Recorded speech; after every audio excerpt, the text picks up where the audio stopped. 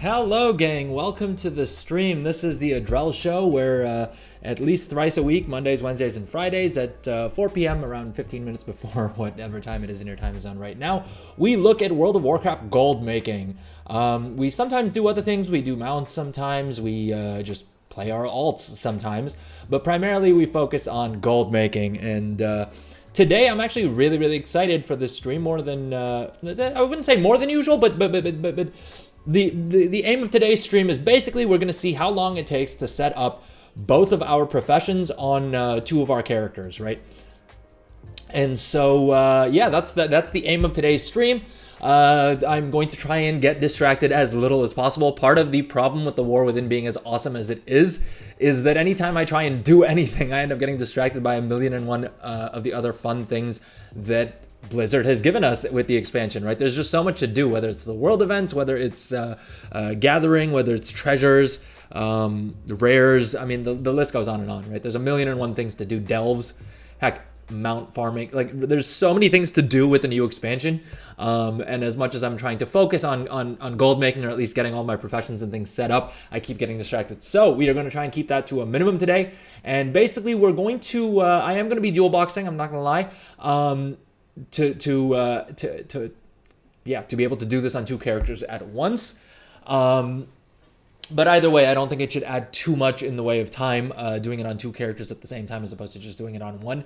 So hopefully if you don't dual box, if you don't have a banker account, or maybe you just don't have the War Within on your second account, which I know this is the first expansion that I've actually bothered upgrading my banker account as well. Usually I just have the latest expansion on one account, and then the other one is literally just parked in Orgrimmar, doing auction house stuff. You'll just have a quicker time of it, right? It'll take you that much less time to get professions set up. All right, so that's basically the premise of the stream. The terms of the challenge are basically, essentially, like I said, I am gonna dual box, so that is how I'm gonna hopefully save myself a little bit of time. My thinking is that it may just make it a bit easier when I'm flying around to grab all the treasures for the professions. You know what I mean? If I can do it on two characters at the same time. Hopefully I can save myself a little bit of time, even with having to multi-person mount and all that fun stuff. Beyond that, basically the professions that I'm going to be sticking on these characters, I've decided to go with Tailoring and Enchanting. Now, Tailoring, of course, is always amazing for alt armies just purely for the cloth cooldowns. But that isn't the whole reason that I'm planning on doing this. Of course, concentration this time around also adds a lot of value.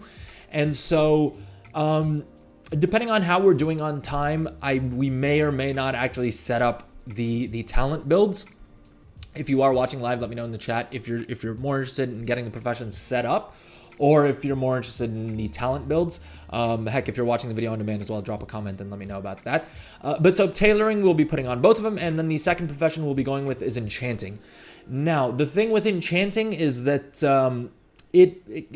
look, I don't think there's a single profession that won't scale particularly well with an alt army just based off of how the concentration system works. But Enchanting is a fair bet to put on every single character anyway, because you get 110 bonus Artisan's Acuity. And so we will go through that process. And even if I was planning on sticking other professions on these characters longer term, I would definitely be starting with Enchanting anyway. I probably wouldn't invest as much gold and time and energy into Enchanting if I do plan on dropping it. But I think there are a bunch of things that I want to test out with Enchanting. I know Disenchanting is making some people a whole bunch of gold. I've also heard that it's kind of gotten a little bit saturated. But with Enchanting mats being as expensive as they are right now, and being a region-wide auction house item, like the Enchanting mats, I'm a bit skeptical that it can truly be saturated. So let's see. With that said, let's get into it. What's up, Seek? Sorry, I saw your messages earlier. I started ranting about the point of the stream, and so thought I'd finish that up. How's it going, man? How's the War Within treating you? How's Khazalgar? Have you managed to get any of the mounts yet, or any other notable collectibles? Because I'll be honest, I've mainly just been focusing on profession stuff. I haven't really done too much else. I've done an event here or there. I keep getting distracted by them. Like yesterday, I took two characters through getting all the blacksmithing and mining treasures. And that, I probably spent about 6 or 7 hours just on that. which was not efficient in the slightest. But that was also because those characters had mining, and so when I was flying around for the treasures, I was also just like, ooh, ore, ooh, treasure, ooh, rare, like all of this random stuff, right? That ended up making things take a lot longer. But we managed to get all the treasures on them. I actually haven't spent, well, I started spending knowledge points on one of them. Overall, I have, I'm trying to think. I think other than skinning, I have leveled every single profession to some degree. Now, not all of them have I completed my, actually none of them have I completed my builds, right? Like none of my characters are at a point where I'm like, okay, I'm done with doing profession setup stuff on them. Hey Goldson, welcome to the stream. How's it going? How is your alt army setup going? Are you actually putting in 16 hours a day like you were planning? If so, I'm sure you're a lot further ahead. Seek. Oh, jeez. Well, I don't know, man. You say I feel like you're probably not doing that bad. I doubt RNG is actually screwing you over as badly as possible. I think it's more likely that you're just farming 1,000,001 things, and so you end up getting like the unlucky RNGs just as much as everyone else. It's just you're like reaching for it, right? Because I've done a couple of hundred. I've probably done over 100 Lich King kills, right? But I don't. But it's like very sporadic. Where like at the end of an expansion, like I'll get in like a couple dozen, and then I'll forget about it for like a whole other expansion, and then at some point I'll get bored, take all of my alts through ICC, and add like another 10 or 12 kills to the list, and then promptly get distracted by something else. But hey, I mean, you would know better. I guess it's not fair for me to assume that I have your numbers. 14 hours a day, jeez, man. I'm both envious and also like I feel like I would burn out if I played this game that much. To be fair, I probably haven't been spending that much less time than that. I've just been way less efficient with it, which I'm kind of okay with, right? I keep saying it's not FOMO if you don't care about what you're missing out on. And that's not to say that I don't care about the profession stuff that I'm missing out on, because I know that I have left millions of gold on the table, right? I had everything set up. I have the capital to not quite do something as insane as K-Chak, right? Just because I'm not that type of person, right? Like I know my limitations. I know that I'm never gonna be able, like, even if I could, and I probably could have, I didn't spend enough time on the beta to do something like K-Chak and be like world first at crafting rank 3 anything. Though to be fair, I mean, technically on paper, with the concentration system, it was pretty easy, even if you didn't really know what you were doing, to get to the point that you could be the first in the world to craft something at rank 3. But yeah, I've been having fun with the new expansion, and I'm not upset about that, right? Like, there's plenty of time to make a boatload of gold. I'm sure I'll make at least 10 or 20 million gold during this expansion, hopefully more.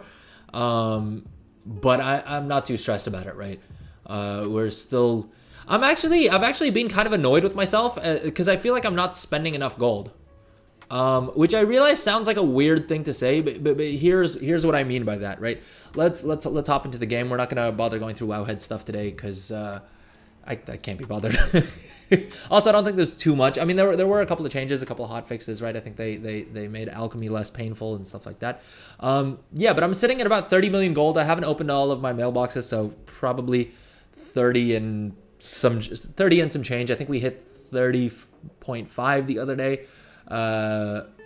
Yeah, but that's the thing, is like I feel like, I mean, our peak was just at the start of the month at about 39.7. The heck is going on here? I did not have 39 million gold. Why is TSM doing this to me?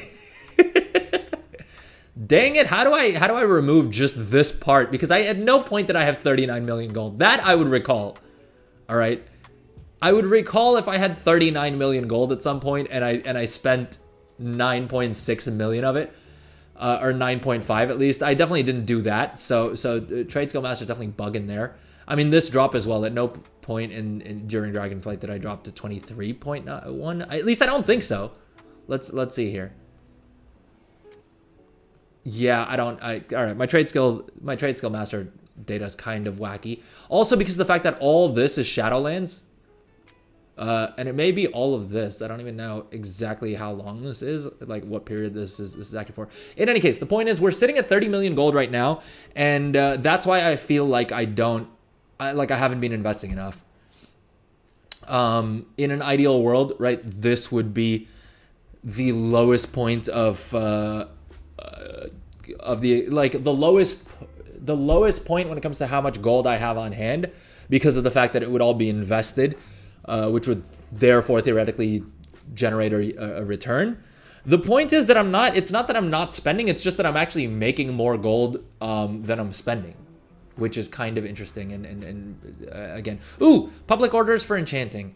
All right, let's get these done because these are going to give us enchanting skill points, hopefully. And so if we can have someone else give us their crests. Oh, I'm out of public orders.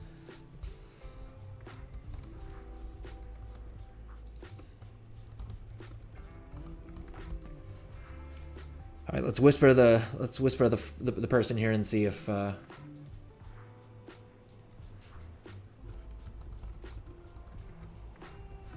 right, looks like someone said that they sent me an order. Anyways, sorry, before I get distracted, this is what I mean, right? This is why I keep getting distracted in the War Within, is because there's just a million and one things to do at any given point. The patron crafting orders, right? There's just so much stuff. At any given point, I'm always stressed that see, this is a bad situation to be in, folks. You do not want to be at 1,000 concentration on any of your characters at any point, because that means you're wasting concentration. But anyways, what I was trying to say was I have been spending a bunch on leveling professions and things like that. I've just been making more gold back than I've been spending, which I agree is probably a good thing, right? It's a choice problem to have. Especially since, like I said, at this point I've stuck War Within professions on let's see, 1, 2, 3, 4, 5, 6 on that account, and 7, 8, technically 8 characters, right, that I've already started leveling up professions to various degrees. I think the furthest along I am is in enchanting. But to be fair, I also haven't done all of my like weekly knowledge point tasks and things like that. So I need to spend more time on, ironically, on my main. The character that I've done more or less all of my weekly stuff on is my blacksmith, because I dual boxed this and did this on 2 characters yesterday. Took me way longer than it should have, but yeah. Goldson, what are you investing in, if you don't mind me asking? Like what professions are you spending the most time and energy and gold on right now? Because I'll be honest, Inscription sort of scared the bejesus out of me. I think I spent something on the order of like 100K, and I'm nowhere near maxed on enchanting. Let's see here. You know what? Let's do this actually. Let's use WoW thing.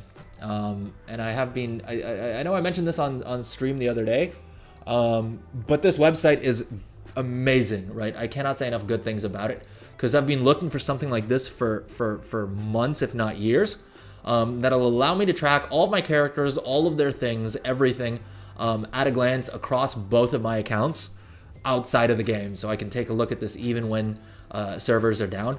And so this is all the characters that I have, right? We've got 28 plus another 7 that I've pinned here. So what is that? That's 35 characters, right? 35 characters that are level 70 that have the War Within available to them. And from those characters, there's only a handful here that I've actually put any kind of professions on, right? All these pinned ones are my main focal points, are my main like focus characters, right? And we can see that the furthest along I've gotten in any profession is to skill level 91, and that's for engineering. But in terms of knowledge points spent, I would say probably the character that I've gotten the furthest on is my tailor, and that's just because I doubled down and actually went full steam ahead. Welcome to the stream. I say we have a couple more people joining us on Twitch. What's up? How's it going? Enchanting / inscription alts. Ooh, inscription alts. That sounds expensive. I can see why you're investing a whole bunch. Enchanting, I think I'm probably gonna stick on most of my characters, at least once, just for the shuffle. I think that's a level of shuffle that I'm okay doing. Enchant tools and contracts rank 3. Oh, that's a good call. I'm guessing you're doing a concentration build for those.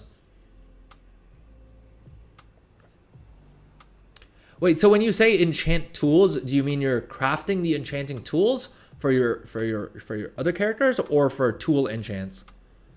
Like enchants for your other characters as tools? Because I'll be honest, I'm kind of like, none of my characters have enchanted tools right now. But also because I haven't spent any Artisan's Acuity on any of my characters. I'm trying to think if there's any that I've spent any Artisan's Acuity, and there's 0. Yeah, I haven't spent any of my Artisan's Acuity, which honestly at this point is no longer I understand, like the reason I haven't done that, right, and the reason that I've been so stingy with my knowledge points is because I feel like the market is at a very nascent stage right now. And I feel like between now and season 1 starting, it's kind of difficult to make any calls as to how markets are going to move, right? I feel like right now there's a lot more competition. I feel like there's a lot more people that, would be running mythics, running raids, doing whatever, instead are spending their time in the auction house. And I imagine / hope that come the start of the season, they're going to exit these markets. And so right now, it's sort of the market's a little bit more crowded than it usually would be. So that's my thinking. And I feel like the risk I run is that I'm going to put together builds on these characters that work right now, right? But the second the season starts in 3 weeks, those builds are no longer going to pay off. Which I'm kind of a little bit worried about. The other thing I'm kind of worried about is that I'm worried that I'm going to put together builds that require a lot of a lot of weekly investment, whether that's using up the concentration or whatever else. And then I'm just going to not end up putting in the time to actually get the things done on a daily / weekly basis. Which is why I've been a little bit cautious, but I think we're definitely at the point where at this point I've probably cost myself more gold by waiting and being cautious than I would have gotten if I had just spent all the knowledge points. But again, 0 regrets, no regrets, because I'm having fun, and I feel like that's the most important thing to keep myself from burning out on anything. And like I said, I'm not worried about making gold. This expansion is going to have 1,000,001 chances to make a boatload of gold, right? Even if I wasn't to. Even if I mean, realistically, even if I did nothing, I don't spend a single knowledge point until the first patch, I will more than pay for it on the first patch alone. And yeah, but I think the other reason that I'm kind of annoyed by how much gold I'm sitting on is because professions are kind of the only thing that I really actively spend gold on, right? Like the only thing that I tend to spend on in general is ways to make more gold. And so I'm kind of annoyed that this is the best time for me to do that. This is the time at which I'll be able to see the best returns and also make my gold back. Lurk mode. All right, have a nice shower. Hey, Sapna Malhotra. Today we will be streaming for as long as let me put it this way, as long as it takes me to get all 4 professions set up. The fact that the stream's already been online for about half an hour at this point, and I haven't even started, doesn't bode well. Doesn't bode particularly well. But probably I see it taking at least 3 or 4 hours. Hopefully not. Hopefully it's quicker than that. Simply so that we can actually get into the builds that I plan on sticking on these characters.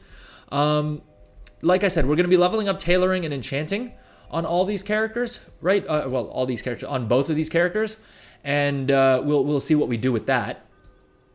The point is, I do hate that the blacksmithing does sort of require you to be way more active until we invest a lot more points in Everburning Ignition. You do kind of need to stay on top of it to keep up, right? Because you are going to get 5 charges per day, or not per day, every 2 hours. So technically, until you invest more points in this, you need to technically log on to any blacksmith you care about every 10 hours, which is kind of annoying. Especially since the Everburning Ignition's only stacked till 10, right? And on my main blacksmith, I always have 10 of them in my bags just because I'm not doing much that actually requires the Everburning Ignition. Yeah. Welcome to the stream. I see we have a couple more people joining us on Twitch and a couple people on YouTube. Welcome. How's it going? How's the War Within treating you gold-wise? For today's stream, like I said, I don't know if I mentioned in the title, but basically the challenge that we're planning on doing is I'm going to try and see how long it takes us to get all of our profession knowledge on two alts, right? I am going to dual box. We are going to do 2 characters at once. I just feel like it may be a little bit more efficient in terms of gathering all the treasures and potentially farming the cash, because I want to pick up both of the cash books as well, including farming that cash. Now, depending on how long, I feel like that may be the stage that takes the longest amount of time. And so if we're really coming down to the wire, or if it's just taking too long and I'm getting bored, then I may transfer some cash over. But I also want to see how feasible it is for each character to farm up enough cash through one-time sources, or at least through sources that they can do on that you can do on that character itself, to pay for both of their profession books, which I think should be entirely doable. I've figured out the side quests that reward cash. I've figured out the delve quests that reward cash, and so I think it should be doable. But I do think that may be the phase that takes the longest. In any case, the plan is this. Right now, actually, let's do this in parallel. All right. Let us, I did want to open mailboxes a little bit just because I have been selling a whole bunch, and I want to show you guys that there is a lot of gold to be made out there. I won't go too much into what exactly is selling. But I mean, look, it doesn't take a genius to figure out, because also you can read it right here. It's mainly profession equipment and then other things that I've crafted just while leveling up. A couple of items that we used up our concentration on, right? And then also a couple of wild cards. From like Dragonflight items that I've been able to sell for decent amounts of gold that I basically used up my Dragonflight concentration for. And I was also happy to see, proficient sickle for 20k. Heck yeah. But yeah, 331,000 gold on this on this main banker, and that's about a day and a half's worth of sales. You can see this only goes back this only goes back about a day and a half, right? Let's have that opening. Let's have that opening in the background so we can see gold coming in while I'm explaining what we're going to do on the stream. So, first things first, we're going to train. We're going to pick the characters that we're going to do this on.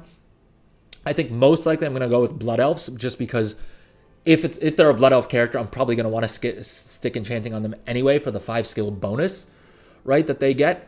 The other thing that we're going to want to do is, that's the other reason why I think tailoring dovetails pretty well, because no race has an advantage on tailoring except for the one exception to the rule, which is Kulturans, who get a 2 skill bonus to all professions. And so technically, if you want to really min-max things, you'd want to stick tailoring on Kulturan characters exclusively. I play Horde. I have exactly 1 level 70 Kulturan. I technically have another token, like I have one of the, when I upgraded my banker account, I didn't use up the free level 70 boost.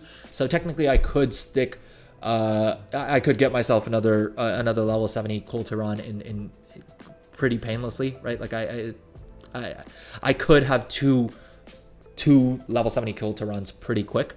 But I can't be bothered to min-max at that level, to be honest. I don't think 2 skill points are going to make a difference, and even if it does, I can't be bothered playing Alliance characters for that. I will eventually use the Kulturan, and I do have like a Draenei that I plan on sticking jewel crafting on as well. But we're not going to be doing that on this stream. We may do it on next week's stream, or if I do it off stream, then I may record a video about that as well. But anyway, first things first, we're going to basically pick 2 Blood Elf characters. We're going to stick enchanting and tailoring on them. We're going to get them their green profession equipment. Right, I need to craft them for myself. So we will do that. And then we need to get them to about 25. We need to get them to at least 25 skill. For enchanting, that's simple enough, right? We just have to disenchant items. I do have a bunch of crafted greens and blues all over the place from leveling up all the other professions. But the other thing we'll do is we'll also be leveling tailoring in parallel to 25 and doing all the first craft bonuses from there. And I assume that we'll generate more than 25 to 30 disenchantable items on just from leveling tailoring alone, just from doing the first craft bonuses. So that'll sort of take care of that. But yeah, so first thing we'll do is we'll train the professions. We'll get them to skill level 25 each.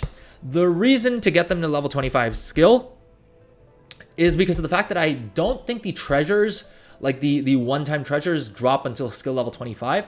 I'm also not certain, but I think you need to have at least 25 skill in the profession to get the profession weekly quest for enchanting. I don't believe there's one for tailoring. At least I haven't seen it on my tailor, and my tailor's at like 65 skill, something like that.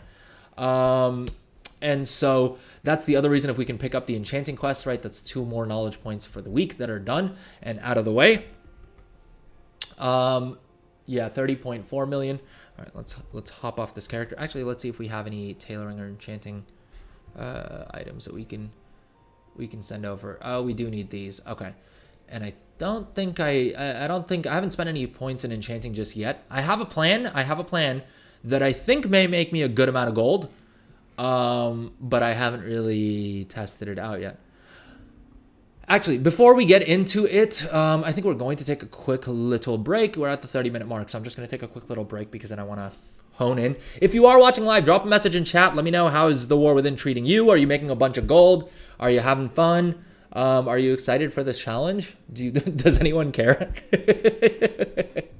Because I think this is going to be fun. I think this could be interesting. I think it may be useful to some people, especially if you have a bunch of alts, which I think after Remix and the War Within launch event, the Radiant Echoes event, we probably all have at least a couple of alts, right? And so I want to see how much time investment does it really take to get these characters to a point that they are actively engaged to some degree, maybe not to the maximum degree, right? Not necessarily making the most gold that you can make with an alt, but at least get to the point that they're using up their concentration, right? They're using up their cloth cooldowns, and they're bringing in some significant amount of gold, by which I mean at least a couple 100,000 gold per character per profession. So each character, the goal should be that these characters are bringing in anywhere from 200 to 500,000 gold every 3 or 4 days. So what is that like? Let's say bringing in about 150,000 gold per character per day is not too bad, right? With minimal investment. I mean, I'm saying not that we're spending 12 hours a day to get that 150,000 gold per character, but I think that's entirely feasible between cloth cooldowns, concentration for tailoring, and enchanting. At the very least, concentration crafts. I may do something a little bit funkier and do like a disenchanting build on one of them. Haven't fully decided on that, but all right, let's take a quick little break, then we'll come back and get into the thick of things and get going with our little challenge. I may even set up a little timer just to see how we're doing relative to our progress. Although it just occurred to me that I can't use the in-game timer because I will probably have to log off of those characters at some point or the other to grab something. I know myself, I'm going to have forgotten something on another character. So I'll probably also need to find a little timer. All right, I'll probably do that while we're on break. Let's take a quick little break. The timer's going to say 5 minutes. I'm going to try and be back sooner than that. All right, see you guys in a sec. Or in a couple minutes, I guess.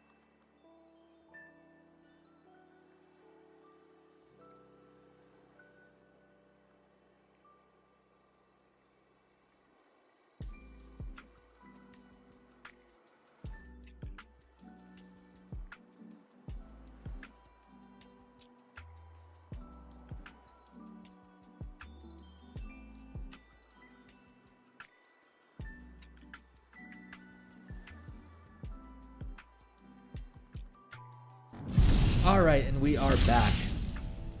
So, hey Jarla Malman, how's it going? We do have a working, welcome to the stream first and foremost.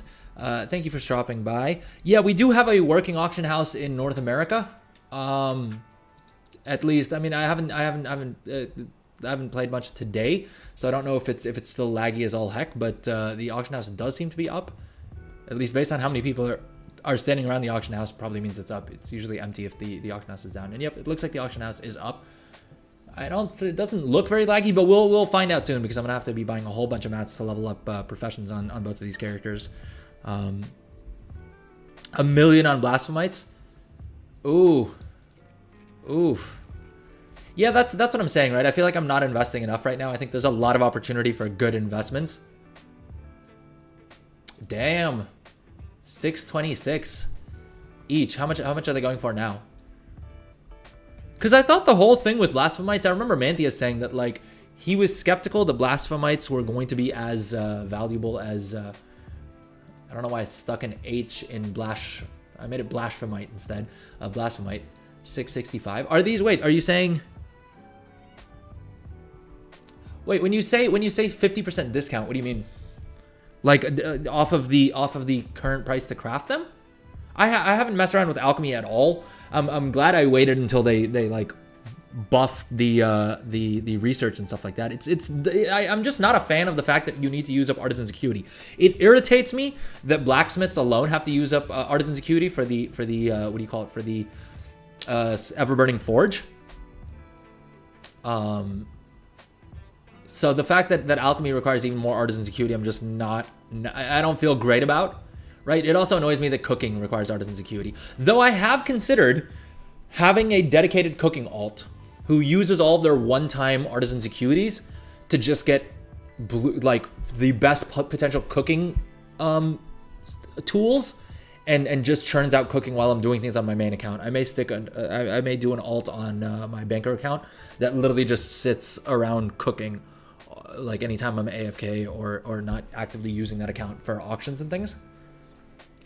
So yeah, that's probably something I'm gonna do. Gloom shitten times 80 to make one efficiently. Okay, so I see. It's basically half the cost, you're saying?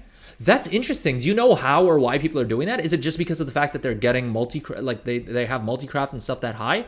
Or is it just a bunch of people have stuck transmutation on their alts and so now they're liquidating like anything? And there probably isn't much demand right now for epic gems, right? Like that's the other thing is like a lot of I'll say this. I've been pleasantly surprised by how easily I've had a chance of selling rank 3 items when I've used up my concentration. But then again, we're talking about 1 or 2 items. I seriously doubt I would be able to shift even five rank 3 items may take me a little bit of time to shift, I feel like. It's probably not a terrible idea to pick up Blasphemites right now. I should probably be doing that as well. To be honest, I haven't really touched enchant. Like when I say I haven't touched, as in I haven't spent a single point of enchanting, other than just the ephemerals, like this basic thing that is. I don't count because of the fact that this is just free knowledge points and artisan's acuity. And so even on characters that I don't plan on doing enchanting on, I'm going to probably be picking those up. Jewel crafting as well. I haven't even unlocked I haven't even picked the talent tree yet. I haven't even spent that much time leveling up jewel crafting. Is cutting Blasphemites actually a good move? At the very least, my understanding is that we should probably pick up Blasphemites just because of the fact that getting to 100 jewel crafting skill, I believe, is easiest with the Blasphemite recipes, right? I know Penguin was saying that that's how they were doing it, or that's how they got to 100 jewel crafting skill, was just crafting a bunch by just throwing gold at crafting Blasphemites. And hey, four grand, let's say 5 grand, right? Let's round up. To be able to level up, like I guess that's for 3 skill points. So you're talking what, like let's say even if it was like 1.7k per knowledge point or per skill point for jewel crafting to get it to 100 is not that bad, right? I've definitely spent more for less. So yeah, probably not a terrible idea to pick up Blasphemite. What do you think? I think the prices should hopefully hold till this evening. I don't want to get distracted as I have been doing, because I think we're already approaching the 45-minute mark and I haven't even started with the challenge. Yeah, all right. Yeah, I checked out your X post here, right? Yeah, I think it probably is a bit of a gamble, but not too much of one, right? And the nice thing about being this early in the expansion is that even if it falls completely flat, right, there's more than enough time. Like, this is the time to gamble, if ever. If you're making the same bet, like leading into the last patch, it's a way different situation, right? Whereas at this point of the expansion, whatever you invest in, you will make gold off of it somehow or some way, right? There's no bad calls. I think Mantius had a really good point on his stream the other day where he was like, the best advice I can give you right now is just do things. Like, do anything in this game right now and you will make gold off of it. It may not be the most optimal way, right? Like, you may lose some gold up front and whatever, but anything you're doing in the game right now will earn you gold. Heck, you can make a good amount of gold just running Battlegrounds, right? If you're a PvPer, run Battlegrounds, you'll get those recipes. Those recipes will drop for you.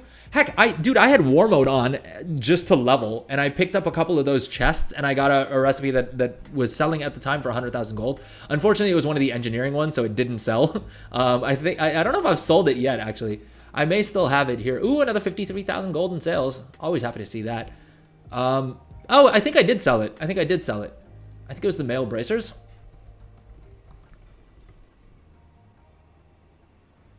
Yeah, okay, geez. I sold it for 16K. Oh, that's annoying. It's at 29,000 gold now. I think I was the first. I don't know if I was the first I wasn't the first in the region to have this, but I was definitely the first on Illidan to list this. And I listed it for like 250,000 gold. It did not sell. It did not sell for that much. And I ended up getting 16,000 gold, it looks like. This is what happens when you just blindly rely on TSM posting things, which I would not recommend on a regular basis, and I've actively been trying to avoid letting it do that for me. But hey, again, like I said, at this stage of the expansion, even if you lose gold up front, you will make it back during the course of the expansion. Like, it's going to happen. That's 100% of the time, right? Like, I feel very confident in saying that right now there are no bad calls. I mean, that said, I'm trying to think of an exception to that rule. I mean, if let's say like Bismuth spikes to 100 gold a piece, and you pick up like 100, if you sink 100,000 gold into overpriced Bismuth right now, realistically, even that may not be the worst idea, simply because of the fact that there's a good chance that you can use that Bismuth even at 100 gold per to generate more profits than that, right? Like, there's no bad calls. Also, because of the fact that with the auction house being as unstable as it is, like, I kind of find myself, every time the auction house goes down, I'm like, damn it, I wish I had bought like 1,000 bismuth so I could spend this time leveling up blacksmithing on an alt, or like, crafting something, pushing knowledge points, pushing skill, whatever it is, right? And that's also where I found myself gathering. This is the first expansion since, I don't know, actually, I can't think of a single expansion that I've actually spent time gathering in. This is the first expansion, and part of that is also because of the fact that the auction house has been down, and because I've been flying around picking up knowledge point treasures. Yeah. All right, what we were doing. Let's actually get back to the point of the stream. We are trying to find blood elves that we can use for the challenge. Where is it? Can I filter here?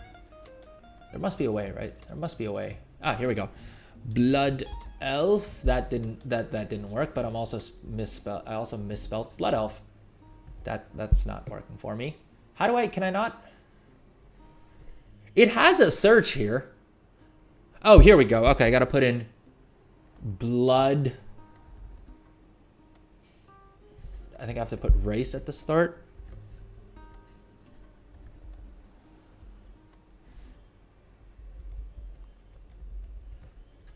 There we go. Okay, that worked.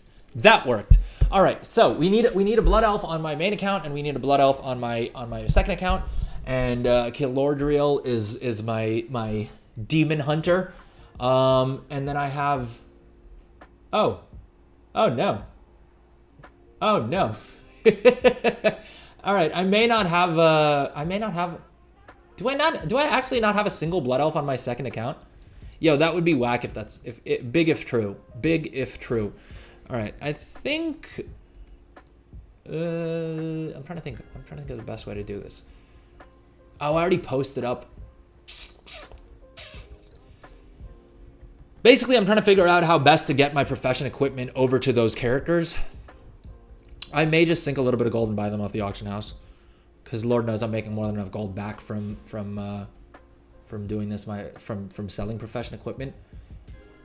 I should probably value time more than gold right now, because that is. I love that I literally just went on a rant talking about how right now I'm not spending enough gold, and instantly then tried to figure out how I can spend less gold. All right, I know I created one of these characters as a blood elf with the very intent of sticking enchanting on them. I'm gonna be pissed if I actually do not have another blood elf on here, because I could have sworn. Oh my god, I may actually not have another blood elf. Oh jeez. Yeah. Dude, this search is so broken. The search is so trash. You can't search by realm, right? Which is already terrible. Lord knows that's god-awful. I don't know why it wouldn't allow you to search by realm. I feel like that's a huge oversight by Blizzard. There were some people on Reddit telling me that it was working for them, but I don't believe them, because it's Reddit. Don't get me wrong. I spend a lot of my time on Reddit. I love Reddit. I love Redditors. Don't get me wrong, but a lot of times they are disastrously wrong. Okay, that kind of throws a wrench into our plans, because I thought I was smart enough to actually create a blood elf on this account. All right, I was planning on sticking enchanting on this chick anyway. She has tailoring trained. I don't know if I've spent any time leveling up her tailoring. This is also the only female character I have in the entire game. Because it was a banker alt. Well, it was a character that I created to just muck around on. I didn't intend on doing anything with it. Then she became my main banking alt, and then I at some point actually bothered leveling her up to level 70. Do gender changes? I think they took that out of the cash store, right? I think I can just do it from the barbershop now. Oh well. Anyways, again, distracted. Not a good call. All right, let's see here. I don't think I can guarantee these at rank 5 anyway. And heck, my main doesn't have a rank 5 enchanting tool, so we may just spend the gold to barbershop snip. Well, I mean, this would be the opposite of a snip, right? Because I'm changing them from female to male. So this is technically the opposite. All right, let's see here. Do I have any tailoring skill? Okay, no, never mind. We're at 1 tailoring skill anyway, so it's not like I've actually done any profession stuff. So we can use this character and be fine. We have plenty of gold. Is there anything else I need to send over? I guess the items that I do have, it probably makes sense, right? Can I guarantee rank 5s on the enchanting tool from jewel crafting? I don't think I can. I don't believe I can. But hey, if we're doing this as an alt army setup, technically I should buy everything off the auction house just so I can have an estimate of what it costs if you don't have an alt army already kind of set up, right? Because the premise, the whole reason I'm doing this is to try and show people how easy it's going to be. Or not how easy, rather what the actual realistic investments are like, both from a time and gold perspective. I want to figure out how much it costs me, as well as, what do you call it? How long it takes. And then probably somewhere down the line, I'll also do an update to see how much gold we actually made off of these characters. Now, the downside is that I don't sell items on the same character as I craft them. So it may be a bit tougher to track, all right, I created this item on this character, and so it's earning me this much gold. But I'm sure I can figure out a way with Craft Sims reporting to figure out exactly how much gold each of these characters is pushing. So probably not an issue there. Why do I only have one? I only have one of these. All right. Anyway, let's I can't guarantee these at rank 5. I can't, well, we don't need Radiant Lips because we're not a jewel crafter. Yeah, I can't guarantee any of these at max quality. I need to set up a jewel crafter and an enchanter just for profession tools. Is there anything else I need to mail over? Right? Am I blanking on anything? Because I am blanking, and I can't think of what I would need to send over. Heck, even my main doesn't have all rank 5 tools and gear. I don't know what I'm doing. Anyway, let's hop over to these characters and let's get started here. So this chick is already here. I think she already has our artisan's acuity in the bank. Oh, I probably need to mail over disenchantables is what I'm thinking of. See what I'm saying? There's just too many things to pick up along the way. This is why it takes me forever to get anything done, is because I'm getting distracted by floating resonance crystals. Do I need resonance crystals? No. Are they going to help me make gold? No. Can I buy any mounts or anything with them right now? Nope. Am I still stopping along the way to pick them up? Yup. All right, let's see here. These are disenchantables. The 558 gear I do not want to disenchant. Chef's hat, enchanter's hat. All right, we will need enchanter's hats on each of these characters, so we'll pick those out of the guild bank, the war bank, as it were here. And I think all of these are rank 5, right? Except for these, which I crafted at rank 4, but I'm not disenchanting those because those I can sell for a pretty little penny. All right, let's see if everything in our bags, are we good to disenchant? Rank 1, rank 2, rank 1, rank... disenchanting. Ooh! 11,000 gold. Are any of you guys actually selling greens? Has anyone tried selling these greens? Because I bought these super cheap, right? I bought these for like 100 gold each, or like 200 gold each to disenchant, right? And that automatically pays for itself. But the fact that these are these actually selling for 11,000 gold? Is anyone buying them at 11,000 gold? Because if so, then it's probably a better idea for me to just wing these up on the auction house. All right, let's do that. Let's while we're logging in on the other account, let's go ahead and list these ones that are at least have stupid prices on them. I don't think I'm gonna get 11,000 gold, but hey, if Trade Skill Master wants to tell me that I can get 11,000 gold for him, let's take it at its word and let's see how we do. 3,000 gold. Cost me nothing to list it, right? I mean 10 gold, but if we're making back 3,000 gold, who gives a damn? All right, we're just gonna quickly check if any of these others have any sort of value. If they're like 40, 50 gold, then I value using them for leveling up enchanting instead. And we'll disenchant some of these profession tools as well. Now I'm not gonna go hardcore enough to like actually shuffle things, because that I can't be bothered to do. Ooh, I gotta empty out my bags. Or actually, let me just hit a vendor and go ahead and vendor most of this gear. Because Lord knows, I haven't logged onto this character in like years, realistically speaking.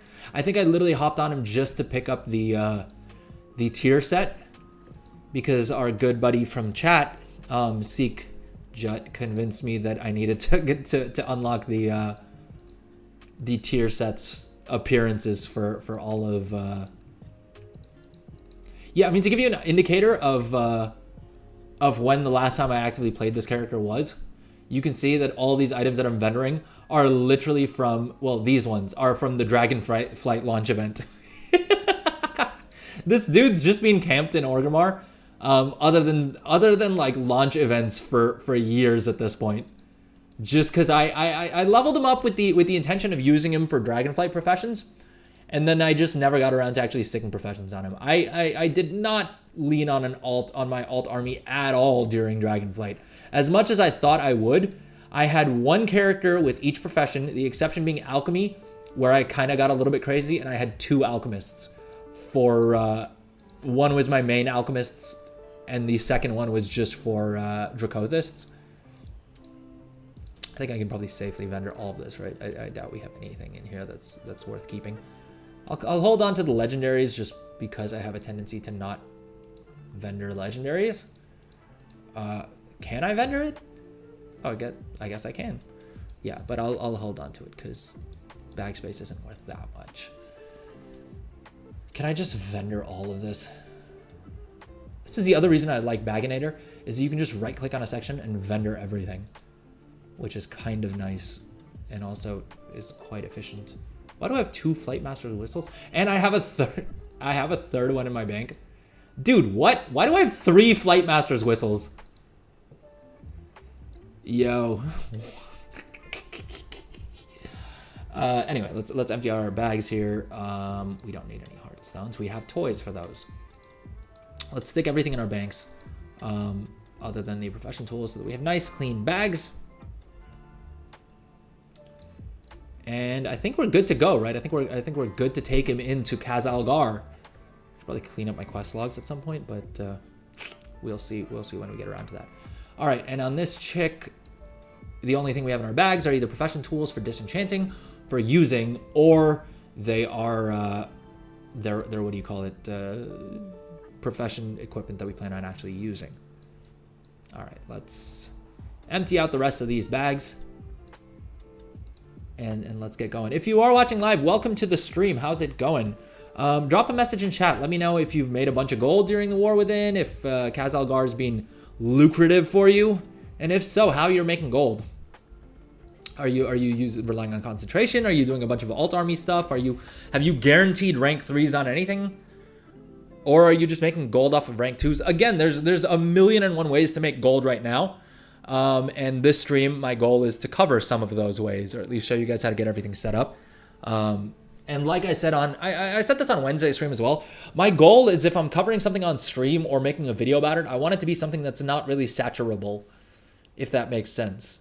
Which limits the number of markets that I can really cover, because a lot of these markets can get pretty saturated pretty quick. And the worst case scenario for me is that you guys watch me do something on stream, try and replicate it, and at that point the floor is falling out of the market and it's not worth it anymore, which unfortunately seems to be the case with a lot of the YouTube videos. I'm not saying this myself, but that's what I'm seeing on the subreddit and on in general in the community. Seems to be talking about that a whole bunch, that like, look, all these content creators are putting out videos of like how to make a bunch of gold, and by the time I actually get around to setting it up, it's already lost its profitability, and that's the worst case scenario for me. I really want to avoid that being the case at all. All right, it is the Adrel show, so we do need to tweak our add-on setup just to try and minimize the impact on performance. It's probably not a bad call to double check that my graphics are set to low, and add-ons, let's disable some more add-ons here as well. All right, and I'm also going to take a quick little break before we get into the thick of it, just because I need to pee real quick. The timer's going to say 5 minutes. We will not be away for 5 minutes. I'll be back in a couple of minutes. Hang tight.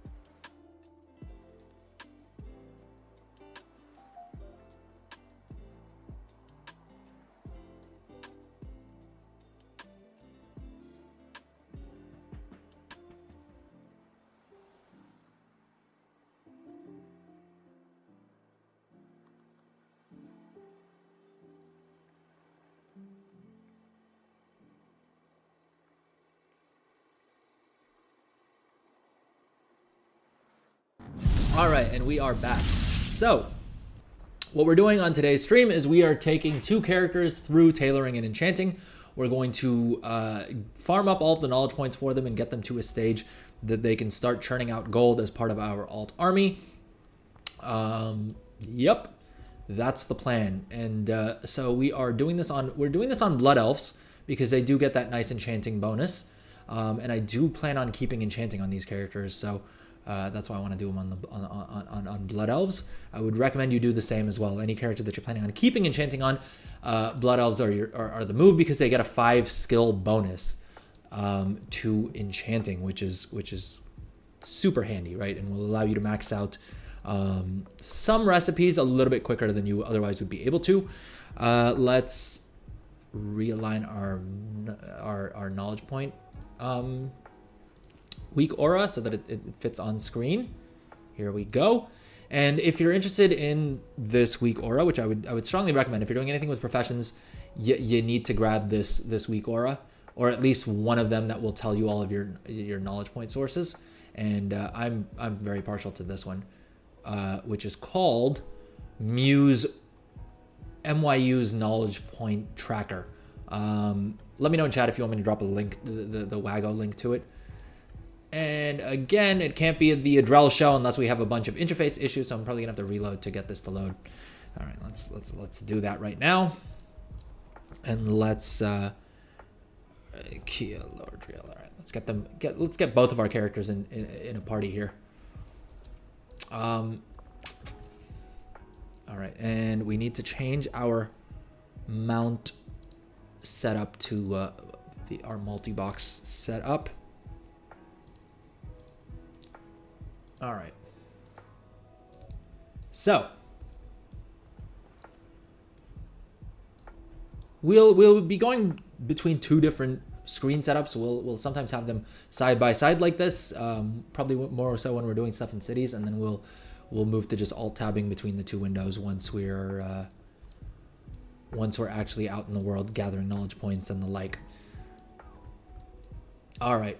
So we need to pick up tailoring on both of these characters, and I think on this dude I got to drop herbalism and mine and skinning. Funnily enough, I think this is the only character that I actually have skinning on in the entire game. And that too, it's just at 59 classic skinning is the only skill that I have. Yeah, and classic herbalism at 59. It's fine. It's fine. I have my Drakthers for gathering professions. All right, so let's pick up tailoring. Oh, I should probably start the timer, right? I couldn't find a good. Does anyone have a good like website with a timer? Online timer. Let's see if this is any good. Well, I think this is a countdown timer. Is it a I think a stopwatch is what I need, right?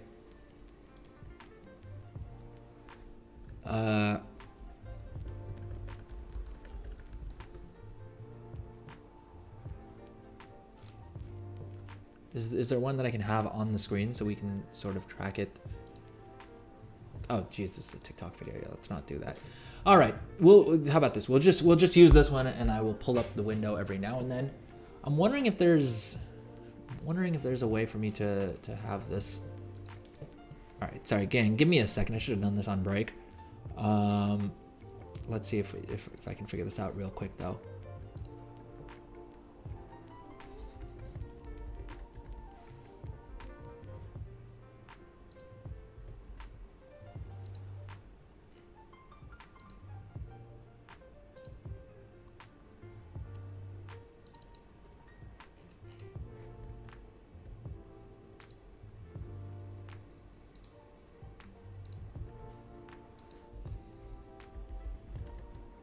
I'm sure it's free. I guess.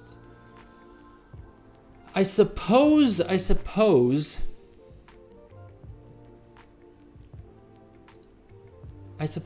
Streamlabs probably has something that I can use. I just don't know. I just can't be bothered to figure that out. Let's give me 1 second here.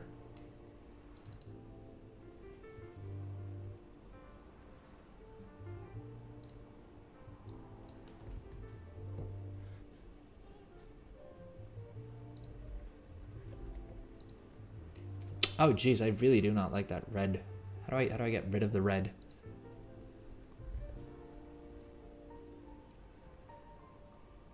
Oh, God, there's some terrible fonts on here.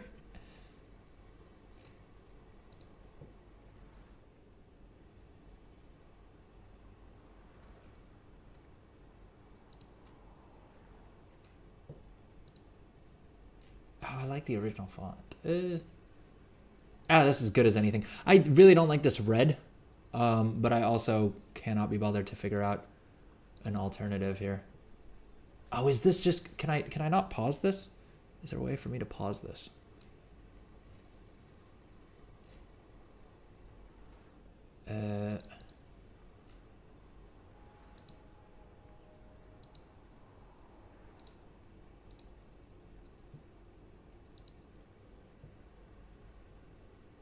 I'll probably have to set up an account with Stream Elements, which I don't currently have. Sorry, I know this is always fun. Let's see here. All right, it's good. I can't be bothered. Let's just do it this way. All right, the stopwatch has started. Time is ticking away. Let's get moving. We've got to pick up tailoring. This character already has tailoring. All right, we picked up tailoring. Now let's fly over and pick up enchanting. And I don't think either of these characters have enchanting. So we're just going to pick up the professions. And we are going to be crafting everything at least once for the first craft bonus knowledge points. Right? And like I said, we're going to basically on stream today, we are going to go through. We're going to complete all of the introductory quests. Well, I mean, I think this chick has already done. Oh, no, never mind. Never mind. I thought we had already done the quest. All right, so we'll pick up these quests. We'll grab our free mats. And ideally, if you're doing this, I would recommend pick up enchanting just so you have access to the enchanter's satchel. And what I mean is when we turn in this quest here, this Algari enchanter's satchel isn't available to everyone. It only seems to show up for enchanters.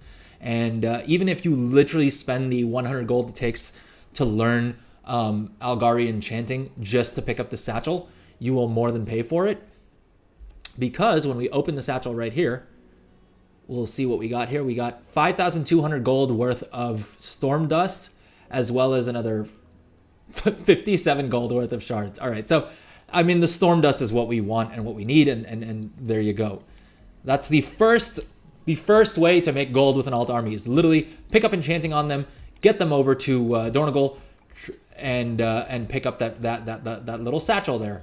And that'll already give you your first gold. Now, we need to complete the next quests to get them to the point that they are that they're able to get the weekly order, the weekly crafting order quest thing done. What item is here? Silver Dornogal Rod. Is that an actual treasure? I see this show up on every single one of my characters. I'm not sure what it does. Is there an actual treasure called Silver Dornogal Rod, or is it just something messing up? Oh, never mind. It's an enchanting treasure. I'm a moron. I picked it up on my main probably weeks ago without realizing it. Or I say weeks ago. The game's been out for like a week and a half. All right. Let's go ahead and pick up our first treasure. All right, so we're starting to get our enchanting knowledge points in place. That didn't want to allow me to mount for whatever reason. All right, we got to do profession equipment. Let's finish off this crafting order quest, and then we will do profession equipment. And then we've got to start leveling, and I've got to actually pick up mats. Hold up, did both of my characters get credit for interacting with the tailoring table just once? That's kind of hilarious.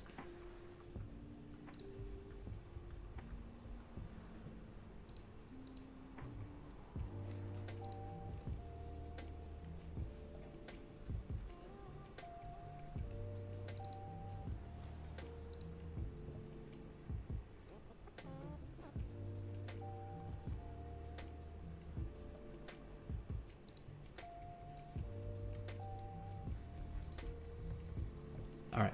Sorry, I was still messing around with the flipping. Why is this in red?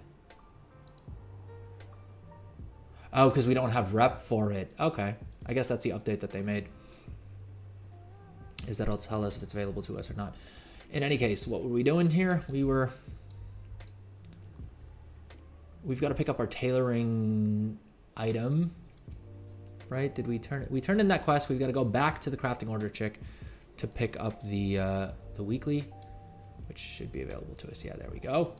And that'll give us another 2 tailoring knowledge points once we complete our 3 crafting orders. And I know what you're thinking. How on earth are we going to get the crafting orders? Well, luckily patron craft orders count towards it. Otherwise, we can just send crafting orders from our alts. It really depends on how lucky or unlucky you get with RNG on the crafting. Why is it refusing to let me mount? Is this area just not? Is this one of those areas that's tagged as like being a non-mount area? Seems weird. Oh, I guess because we're too close to the crafting order person. I'm not gonna lie, Valdrakken has spoiled me a little bit in that now anytime I have to go inside a building for profession stuff, it annoys me. It annoys me. I've just gotten too used to having everything out in the open world. All right, let's throw these on our toolbars. And we should probably throw disenchant on here somewhere as well. Teleport Silvermoon. Is that a spell that I've ever used? What the hell is going on in Silvermoon?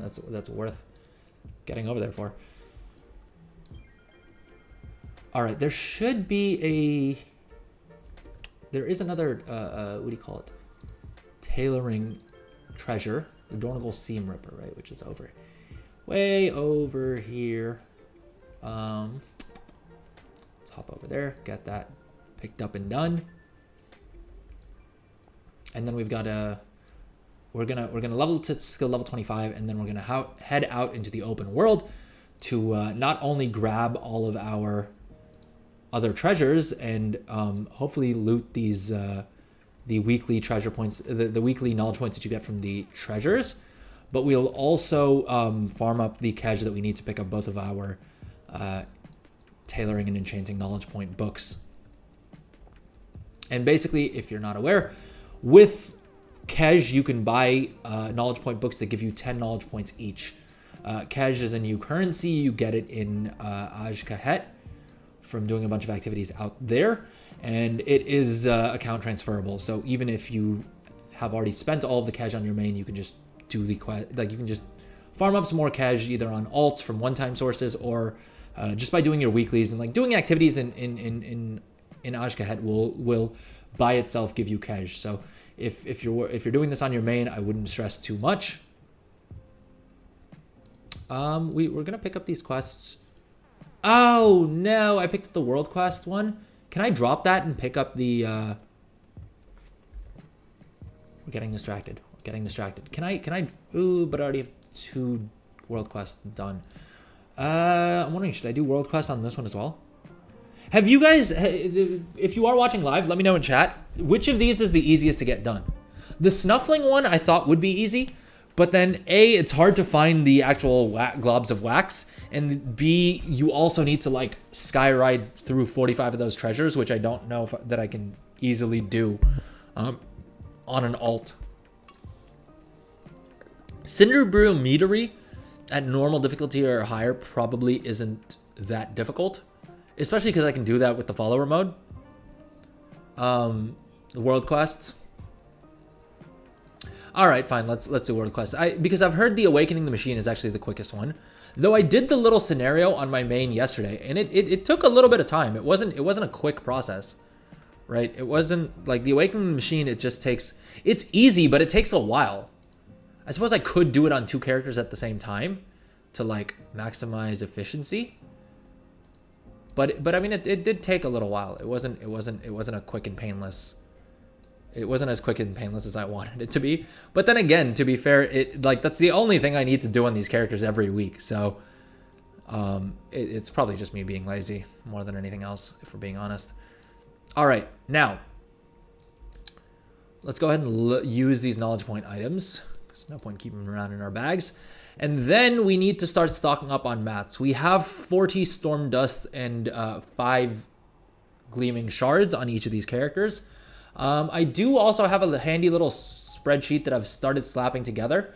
And if you guys are interested, let me know in the chat or in the comments, and I can drop this for everyone else. But I've got a couple different tabs in here. I've got the unraveling calculations, but I'm also trying to put...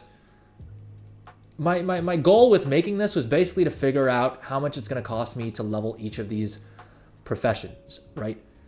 It is linked to Trade Skill Master, so the numbers will automatically update for your realm and for your region, right? We've built that up. This took me some work, you guys. I put some work into this. I mean, it looks like crap because I haven't formatted anything yet, but yeah, it did take me a little bit of time. I'm not gonna lie. I would never lie to y'all. I'm actually gonna go ahead and delete these 3 rows because realistically, I'm not going to do any of those, right? Now, initially, this looks a little bit hairy, right? The reason I'm deleting these is because from skill level 1 to skill level 25, we're just gonna disenchant. And so I think we should still be able to pick up items on the auction house for like 50 gold, right? I think that was, last time I checked, that was the going price for any of the crafted blues that you use to level up your professions. No one is buying them, and so you can pick them up super cheap. Current expansion only, and let's set the level range to 68 plus. I think that should give us, yeah, 33 gold, 40. Yeah, so I mean the first 25 skill levels, you'll need about 30 disenchantable items. And let's say we pick them up for, let's even be ambitious. Let's be dramatic and say that we need to pick up each of them at 50 gold, which you don't. You really don't. If prices are higher than this on your server, create an alt on a different server and transfer gold to them through the warbank, and then transfer the disenchantable materials back, right? It's super, super simple. I'm just gonna plug in 1500 manually here.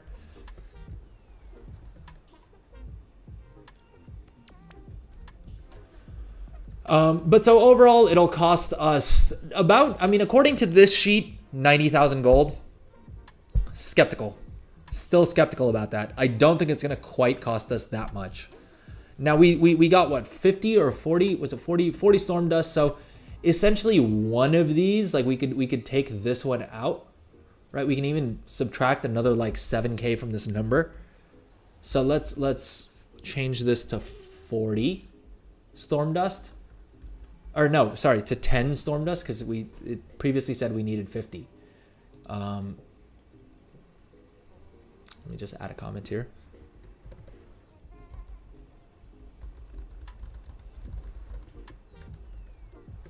Add a little comment for myself, and if in case I do decide to share this spreadsheet with anyone, it'll be handy to have that note there.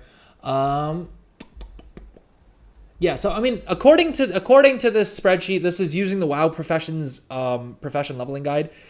It's gonna cost us 84 grand to get enchanting to skill level 75. Now, I am super, super skeptical about that for a couple of reasons. One, we're not going to craft these in bulk. You'll see for most of these, right, we're crafting, I mean, multiple of each recipe. The first time I leveled up enchanting, and every time I did it on the beta as well, we didn't end up needing to craft more than one of any of these, really.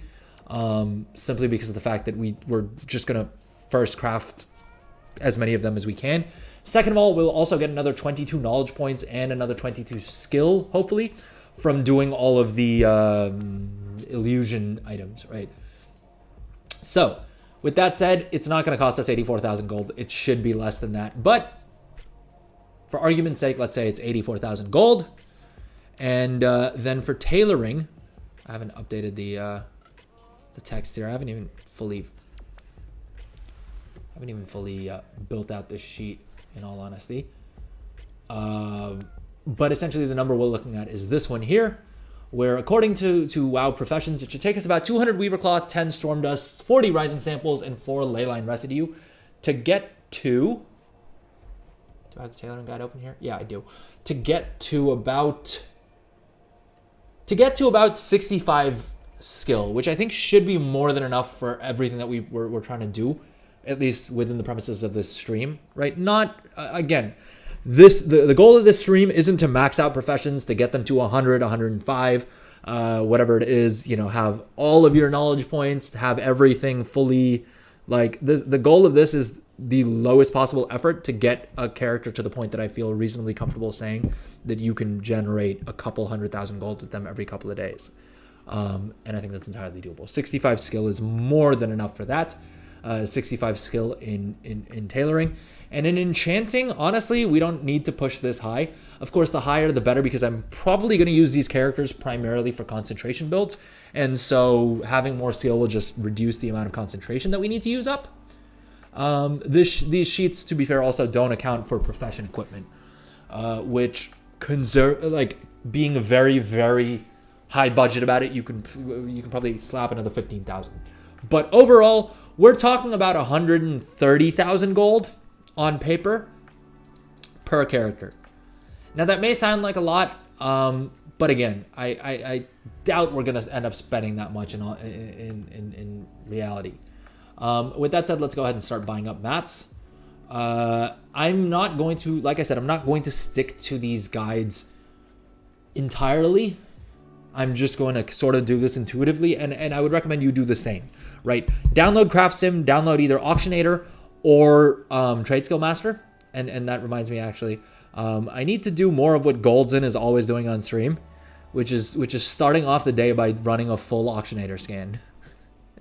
And I can probably do that while putting together my shopping lists. But yeah, so I mean, we're going to basically go through, we'll see what we need to craft for the first craft bonus and maximize the number of skill points that we get from those. And then B, we're going to see what's cheapest to craft, or if we're lucky, there may be a couple of items that we can craft profitably while leveling up. I think there's going to be very few of them. I just don't think that tailoring or enchanting are niche enough professions that there's going to be any profit left in leveling them up, right? I think a lot of people are leveling up these professions right now. If you wait a couple of months, you may be able to level it up profitably, and we may still turn a profit on leveling this up as a whole, but on individual crafts, I'm skeptical that we'll be able to do that. Okay, that said, I also, the other handy thing that I have in one of these spreadsheets is an auctionator group maker. And if I can remember how to use this, it's not enough of a, nothing of what we're doing is going to be intense enough that we need to do this. All right, I think I should probably quickly reload our interfaces here, just because of the fact that I think then it stores the auctionator data. Goldzin, if you are back from your shower, let me know. Am I correct in my understanding of that's how auctionator saves the data? I do kind of wish I could check somewhere where the last scan for auctionator, the last scan for auctionator was. And I'm sure there probably is, and I just don't know how to do it. But Goldzin, I know you use auctionator a lot, so if you know where I can see that, because I don't think it shows up in the tooltip, right? Auctionator doesn't tell me in the tooltip. I think if it's more than like 7 days old, it'll tell me. Sorry, gang, I have to switch off my webcam for a second. I think if it's more than like 7 days old, it'll tell me. But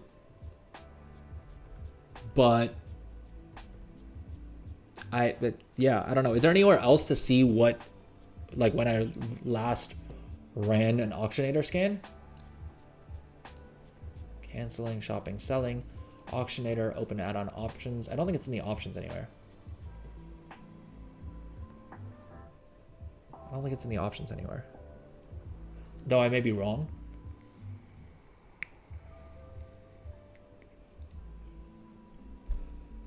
Show the number of days since a price was seen. Does enabling that show it here? It shows me last sold in inventory, but I still can't see when the last scan was. Anyway, we're getting sidetracked here. Advanced profile, canceling, blah blah blah. Okay, no, yeah, I don't think any of these options. Again, if you are watching live and you know, or if Goldzin's here and Goldzin, if you know where I can see when my last auctionator scan was, let me know in the chat. All right, we're gonna just buy mats on one character.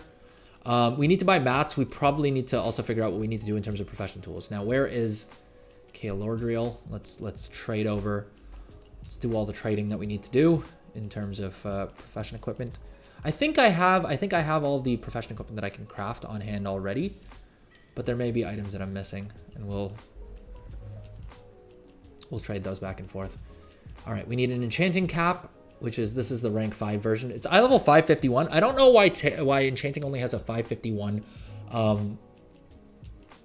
hat and not like a better quality one, but hey, it is what it is. And I don't think my tailor can craft the robes at max quality yet anyway. So if I need to spend a little bit more, it's fine, right? We're focused on efficiency here. All right, let's go ahead and actually equip these items, right? And I would recommend at this stage, I would recommend, if you're going to spend gold on profession equipment at all, which you should, just go ahead and buy the rank 5s. You'll pay it off.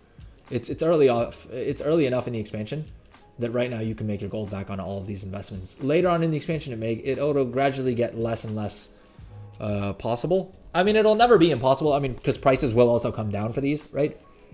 But at the same point,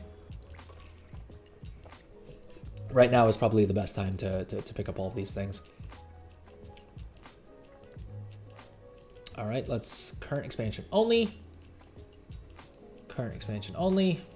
And I could just be doing this on one. I don't know why I'm doing them on 2 characters separately. They're both literally on the same realm. Tailor's coat. Ooh, 8.8 grand. I don't like that. I don't like that. All right, I take it back. I may hop over to my I may hop over quickly to my tailor and my engineer to craft the profession gear for myself. All right, we'll do that on the screen on the right, because that's the account that has my tailor and my engineer.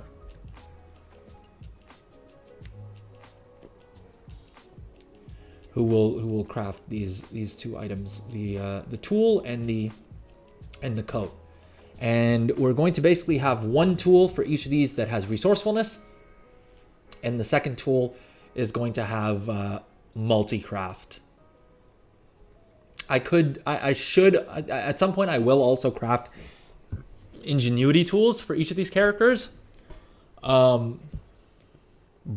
today will not be that day. All right, so that's tailoring. We know what we're doing there. Enchanting, let's quickly take a look here. And here we will have to pay whatever it costs because of the fact that I can't guarantee these at rank 5 yet. So we are sort of at the auction house's mercy in terms of prices. All right, let's even see if we can craft these at max quality. I have the hats favorited. Why do I not have the robes favorited? Is it because, okay, yeah, I haven't maxed out the talents there. How much? Ooh, I'd have to spend 365 concentration to guarantee these at max quality. I mean, it'll save me 10 grand. But for a robe where the stats are fixed anyway, I don't really care.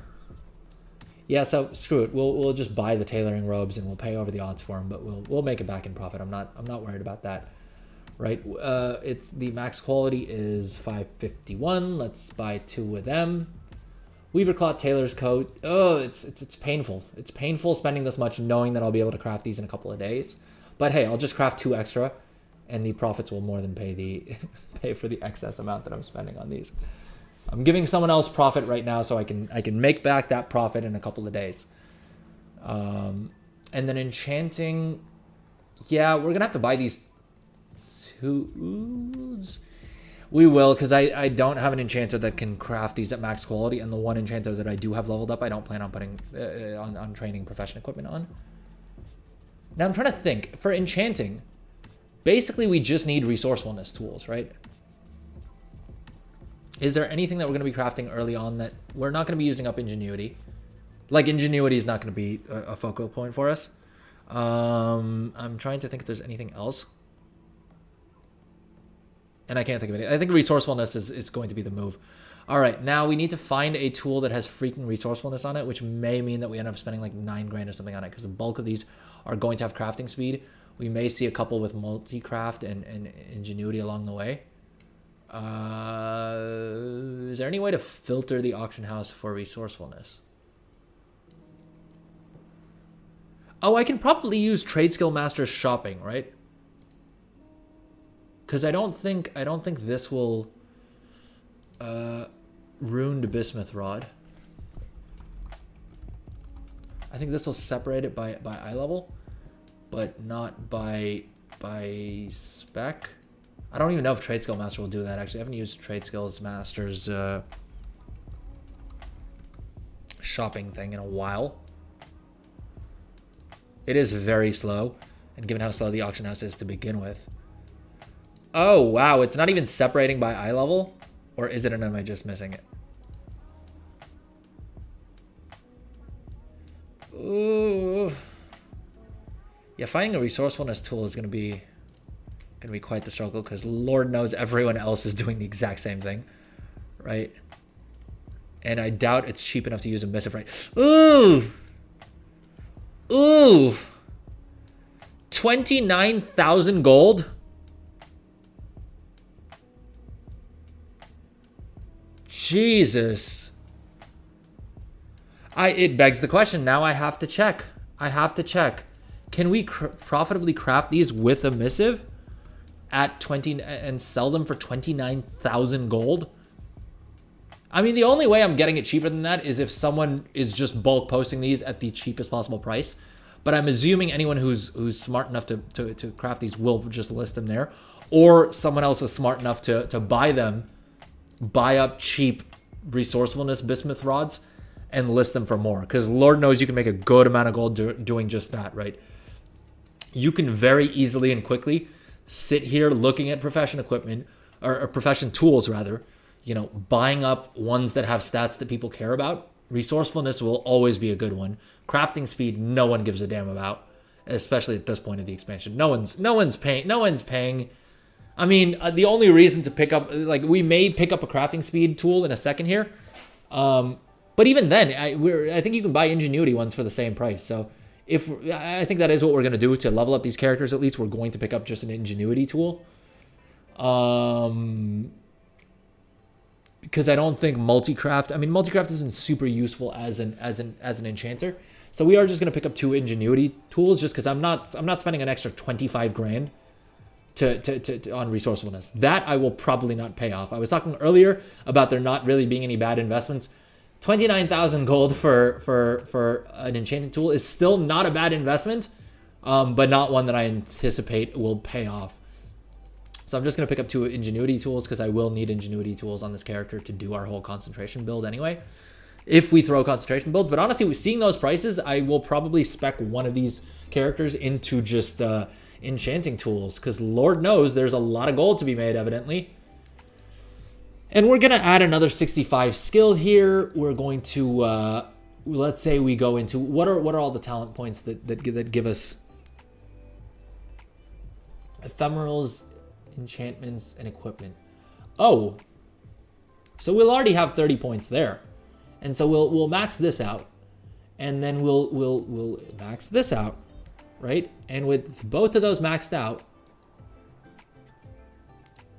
and there's something else probably along the way here. What am I missing? Exquisite equipment. All right, so we'll put another 30 points in here, and with that, we can guarantee rank 5 rods. We've got to swap craft sim back over to auctionator because we just did a scan, and unfortunately Trade Skill Master doesn't track item quality super well.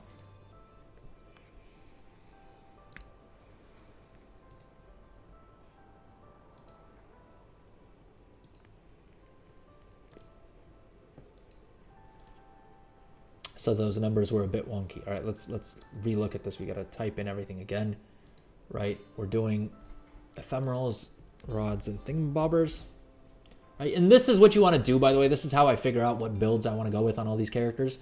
If you're curious as to how what the best way is to figure out where to put your knowledge points and how to sort things out, this is it. Welcome to the stream. I see we have a bunch more people joining us on Twitch. What's up? How's it going? Are you making gold? Are you interested in how to make gold? Well, keep watching, because Lord knows we're trying here. We are trying here. Oh, I guess it is also good that I hopped on this character because my invent cooldown was up. Oh, and that's another section of the sheet, by the way, is I put together a little scrap tracker.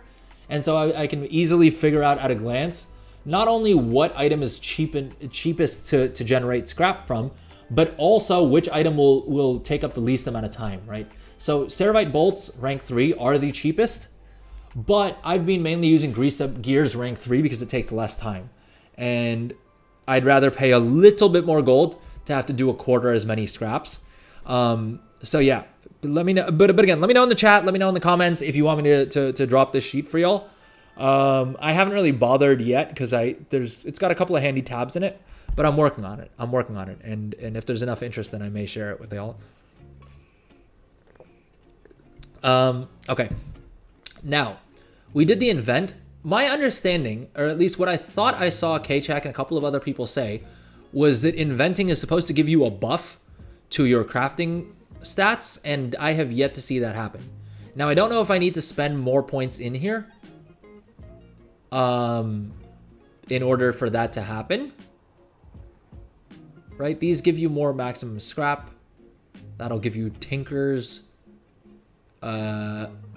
Ingenious. This is just ingenuity. Oh, okay. Okay, we gotta put 15 points in here. I don't have any knowledge points on this tune left. Okay, but at 15 knowledge points in here. Oh, good God. I should have spent more knowledge points here. This was the tree. Oh, and I picked Scrapper instead for Dragon Isle's toys. God damn it. That's why I've been losing gold on those. I stockpiled a bunch of the Dragon Isle's toys from engineering, thinking that no one would be doing Dragon Isle's content. And I could have sold them for like 10 or 15 grand during Dragonflight. And I was like, well, no one's going to be doing Dragonflight content in once the War Within drops. And sure enough, Blizzard decided to just give us all the Dragon Isle's toys through here. Oh, what a waste. But okay, 150 of each stat is massive, right? Think of it this way.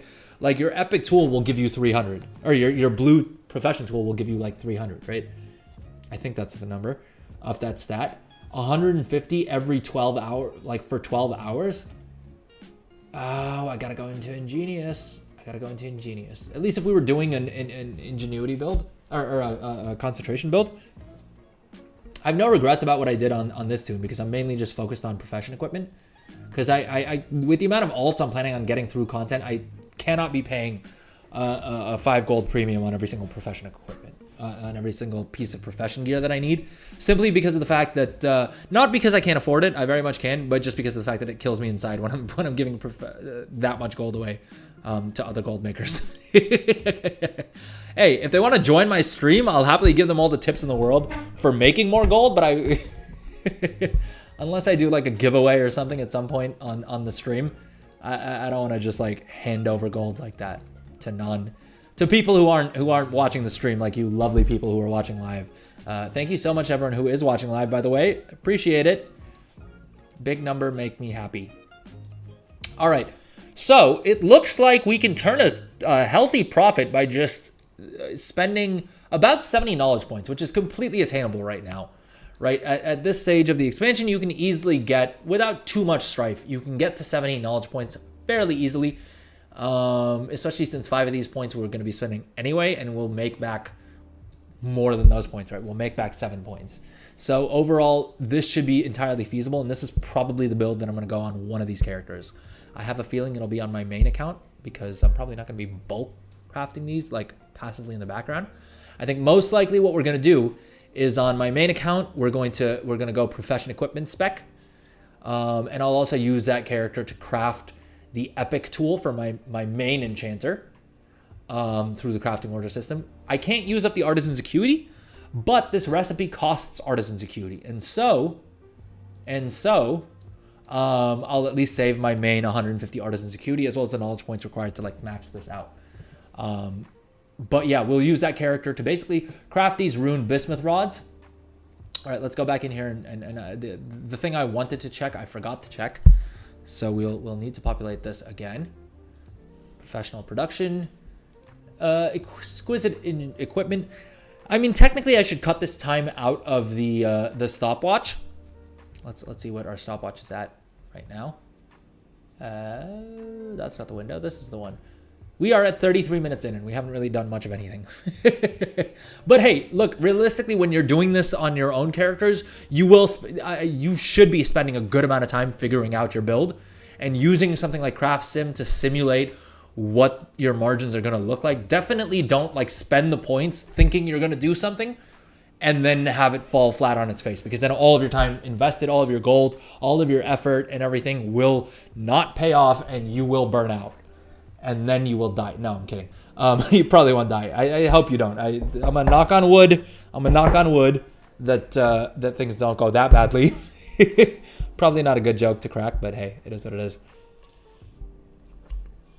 All right, what were we doing? We were trying to craft for ourselves the spring-loaded bismuth fabric crafters here, and on this tune, we were trying to see if we use up a missive of resourcefulness.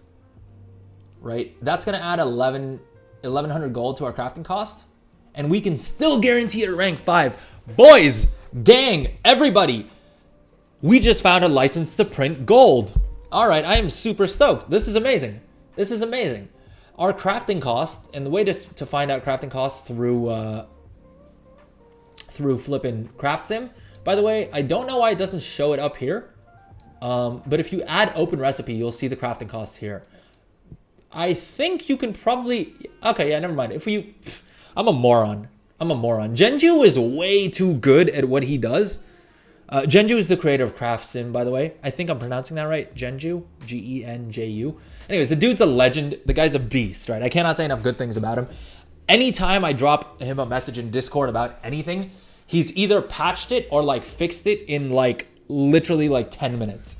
It's insane how good he is at churning out add-ons. But in any case, it was dumb of me to assume that this wasn't already somewhere in the interface, and I'm glad I didn't mention it in the Discord.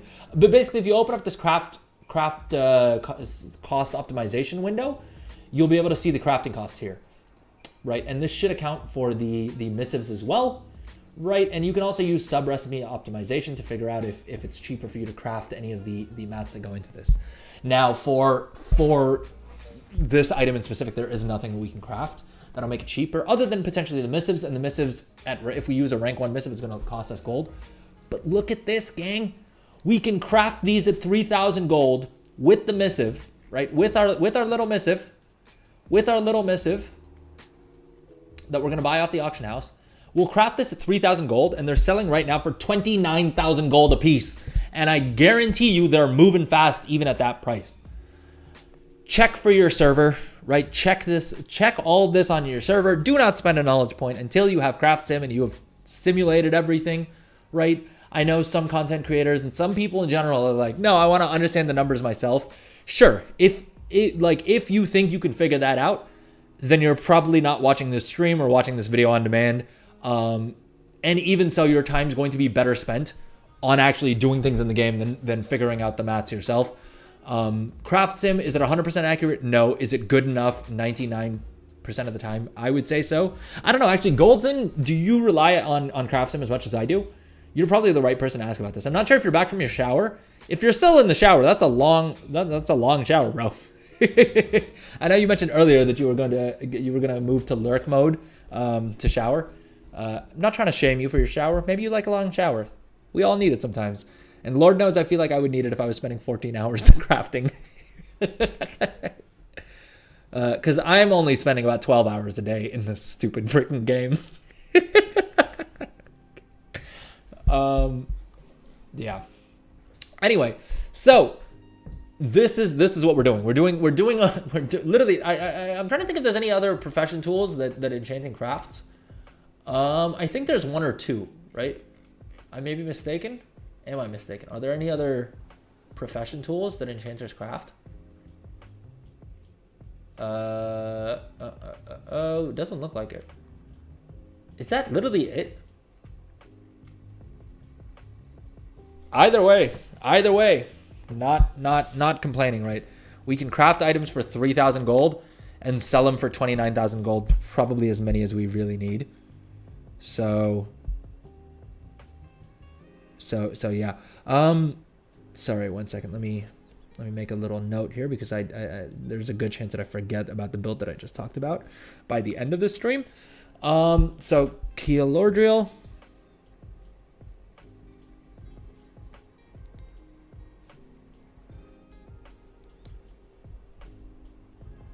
This will also bring down our costs for profession tools for our alts, right? We just spent 5K for a profession tool that we're not even happy with.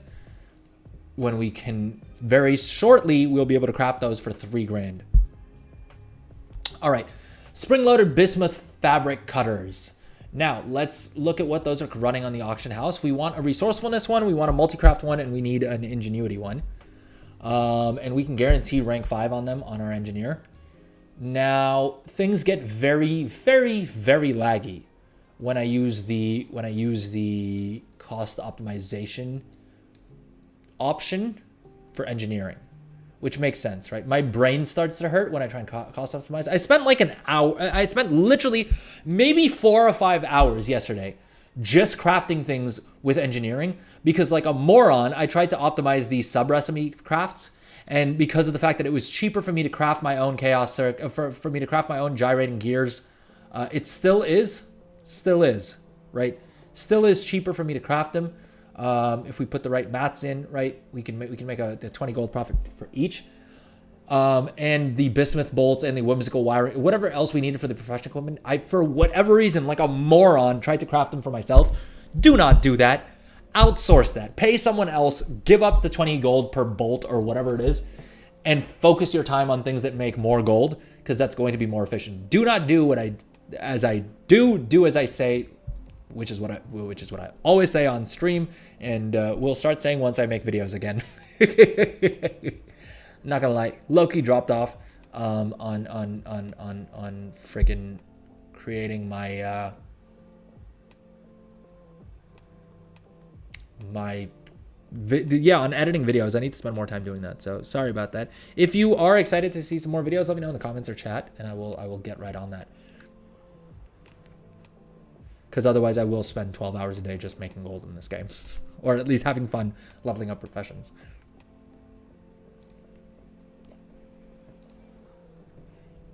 All right, let's see here. Now, we know it's profitable to craft these. We can go one of two ways. Either we just craft them in bulk, right? Which is not a terrible option either. And hope we get the right stats on them. Or we just use up missives and we save ourselves some time, and I think that's what we're gonna do. All right. Now, engineering, we don't have the knowledge points to get ourselves the buff, and we just invented, so we can't, even if we got 25 knowledge points magically right now, we would not be able to grab those knowledge points, because like a moron I invented before unlocking that buff. So no point crying over spilled milk, or whatever the saying is. Let's just go ahead and do this. And we're saving about 1,100 gold here, right? Our crafting cost is 3,500. We're saving about 1,200 gold off of buying it off the auction house. Well worth it. I'm wondering, my only thoughts are whether I should do all 3 of the tools right now itself. And that may be what we do. I may just craft all 3 of the tools now and then forget about it. What's the difference in the yeah, the rank 1 missives are plenty. We can still guarantee it at rank 5 and make a decent enough bit of profit. Why do I not have my second profession equipment in here? Is it because I've optimized for top profit? Dude, what? Okay, this is very strange. Where's the other item? This is the only other issue with Craftsman, is sometimes if you have BOE versions of your professional equipment in your bags, it will equip a BOE version and make it soulbound, which is why this engineer has 2 iLevel 564 profession accessories. Right? Not a smart man. Not a smart man. Me, that is. I am not a smart man. I should have sent those off before.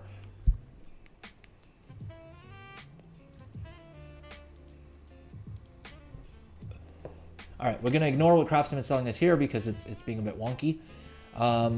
We'll add 2 of these with the resourcefulness, right? 7 grand, not too bad. I'm trying to think. For tailoring, we should also craft a multi-craft one. Now, I don't think the craft queue will register them as different items. I think it'll just queue up multiple of the same. I think.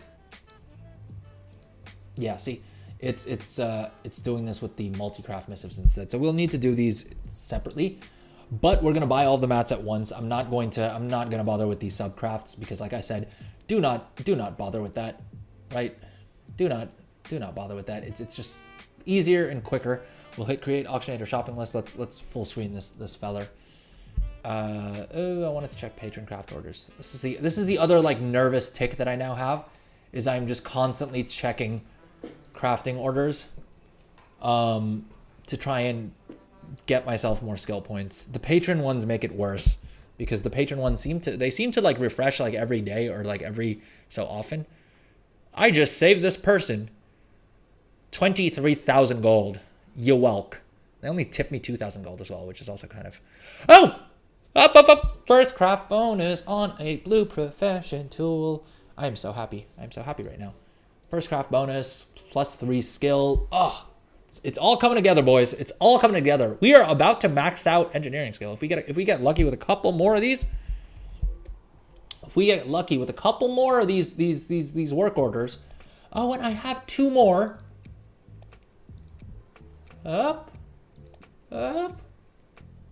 Dude, should we max out engineering real quick? Oh, I'm getting distracted again. Distracted again. But you know what? It's for the greater good, because if we do this, right, we will be able to craft our professional tools for cheaper. And so it would be reckless of us to not do this. Right? It would be reckless of us to not do this. Now I can't add things to the craft queue from here. This is going to be expensive. This is going to cost me 40,000 gold for this first craft bonus. Now I don't know that it's quite worth that much, right? Because of the fact that we have to use more or less all rank 3 materials, despite the fact that we are spec'd into freaking profession equipment. Yeah, this one we're probably not going to do. But we'll take out that, you know, we'll get over this one. This one's nice and cheap. This one's nice and cheap for us to get done. I say nice and cheap, it's going to cost me 14,000 gold. Hey, we'll get 3 knowledge points out of it. We'll get 3 more skill. 14,000 gold. 2,500, all right, let me rationalize it this way. 2,500 gold. 2,500 gold per knowledge point, 2,500 gold per skill. Not bad. Not great. Not terrible. But we can use crappy materials for this because the fact that we only need to guarantee it at rank 2, and I think even using all rank 1 materials, we'll still guarantee this at rank 2. It's still going to cost us 13,000 gold because screw me, I guess. But it will also make our crafts cheaper for the other profession equipment that we're crafting, is what I'm going to tell myself. And hey, I was complaining earlier about not investing enough gold into things, so can I really whine all that much? All right, let's quickly do this. This is a complete tangent. This is very distracted from our actual our actual goal of the stream, because we're now crafting profession equipment instead of actually leveling up professions on those. The timer has gone out the window. I'm sorry to say it, folks. The timer has gone out the freaking window. We will take another stab at that profession equipment quest. Another day, simply because of the fact that I plan on spending more knowledge points on profession equipment on this tune. So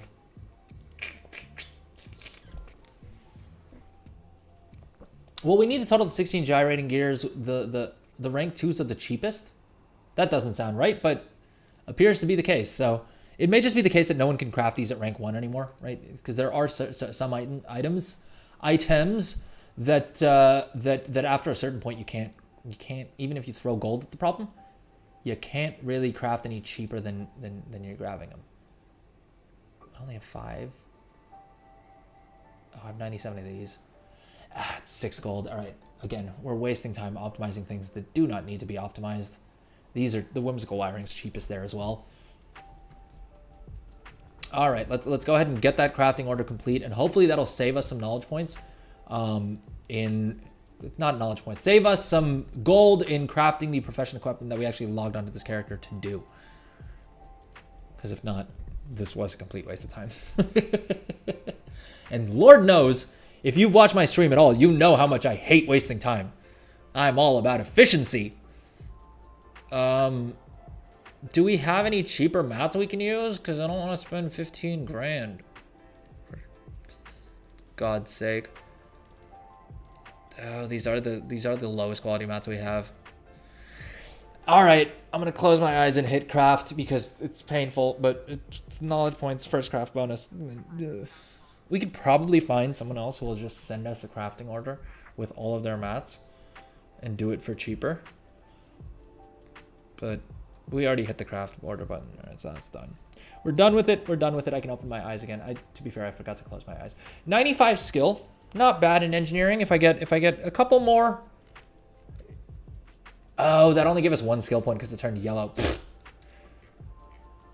Dude, although to be fair, we will hit 100 engineering skill point just by inventing on a daily basis. So yeah, that was probably not worth it. If we can find someone to send us a crafting order for the mount, that would be amazing. Because I don't know how on earth I'm going to get the first craft bonus from this otherwise, unless I get really lucky and manage to snipe a public crafting order for it at some point. I play at off-peak hours for North American realms anyway, so there's my chances of having that happen are a little bit higher potentially, just because there's less competition, but that doesn't mean that there's... Dude. Why do I have so many soulbound 564 Samophalanges? Oh god, yeah, Craft Sim, it cost me a lot of gold evidently by soul binding a bunch of these.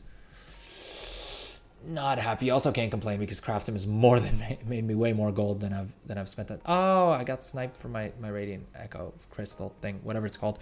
All right. Focused, right? We need to craft a resourcefulness profession tool for tailoring. We need to craft a multi-craft tool. And we won't bother with the ingenuity one right now. Or you know what? If we're going swimming, we might as well get wet. Let's just do all of them right now and be done with it, right? I don't want to have to log back onto this character at some other point and get distracted all over again. All right. Let's clear our crafting queue. Clear all. Let's go back into simulation mode. Let's simulate the resourcefulness missive, which is what we need to do, right? Let's assign the items. We have the right profession equipment despite what Craft Sim is telling us right now. And we need 2 of these. Let's go. Let's head over to the auction house and start buying mats, and then we'll do the same thing with the other versions of this that we need to craft. I don't know if that saved us any gold. Did we reduce the crafting cost at all? I don't think so. Anyway, we have more engineering skill, which will make us more gold in the long term. So overall, it was a good call. It was a good use of time.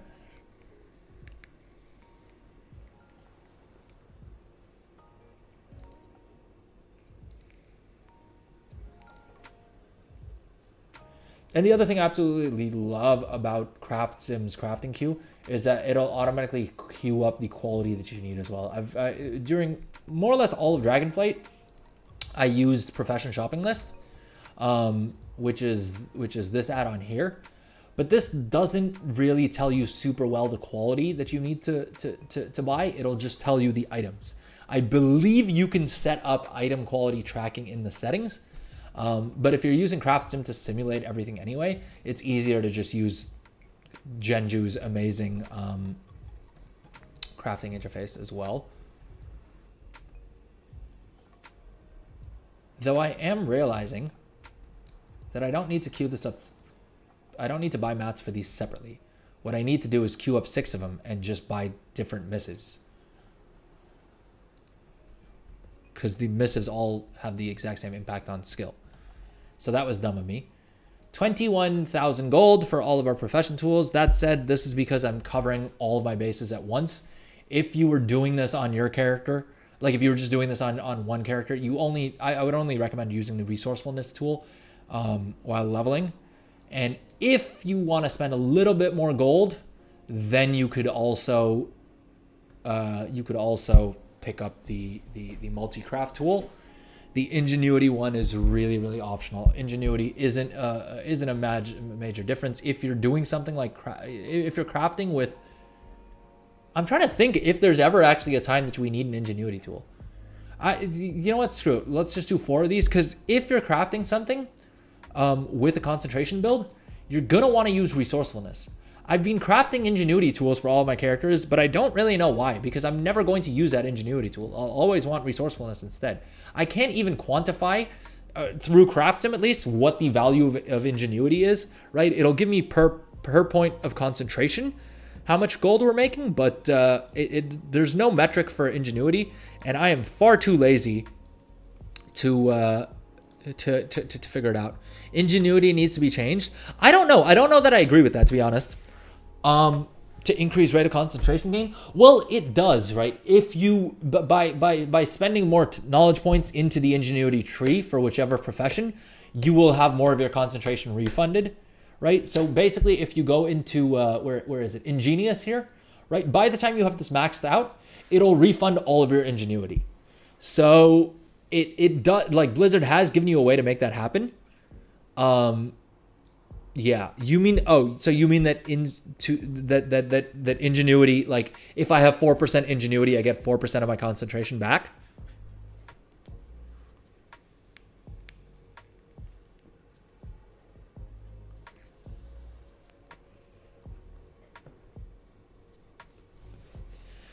I mean, maybe, but Blizzard's already given you a way to get that concentration down to 0, right? The way you do that is maxing out your profession. Well, you get 240 concentration back a day. It's 10 per hour.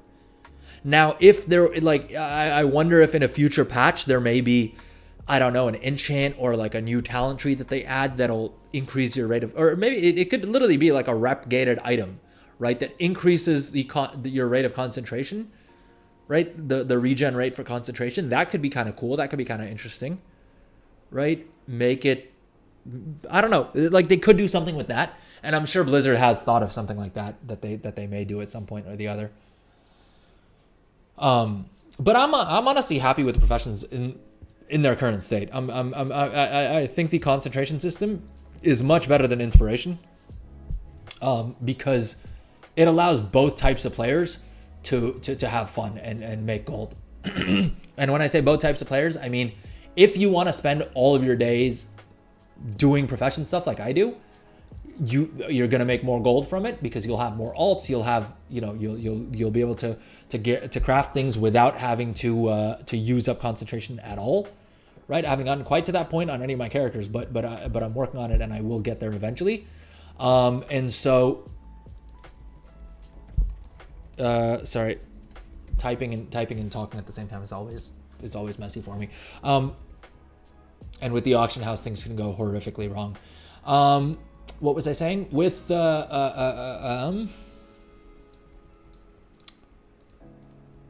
yeah, so if you want to spend all day doing that as well, you can make a whole bunch of gold. That said, if you don't really mess around with professions too much, let's say you just have, you pick up professions on your main, you don't spend a lot of time working on it and whatever, you can still, as long as you can craft it at rank 2, which is not that difficult. It doesn't take much skill or investment in a profession to get to the point that you can craft one of these items at rank 2, right? With using some decent maths. I mean, you will need to do a little bit of math potentially. It would, even if you're not doing that. But let's say this concealed chaos module, right? I can easily log on to this character every 2 or 3 days, and spend my concentration and make a nice 36,000 gold profit, right, by crafting 2 of these. Even more, I mean, it's closer to 40 grand, and I randomly picked this. I don't even know if this is the best use of concentration, right? But let's say you've picked up engineering on your main because you want the fun toys and whatever, right? I believe this is a trainer recipe or like one of the research recipes, so this should be very easy for everyone to get. And as you can see on screen right now, you don't need to invest nearly as much time to get this to the point that using all rank 3 materials, you can use up concentration to make yourself a healthy amount of profit. And so I think that's a really, really good change. All right, let's go ahead and finish off crafting these tools like we wanted to. We've got to slap in our missives, and then we have to optimize our 3, 4. Yeah, it's fine. We can use better quality thingamabobbers. I'm not upset at that. I think this is probably as good as we're gonna get it. I can't be bothered to head back to the auction house and pick up more gyrating gears at the lower quality. And in any case, it's not gonna result in any more profit for us. Am I missing any crafting buffs? No, we're not using them concentration, so screw it. Let's just go ahead and do this. Have I made any of my tailoring alts going to Dawnweave over Duskweave? So these are going to be my first 2 tailoring alts. I actually don't have any. I don't have doubles of any profession until now, other than, well, blacksmithing. Blacksmithing, last night I sat down and I threw blacksmithing on one of my banker alts, and I also flew around and picked up all. Basically, I was going to fly around and pick up all of the treasures for my main blacksmith, and I was like, if I can just use the passenger mode of the dragon riding mounts to have one of my alts pick up the knowledge point treasures at the same time, then I might as well do that. And so I just slapped blacksmithing on him, and I haven't really spent too much time on him. So blacksmithing is the only profession that I have on multiple characters. But tailoring I only have on my main tailor. And that tailor, I've primarily focused on profession equipment so that I can do things like this and craft cheaper profession tools for my alt army. That was my thinking. And I've also made a decent bit of gold, right? The bulk of the gold that I made so far in the expansion, other than just one-off concentration crafts where I'm just burning through concentration because I'm maxed out, has been through profession equipment, and I plan on having at least one character spec'd into to each of them. But yeah, on my main tailor, I went with the DPS one. I think that's Duskweave, right? Am I gonna take a quick break? You know what? Actually, yeah. Let's all take a quick break right now, and then we'll come back and get back to this. Let me pause the stopwatch. Although the stopwatch at this point is completely pointless, because I've spent so much time. I've spent more time in engineering than I have on the actual professions that we're trying to level up. So the stopwatch, we're just gonna stop there. But all right, let's take a quick break.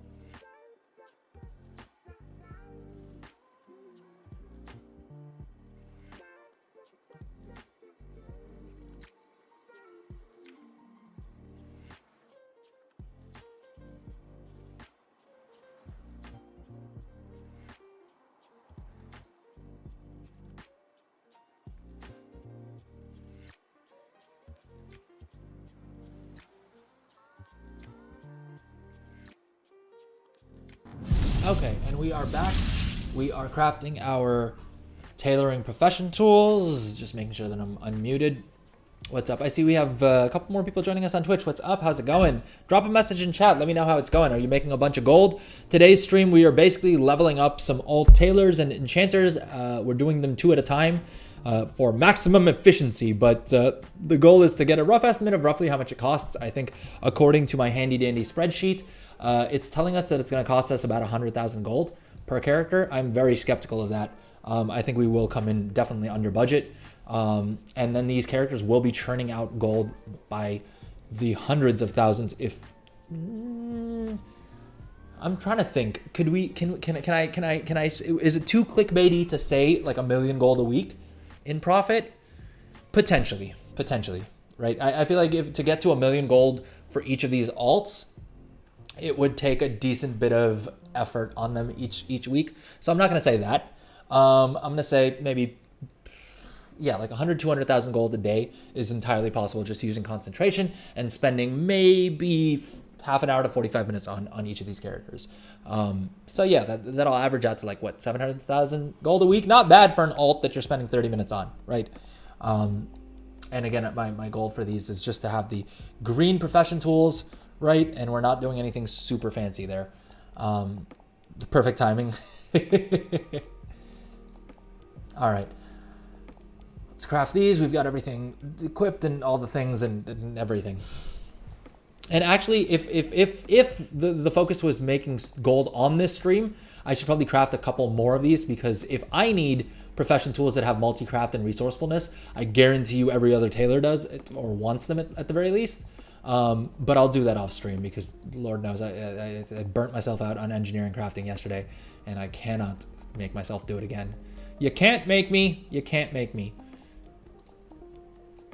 I still haven't been able to get my affiliate stuff sorted yet, so fortunately it's a technical issue on Twitch's side for once. And so I'm kind of SOL there, which I'm sad about. These were the toys I was talking about, by the way. I could have sold these for like 100,000 gold in Dragonflight, and I didn't. I held on to them thinking that they would be worth more in the War Within. I should probably just go ahead and learn one of them. What does this do? Let's see here.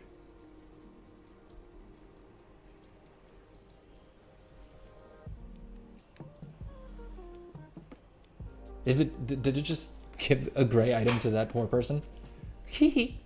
All right, well, they got a doomsday device on them. Do they have a debuff? Is it like a buff thing? Oh, I hope it doesn't like do anything bad to them. I doubt it, right? They wouldn't. That would be too. That would be too exploitable if I could actually have a negative effect on someone else. All right, we sent off the profession tools. Let's go ahead and check our mailbox here, make sure that we have them on this character, and then we're gonna hop back onto the character that we're actually trying to level up here. All bought, and 4 of these fabric cutters. Yeah, I don't think there was anything else that I needed to send over from this dude, right? Yeah, let's log off and get back to the actual purpose of this stream.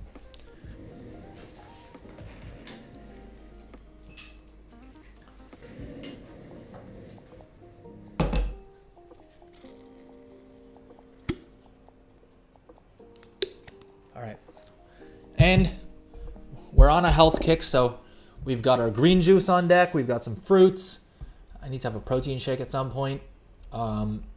Yeah, stay hydrated, folks. Stay hydrated. It's the most important thing for gold making and for life.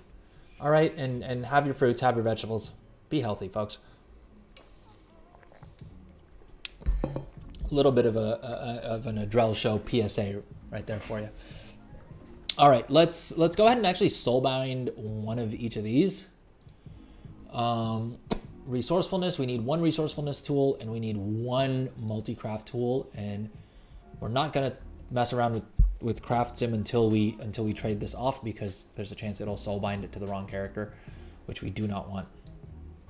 All right, after this, so let's get our profession tools sorted, and then trade didn't work.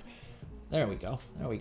And then we need to buy mats and actually get crafting, and then we need to fly around, pick up our knowledge point treasures. We got to farm cash, and then we will start actually spending our knowledge points and put together some builds. I'll show you guys a couple of builds that I think will be the best for gold making.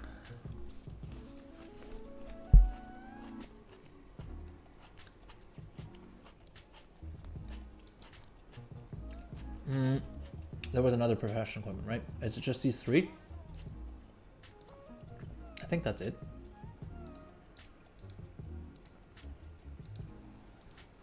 I'm missing something. Oh, I'm missing the enchanting robe. Did we not buy those?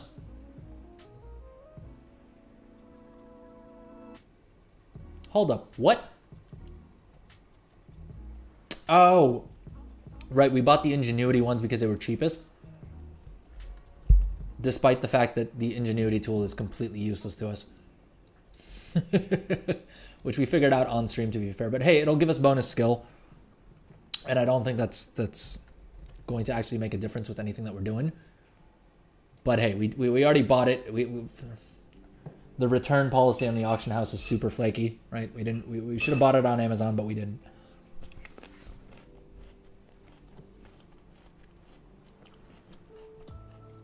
I thought I bought the enchanting robes.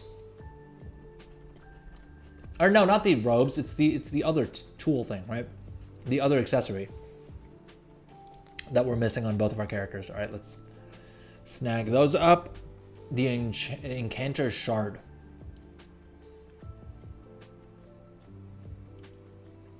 Decisions. Do we spend $2 grand on it right now and then craft it for ourselves later? Or do we just spend the 7K right now and forget about it for these characters at least?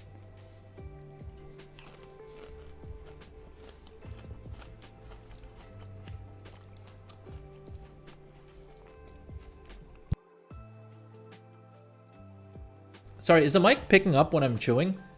And if so, is it annoying?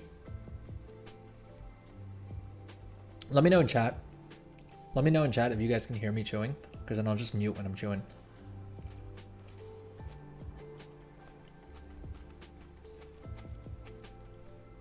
I can see in OBS the mic is picking it up. I just don't know if it's loud enough to be noticeable on stream. But let me know in the chat, please, if you are watching live.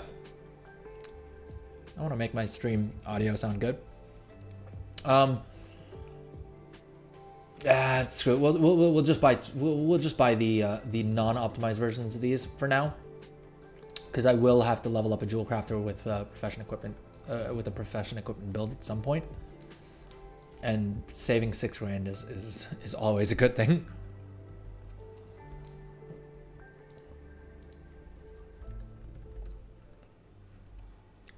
All right, with that done, with this done, are we done with profession equipment now? Honestly, didn't think it would take me this long to set up my profession equipment. All right, we've got all of our enchanting equipment. We've got all of our tailoring equipment. We need to equip an enchanting weapon, or an enchanting tool here. Right, and we've got all of our tailoring equipment at rank 5 as well. Okay, so we're done with profession tools. All right, let's get it cracking here. All right, now on the character on the right, I'm actually going to just keep. I was gonna say I'm just gonna give this character 100,000 gold and see how much we spend out of that. Probably worth it. Probably worth it. I'm just gonna trade gold off of him so that we're down to 0 gold. Oh God. I forgot to trade over the silver and copper for all the difference that that's gonna make. All right, and then let's trade over 100,000 gold and let's see how much we actually end up spending out of that. All right, so we need to come over to our recipe thing here, our profession equipment, our spreadsheet here. Hello, how's it going?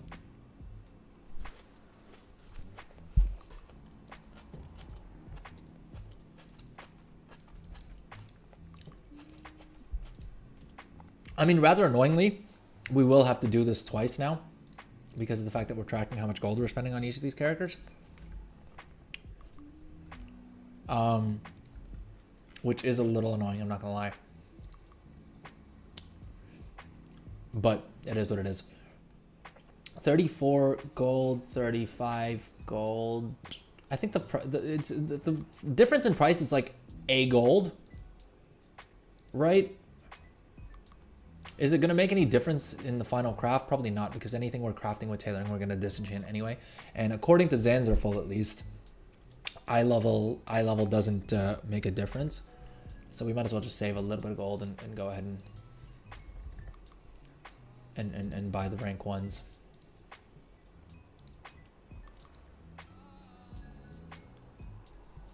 All right, so we got all of our weaver cloth.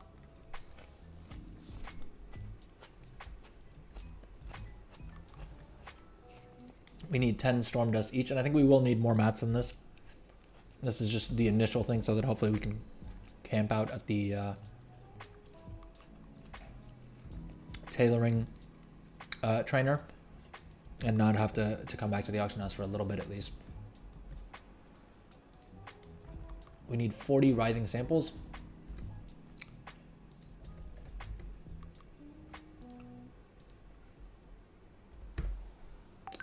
And I think that's because of the fact that we're going to craft one of each of the profession equipments along the way as well. If I do release the spreadsheet, I will add a little auctionator group here with all of the quantities and everything as well, so that it's just easier to do this on alts. But again, let me know in the comments or in chat if you want me to release the spreadsheet, because then I need to pretty it up. It looks a mess right now, but that's just because I'm only using it for myself, so I haven't really bothered with beautification.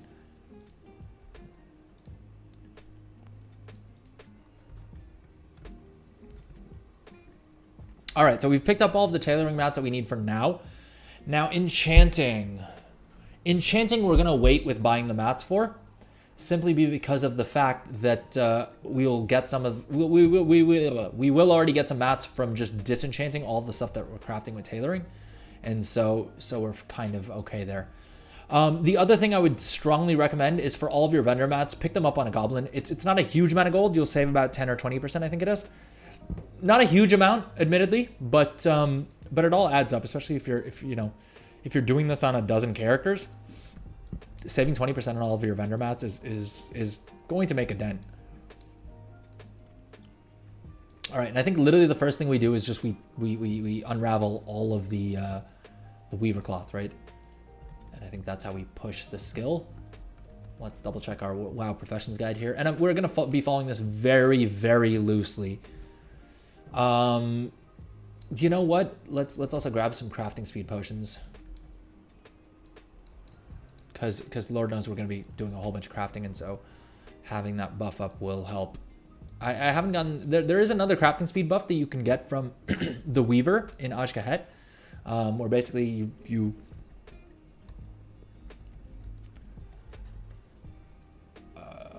yeah, let's just go about the rank 3. We'll do 10 of these.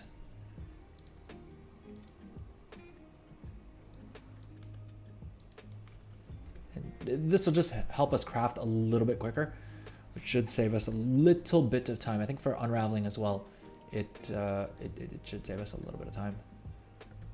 Lord, the problem is on whatever class I'm playing, I generally have shift 1 bound to like whatever movement key, right? The problem is with a demon hunter, or yeah, demon hunter, right? Yeah, with the demon hunter is that the spell that you use for movement speed is also like the one of your like main filler move. And so on my demon hunter, I keep hitting shift 1, which is bound to immolation aura. You know what? Let's just move this over. No, okay. Once I stop dragon riding is when I can do that. Over to the tailor to unravel. All right, and let's pop on open tailoring. And get to unraveling. We have our craft speed buff up. We're crafting 40% faster. Oh, I guess we need to use a resourcefulness tool for this.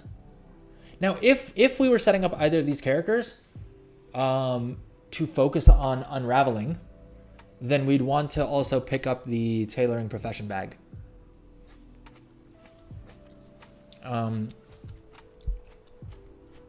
But right now we're just trying to skill up, so let's go ahead and hit create all.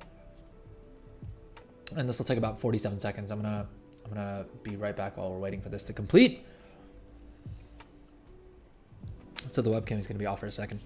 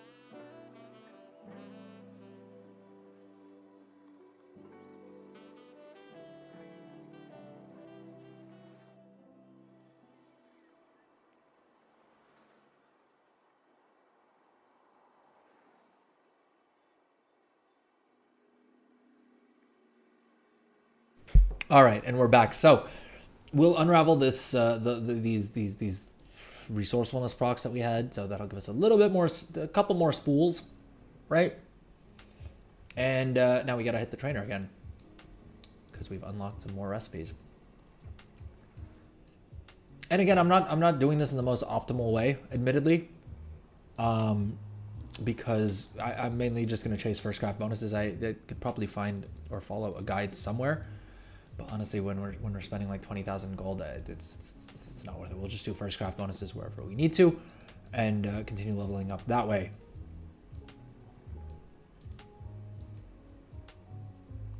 Oh, we need to buy moss wool thread. Again, buy this on a goblin. Do not do what I'm doing. I've just spent too much time logging into alts, which is why I'm not doing this. But ideally, do this on a goblin, buying the thread, that is. All right, and I think we need some adorning ribbon as well at some point, but we'll pick that up as and when we need it. All right, with that said, we're gonna do our first craft bonuses, and we need 50. Well, it's saying we need 51 weaver cloth bolts. Why does it let me drag the windows wherever I want here and not here? What add-on do I not have enabled? Dang it, we're doing add-on stuff again. We're doing add-on stuff again, gang. Again, it's not the Adrel show unless we spend a bunch of time tinkering around with our frickin' add-ons, is it? Demodal and what's the other one? Blizz move, right? I feel like there's a third one that I'm missing. I don't see demodal anywhere here. And I that may be because of the fact that I've disabled. No, we have demodal. It's enabled. And Blizz move? B-E-I... Oh, Blizz move isn't enabled. All right, let's go ahead and re-enable that. Oh, I did also want to see if the crafting queue here, craft results, shows us profitability for our unraveling. Yeah, so we lost 2,300 gold by unraveling. At such low skill, which is not great. We could have probably saved some gold by not doing that. Okay, there we go. Now we can move everything around everywhere. And how do I still have stuff left to? I guess we had another resourcefulness proc. Admittedly, I'm actually actively losing gold every time I unravel, but hey, it is what it is, right? All right, let's do. I mean, according to this, we need 51. Let's just do 40 of each of these as well, right? Interestingly enough, it seems like using the multi-craft tool isn't the optimum way here. Resourcefulness is actually better for bolts, which is not something I expected to be the case.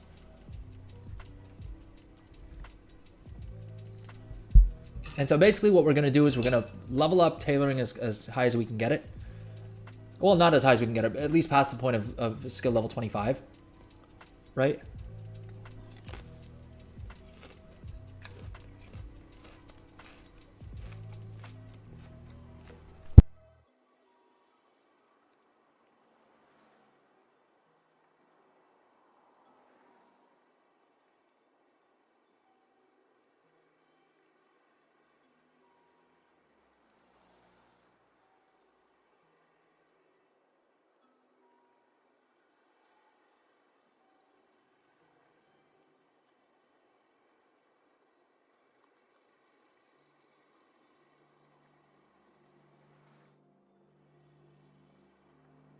Oh, gee, sorry, folks. I was talking on mute again. I muted the mic so I could chew without having it be super loud on stream. What I was saying was I wanted to check how far my main tailor is in terms of skill. The reason being is basically you unlock one talent tree at skill level 25, right? You get the second one at 50, the third one at 60, and the fourth one at skill level 75, which then means that we need to be a little bit more strategic, because the talent trees that we almost certainly need to unlock are going to be, we want from dawn until dusk, more or less as soon as possible, right? So that we can already unlock one of these cooldowns and start building up charges for it. The other talent tree that we want to unlock is ideally textile treasures, and ideally we should do this before we go out into the open world, because it'll increase our odds of, just by unlocking the talent tree, we'll have the chance of looting weavercloth bolts directly off of mobs, as opposed to just weavercloth, right? Which is good, which is something that we want. But I think realistically, the actual builds that we're going to do on these characters, I don't see us going to profession equipment. There is, interestingly enough, I know a lot of gold makers have been super skeptical about the profession equipment, about the PvP crafted gear being profitable, and I think that's a huge oversight. Now, I don't have the appetite to necessarily go super hard into this. I'm gonna do it on a couple of characters to test it out, and then we'll see.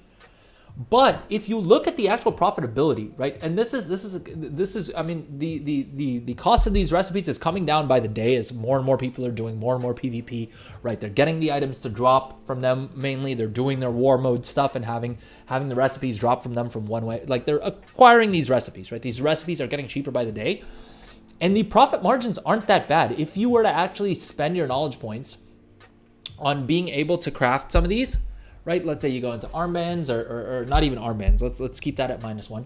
Let's say we just go into, where is it? Not less is more. Where's the profession the threads of devotion? Here we go. All right, we go 30 points into threads of devotion, let's say. All right, and then you put, you gradually start building through all of these other things, right? You may need to do this on multiple characters. You may need to wait a couple of weeks to get to the point. But once you can guarantee these at rank 5, right?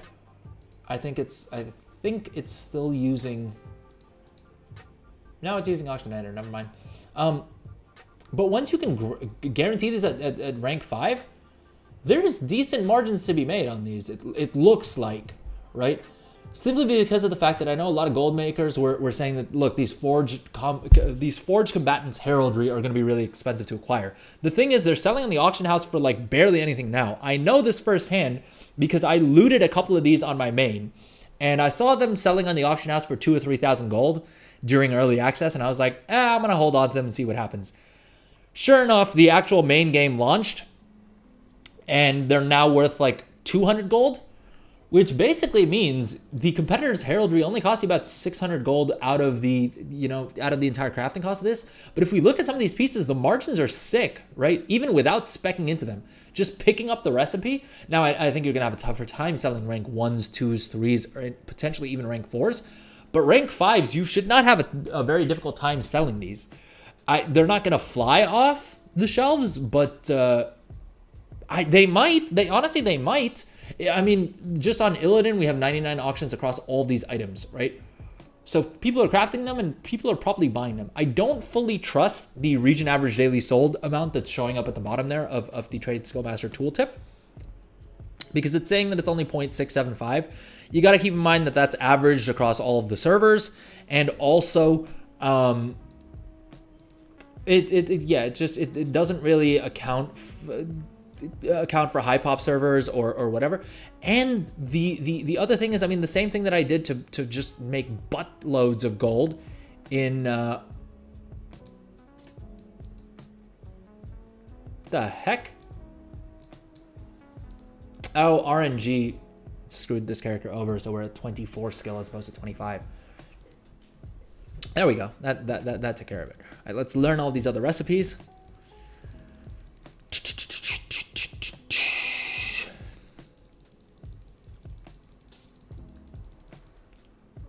All right, now we have to do first craft bonuses for all of these, which will already give us quite a bit of skill. Right, we're filtered on this tune already. Let's go ahead and craft our weaver cloth bandages. Oh wow, the prices on these have crashed. You can see right here, I sold these on my main because this is where I was dumping my concentration. On my main tailor, I was crafting rank 3 bandages and selling them for 5 grand. 4.5 to 5 grand. You can see their average sales price of 4.7k, which is ridiculous. I thought it was goofy then as well. Right now they're at 200 gold. I do wonder if it would be profitable to reset the market on these. I feel like that could be fun.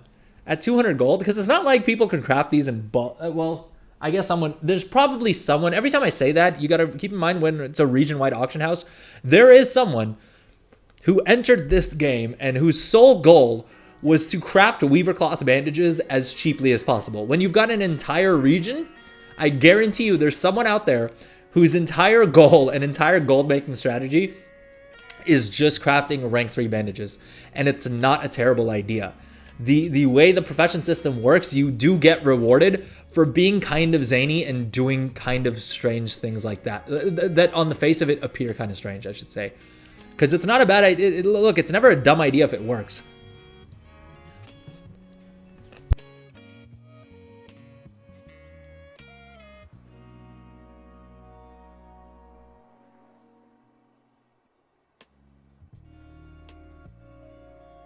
Sorry, muted for chewing again. We're going to go through and do all of our first craft bonuses. This tune already leveled up to 71 just from doing profession stuff, which is always funny to me.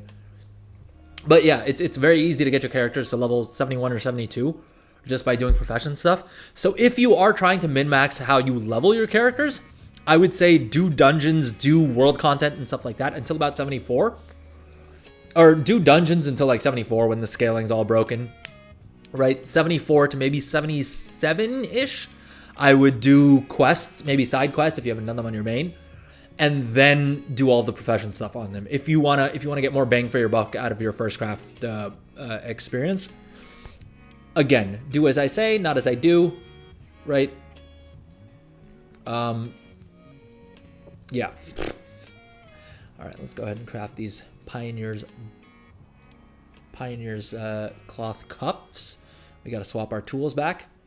I'm just keeping the screen front and center because I will otherwise forget to swap tools every time we go between different crafts.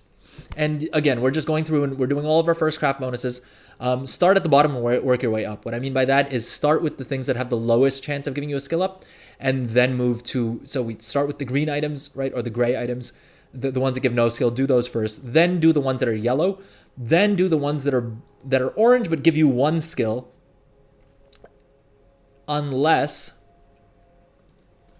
you're at a breakpoint. What I mean by that is if you have ones like these that give you 2 skill ups, you ideally want to do it at like 24 or at 19 skill, because that's how you can maximize the knowledge points that you get from it. or the skill that you get from it, right?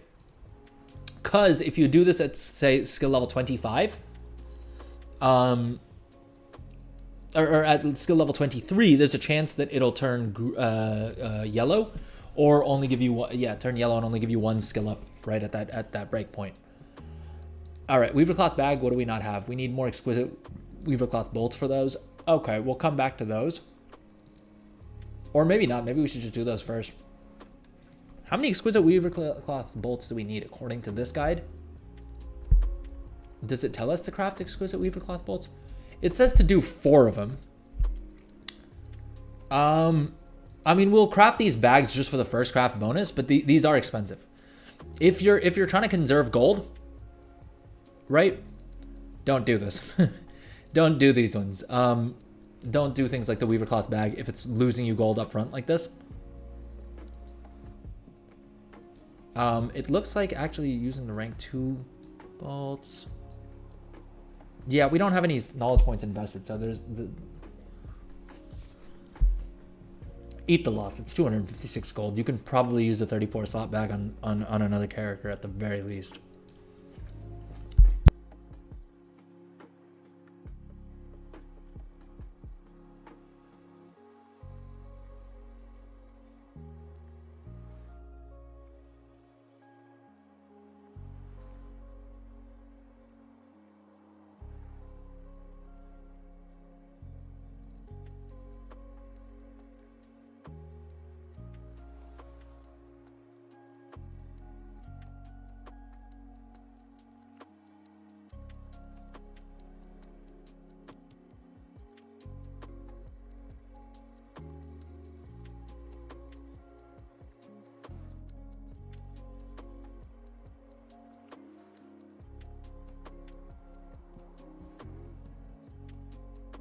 Talking on mute again. Okay, I need to stop doing that. What I was saying was, we need to craft more of these exquisite Weaver Cloth bolts, but I'm just going to use profession shopping list here to keep track of how many of those bolts I need to craft, as well as how many how many vendor reagents we need.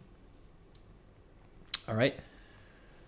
So we have an estimation here. We need 4 exquisite Weaver Cloth bolts, which does not sound right, because I thought the bags needed more. Did we not track the bag? Did the bag not get added to queue? Oh, it didn't. Yeah, okay. We need 12 exquisite Weaver Cloth bolts, and we need to pick up 6 adorning ribbons on each character.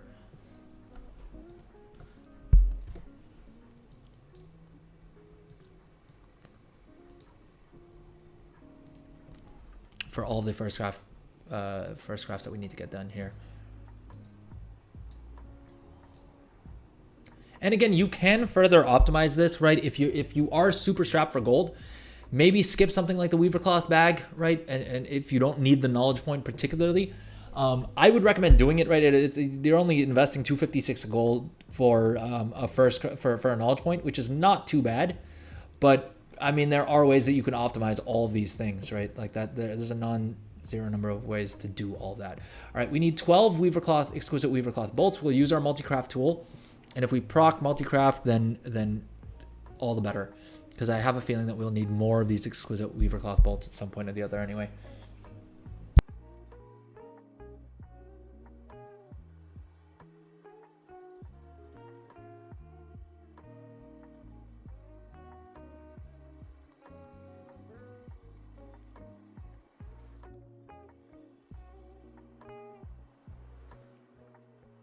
Boom, that was already enough to push us to skill level 40. Which means we're 10 points away from unlocking a second talent tree. All right, let's train all of these recipes. All of these trainer recipes. And we're nearing the finishing stretch for tailoring already, which is kind of interesting.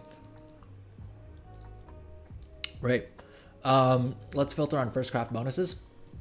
And I think we may need more Weaver Cloth bolts if we're being honest. I think I probably didn't craft enough up front, but all right. And again, we're working our way from the greens up to the yellows and then the oranges. Hey, Goldson. Okay. Good night, man. I hope you have a good rest, and I hope the gold keeps flowing. Thank you for stopping by, man. I really appreciate that you're joining so many of the streams. It really means a lot to me. Thank you. Have a good one, though. All right. So first craft bonuses. I'm not doing as I said. I haven't done the gray ones first. We jumped straight to the greens.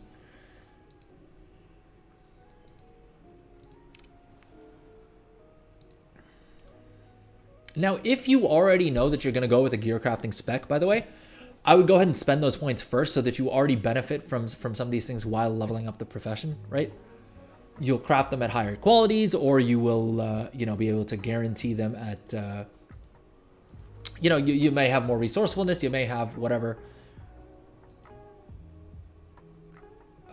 You may have some other stats that benefit the leveling process, which is always going to save you some gold, make you some gold potentially, right? Supposedly these ones, the rank 2s, we can sell at a 72 gold profit.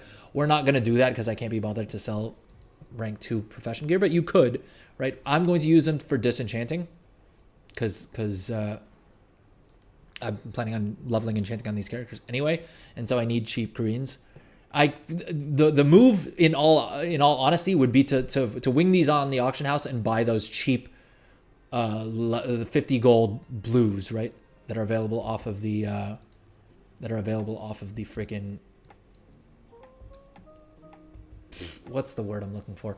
Yeah, so you can see this character also hit level 71 just by doing the first craft bonuses for one profession. With 2 professions that we're going to be leveling up, and with a handful of first craft bonuses, level 72 is very doable. Which I'm actually, my mage is going to hit that pretty soon. I'm excited for that because then she gets Portal Dornagal. Because my Hearth is still set in Orgrimmar in front of the auction house because this is still primarily a banking character. But having a port to Dornagal will be nice. Or having a teleport at least. And we've already unlocked some patron crafting orders. Now I don't think we can do these without using up a bunch of concentration. But 10 Artisans Acuity, yes please. And okay, they're both giving us Artisans Acuity. Let's see what this guy got. Dude, what? This is broken. This is broken. Are they both at the same skill? This one's at skill level 41 and has 2 patron work orders. Whereas this toon, just because of RNG, right? We've been crafting the exact same things on both characters. This toon has 10 patron crafting orders. Ooh, that's broken. I wonder if when we hit skill level 43 on this dude, or on this chick, we'll have 10 patron craft orders like this as well. But I'm skeptical that we will. And again, if you really want to min-max things, keep checking the patron crafting orders because there's a good chance that you have a crafting order for something that you are going to craft anyway. And so like for instance in this one, right, this gritty polishing cloth, you'll save yourself the ley line residue and you got to do this crafting order anyway. So it's like 3 birds with 1 stone, right? Well, 4 actually. First of all, you're doing this for the knowledge points. You get 2 knowledge points as well as the Artisans Consortium payout. So I'm going to list that as 2 potential benefits, right? And you get some gold, so 3, right? 4th, they'll probably provide some mats. 5th, you'll get the first craft bonus, and 6th, you will also get a skill point. So definitely use up these the patron crafting orders. Use it as much as you can, right? For some of them, I would hold back on using up concentration while leveling, just because of the fact that there's a good chance that we'll be able to use up less concentration and craft this once we've maxed that, like once we've finished leveling up the profession. But definitely for the other items, I mean, definitely consider that, right? Like that's definitely a good way to go about it. All right, we need to buy more adorning ribbon. I think I'm just gonna pick up like 100 on each because I don't want to have to keep reopening this vendor.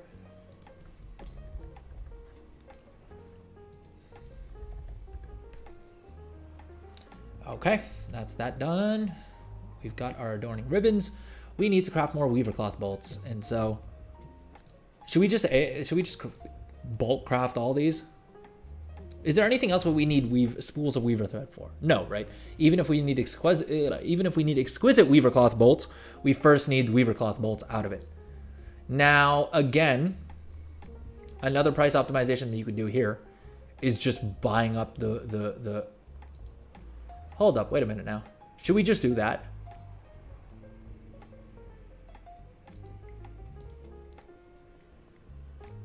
Because it's saying that we can basically make more gold by selling these spools of weaver thread, even at rank 1, 17, 16 gold, and then buying our weaver cloth bolts at 9 gold each instead.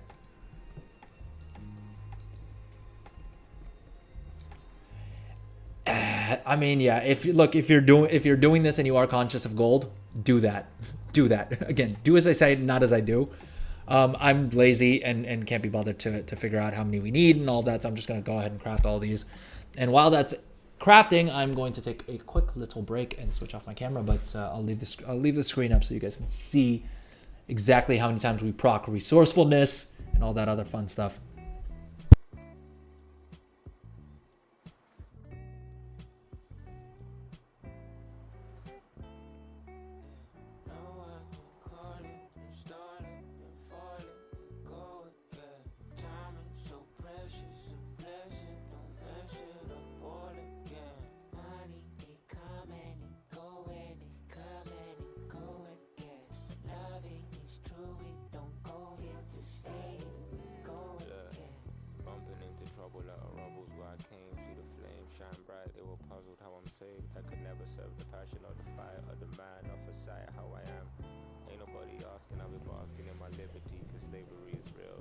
Okay, we're back. We proc resourcefulness a couple times, and let's go back into our first craft bonus view, right, and figure out what else we need to craft here. So the reagent bag we'll probably come back and do later on down the line. Let's go ahead and craft one of each of these.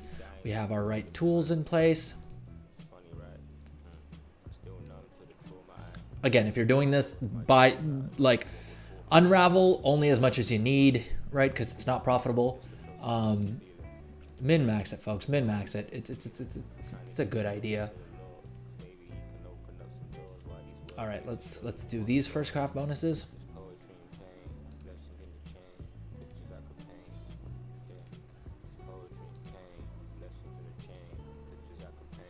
All right, so we're finally caught up on both of these. Let's see. No, this chick still only has 2 patron work orders. Dude, what? Why is RNG so broken on this? This is ridiculous. Both of these characters, right, have the exact same professions. The only difference is that this chick picked up tailoring a couple days ago.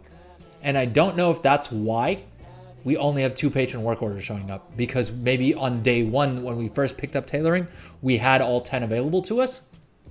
And we didn't do them, so they expired and the new ones haven't come.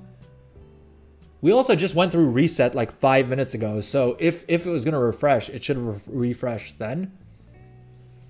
Yo, this is whack. This is whack. This is really, I mean, Blizzard needs to fix this. It's ridiculous for one character to be getting 10 patron work orders, right? Look at how many, all of these are rewarding knowledge points and acuity.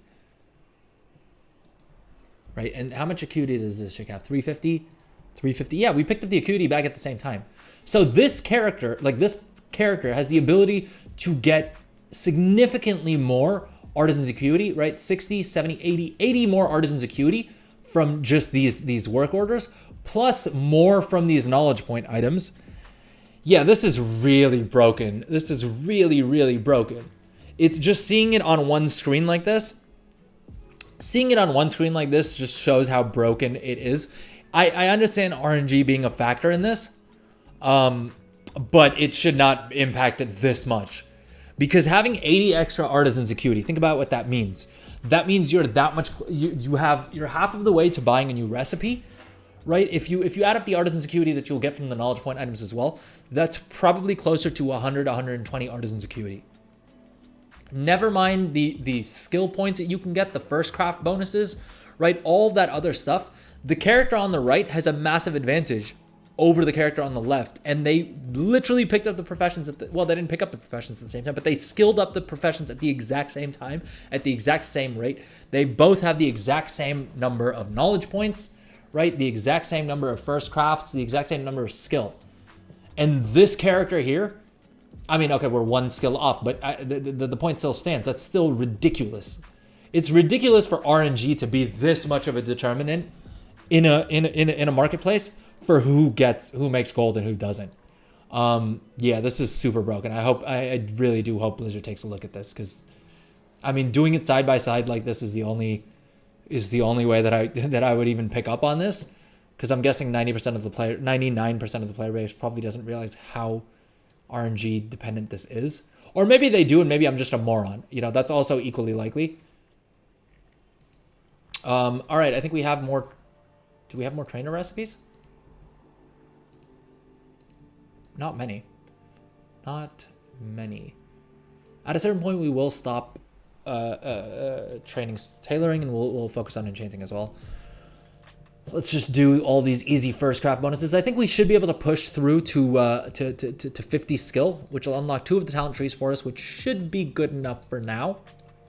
Right, we have the Weaver Cloth reagent bag. Do we have enough materials to make the exquisite Weaver Cloth bolts that we need to do the first craft on that? What do we need here? We need 10 exquisite Weaver Cloth bolts, right? To craft the Weaver Cloth reagent bag. So that's 8 for this guy.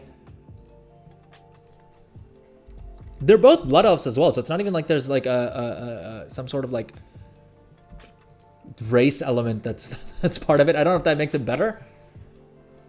It sounds weird to say that that one of them have an advantage due to their race. All right, we can craft our own blue profession equipment. Of course, we're not going to do that, so that first craft bonus is kind of meaningless to us. I mean, unless we get lucky enough to. I mean, this dude seems to be very lucky when it comes to patron work orders. Jeez, look at that, 10 patron craft orders, right?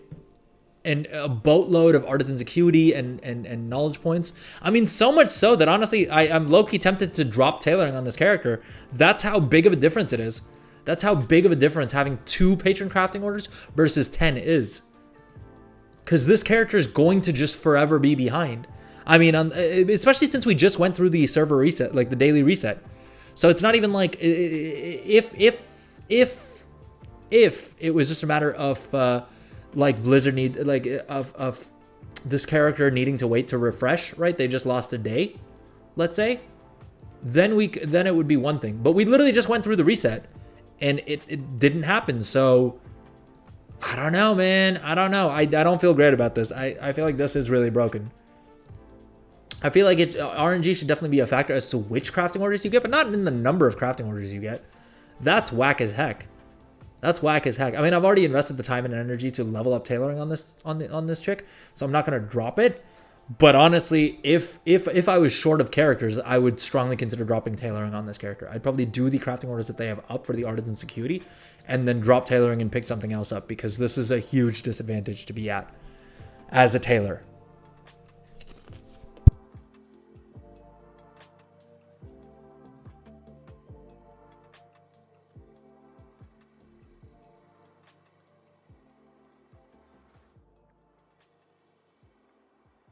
All right, so I think that's as far as we're gonna go with tailoring for now. We have cheap skill ups, right? Has skill up. We'll probably come back and do some more tailoring and skilling later on in the stream. But for now, I think that's a good enough. I think we're at a good enough point that we can now swap over to enchanting instead.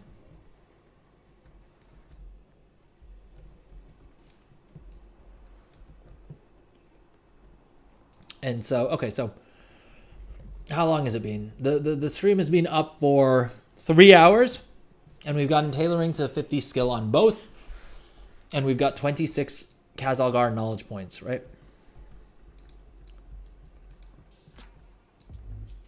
And we'll get another 24 from the treasures. Let's quickly hit the auction house, because one other thing that you want to check for all of your professions is if there are any cheap recipes on the auction house that you can pick up for the first craft bonuses, right? Let's search for tailoring.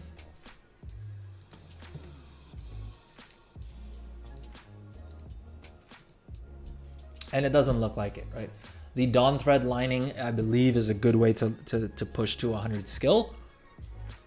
But it is expensive, and we're probably not gonna do that for alts. And for enchanting, I believe there is a cheap one, right? Yeah, let's pick up one of these recipes each. 78 silver, you can't really go too wrong with, right? And that's just a free first craft bonus. That's a free knowledge point as far as I'm concerned. I mean, this is cheaper than a trainer recipe would be, 78 silver. Yeah, everything else is super pricey. So I think that is going to be the only one that we're going to do this for. All right, I don't think we quite have 25. Did we not buy it? Did the buy not go through? What's going on here? What's going on here?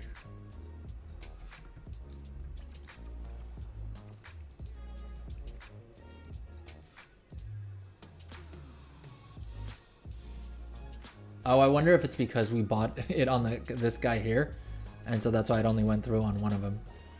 So this guy here lost out the auction to this character here.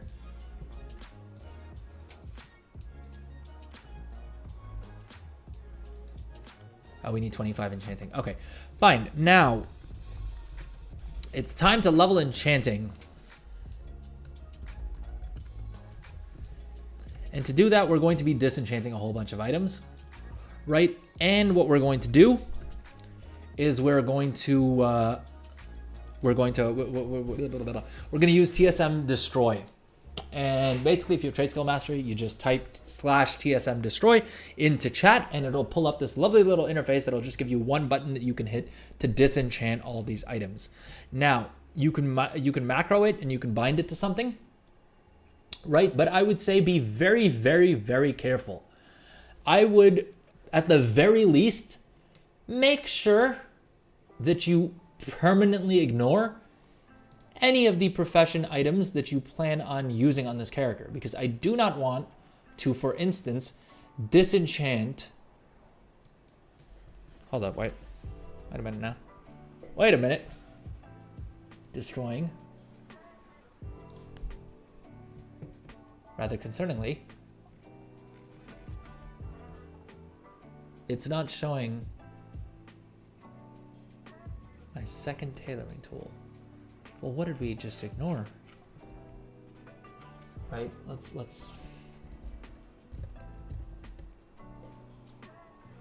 our spring-loaded bismuth fabric cutters.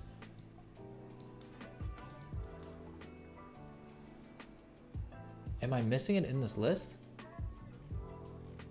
Oh, I probably don't. I probably have it set up to ignore anything that's soulbound, which is a good call. All right, that's a better way of doing it. That is a better way of doing it. All right, let's do that. Do not include soulbound items, and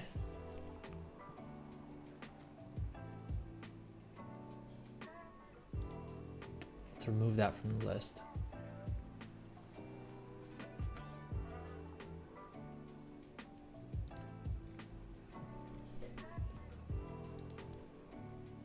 Although actually the 564 versions of it we do want to avoid destroying. In any case, let's just keep it to only things that are BOE. And just to be doubly sure, it will take us a little bit longer, but I'm going to try and manually check each of the items that we're disenchanting. It will slow it down a little bit, but trust me, you'd rather do that than accidentally disenchant something that you actually wanted to keep. And the nice thing is also when we're disenchanting these, we'll learn the appearances for them. So Seek, if you're still with us, 2 birds, 1 stone, right? We're unlocking appearances while we're going.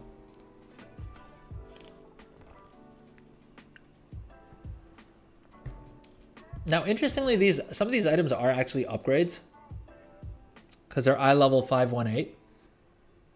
So technically, I should be equipping this. I should be equipping this on this tune instead of disenchanting. Screw it, whatever. Cannot be bothered. All right, let's do the Pioneers cloth cuffs, and we're gonna do this on both of these characters. It is technically an eye level and a stat upgrade for this tune.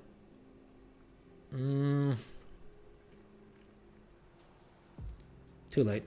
Already disenchanted. Already disenchanted. Now we will. The other reason that we need to do disenchant on these tunes is because in addition to the fact that it's giving us enchanting skill, right? See, we're already at 7 enchanting skill here. Dude, did we get 2 skill points from disenchanting that blue? Because I haven't crafted anything with enchanting yet. And we didn't disenchant anything to begin with.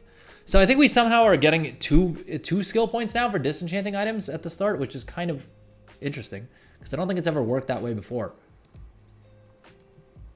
But the other reason that we want to do it is because we'll also get these fleeting arcane manifestations, and basically you can have a total of 5 of these. Let's open up our little window here. You'll get a total of 5 of these fleeting. Yo, hold up, wait. Fleeting arcane manifestation? Yeah, you'll get a total of 3 of those, or a total of 5. 3 or 5? I thought it was 5.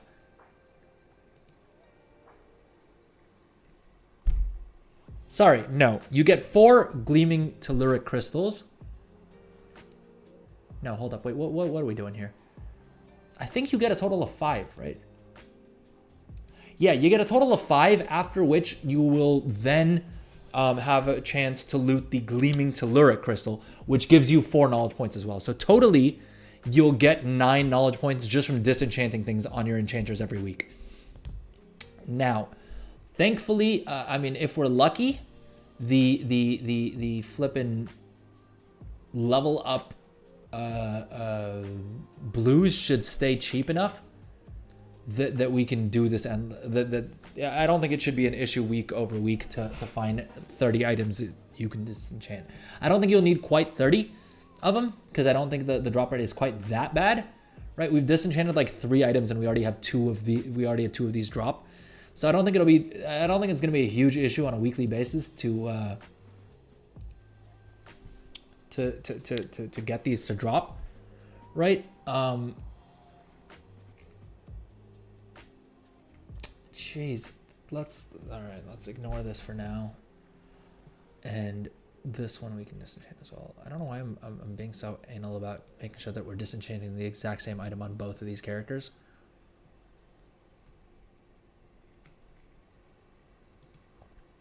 Again, that's another way you can save time, is not being a moron and being this anal about it.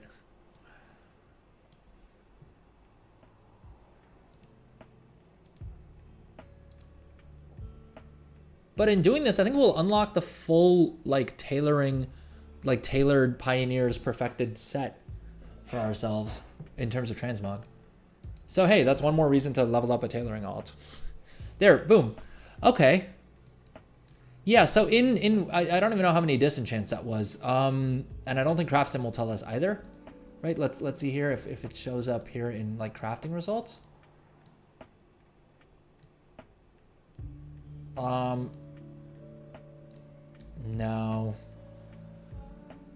No, it doesn't show up here. I wonder if we do it with the window open, if it'll show up then. Let's test this out. No, by the way, if you are watching live, let me know in chat. I've been trying to find a good add-on that'll help me calculate disenchant rates. I think CraftSim will work for things like milling and prospecting and unraveling. I think it just pulls from the little interface that shows up here, right? Up here when we craft things. But I don't think it's able to see things for disenchanting. The reason I want to do that is I want to build another tab in my spreadsheet that can track exactly how to do some of these disenchanting shuffles that all these content creators are talking about, these other content creators are talking about. Because I think there is a boatload of gold in them still. Just the enchanting mats being as expensive as they are, I think that will continue to be lucrative for quite some time.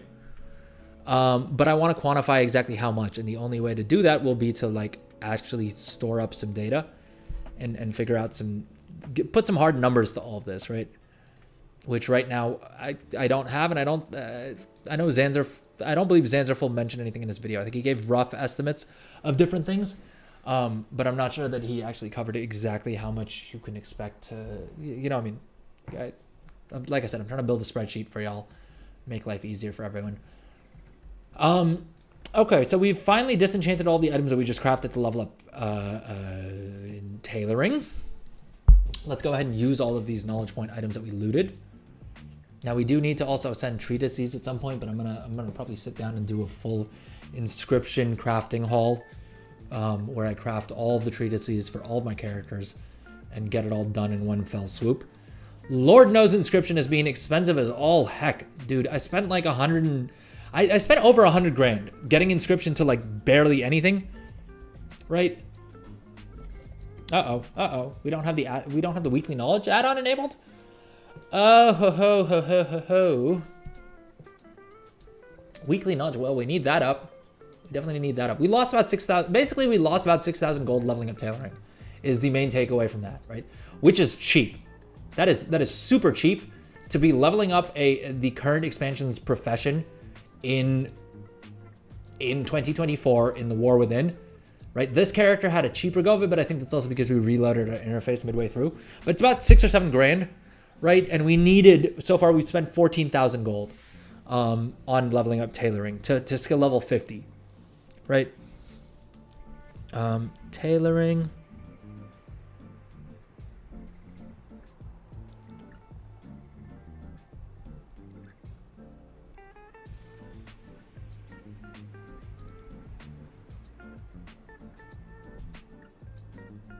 We spent 14K, and of that, about 6K was a loss. The rest we could make back we could have made back by selling all of those items, right? So if you are strapped for gold, you can definitely get tailoring slapped onto an alt for about. You need 15K in capital, and you need to be willing to say bye to 6K of that. Probably a little bit more if you're, if with leveling up the profession further and all that fun stuff as well.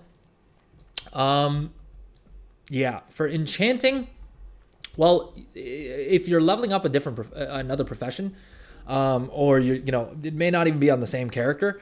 It may be on a different character that you're doing your gear crafting to level up a profession.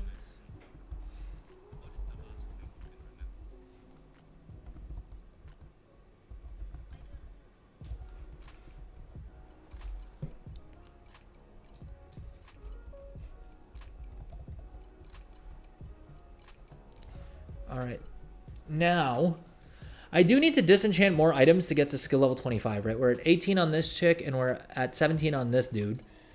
And Lord knows we need storm dust anyway. I do wish I had an add-on that would tell me what the disenchant rates are. Right? I remember there being one called, I want to say Panda, literally back in Cataclysm, right? That would give you a nice little sheet that okay, you destroyed this, you prospected this much ore, and this was the results. That was super handy. I believe Trade Skill Master also used to track disenchant rates back in the day. It doesn't seem to do that anymore. At least I can't figure out how to do that. Which definitely makes it harder to figure out what we're doing in terms of trying to make a profit with enchanting. Or with disenchanting, rather.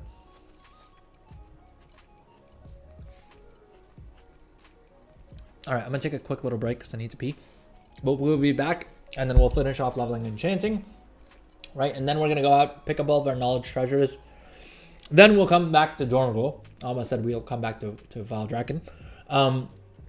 And continue pushing the professions, as well as actually put together a build. And go over what we're going to be selling from these characters, how we're going to manage our concentration, all that fun stuff, and more when we return. So see you guys in a couple minutes.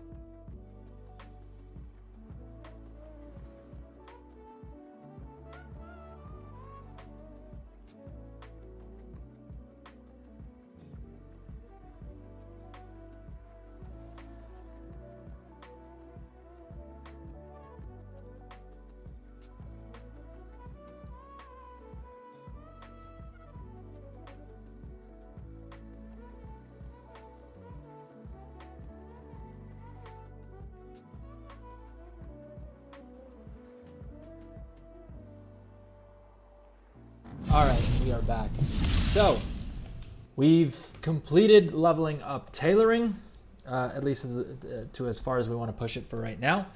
And we are moving on to enchanting. We've already started disenchanting some things, right? Now, I am going to use items that I crafted on another character here, just because I have them lying around. But it shouldn't really impact the total cost estimate in any case, because each of these items are worth like 50 gold, right? So if you're upset, let me know in the let me know in the comments, and I will add that to my overall estimate, but we'll probably just round it off at the end and do it that way. All right, hopefully this should be enough items on each of these characters to push them to 25 skill in disenchanting. Otherwise we gotta hit the auction house and buy some more. All right, so let's go. Now, are there any of these items that are selling for more than like a couple hundred gold? Because honestly, yeah, the cheaper way to do it would be to sell these, right, and then buy up these blues that are selling for like 50 gold each, right? We looked at them on the auction house earlier, and again, if they're priced more on your server, you know, create an allied race on a high pop server, use the warbank to transfer gold to them, and buy up your disenchanting mats over, like the items for disenchanting, buy up on a high pop server where they're nice and cheap, and use the warbank to transfer them back to yourself. Now this last stretch may take a little bit more disenchants than you would think, just because you're sort of in like the greenish yellow area for disenchanting skill. So we will probably have to buy up a couple more of those cheap blues. But hey, we're getting storm dust out of it, and while we're not getting as much storm dust as we would get if we were spec'd into disenchanting, right? It's still not a terrible idea. Let's do current expansion only. Let's do weapons, and we'll filter on level 68 onwards, and let's see what's the cheapest we can get. Actually, let's take it a step further and let's see if we can find any cheap greens. Right, weapons. I thought we filtered out. Sorry, my bad. Here we go. 350. I mean, I suspect that we may be able to find some items that are. My understanding is, dude, what? What on earth? Dark Moon decks are going for 345 gold? Bro, what? How much are the shards going for? Reagents, enchanting. Dude, you kidding me? Refulgent crystals are at 205? Yeah, that makes sense. Oh my god, these are so cheap. Oh my god, I don't think there's been any expansion where crystals were ever this cheap. This close to the start of an expansion? That is wild. That is wild. I wonder if this is intentional by Blizzard. I mean, it has to be, right? It can't be this messed up without them realizing it. I know Zanzerful posted a video of doing exactly this, right? Speccing into disenchanting, right? Going hard on disenchanting and going into the epic stat, like epic skill, right? And then just buying up your Dark Moon cards and doing it that way. Right, I think you can buy the crusty Dark Moon cards, or probably you can get actually no, you don't want to do that. You don't want to do that. You want to just buy the cards itself, right? And then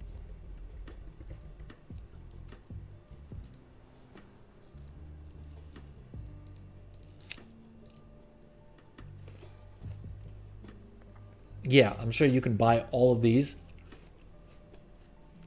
for probably less than the cost of the Dark Moon deck, right? Click on one of them, combine them, disenchant it with a max spec disenchanter, And honestly, at this point, I would hold on to those epic crystals.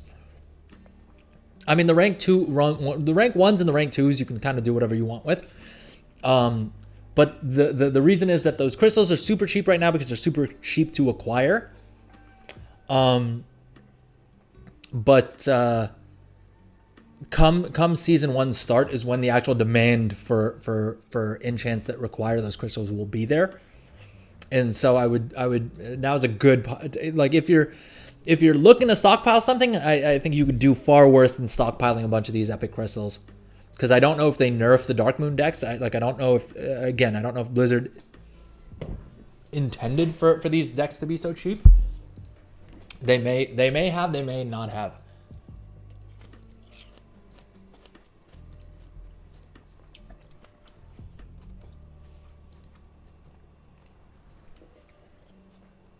All right, I think we are just gonna do the blues because we're not spec'd into disenchanting. Current expansion only. These, I don't think we can disenchant these, right? No, we can't.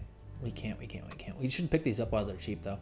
Although if they're this cheap now, they may only get cheaper as time goes on.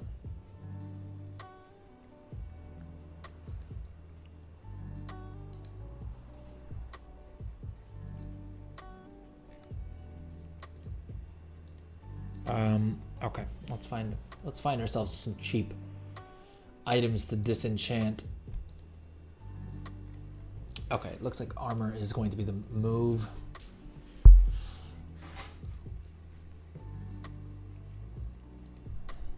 And we need to filter on level 68 plus. All right, how many do we think we're gonna need? We're at 21 skill, and we need to get to 25. So let's just assume 10. All right, I feel like that's a fair assumption. 1, 2, 3. Item not found. Oh, good God.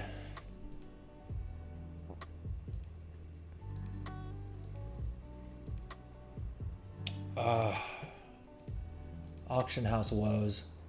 This is the problem. We may just have to pick something that's selling for a little bit more, because I'm sure there's a lot of other people buying up the cheapest item on the auction house, right? That's probably why that's lagging. 2, 3, 4, 5, 6, 7, 8, 9, 10. Counting with the Drell.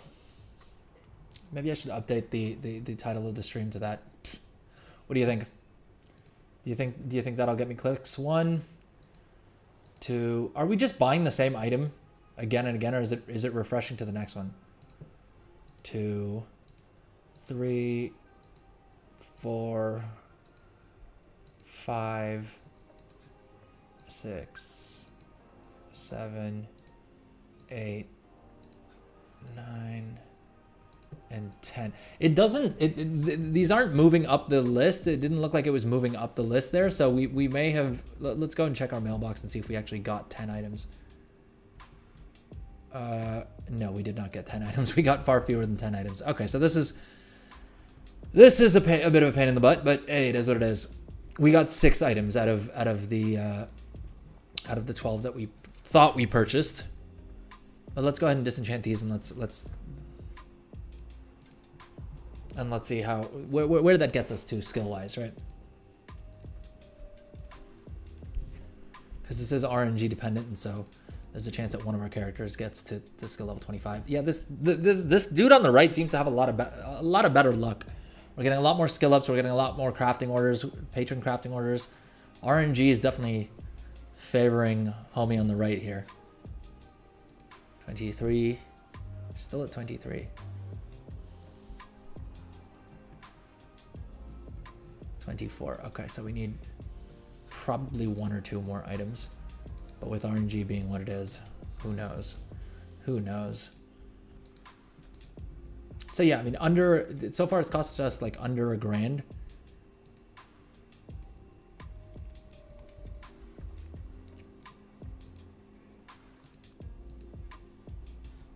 to get to 25 skill in enchanting and unlock a talent tree. And realistically, if you're trying to do this super low effort, 25 enchanting is more than enough that you can then go hit up the knowledge point treasures, right? Pick up the cash book and get on your way with disenchanting, right? I would recommend leveling up, skilling up enchanting a little bit more, just so you have more knowledge points so that you can make something like the disenchanting shuffle a bit more profitable. But I mean, that's more than enough to unlock the talent tree, or at least just start doing crafting orders, right? 25 is all you need to get yourself 110 Artisan's Acuity.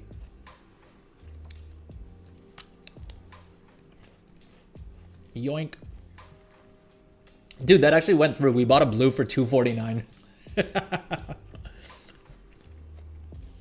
How long until we hit the item not found? Okay. I picked up another one cheap.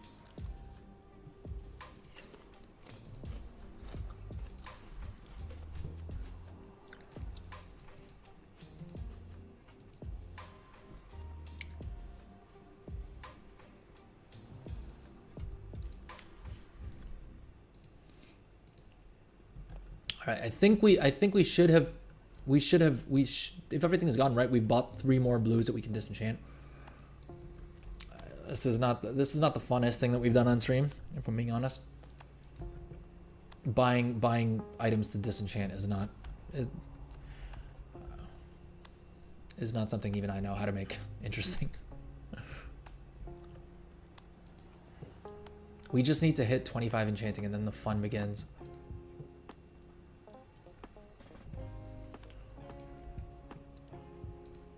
Although I'm getting a little bit of cabin fever from just being in Dornicle for this long, so we will once we hit 25 enchanting skill, we'll probably fly around, pick up all of our treasures, you know, all that fun stuff out in the open world. The card expansion only, yeah.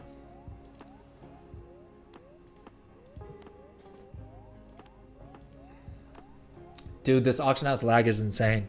I've never had it be this bad, but I also haven't been buying like gear or like server specific auctions in quite a few days, right?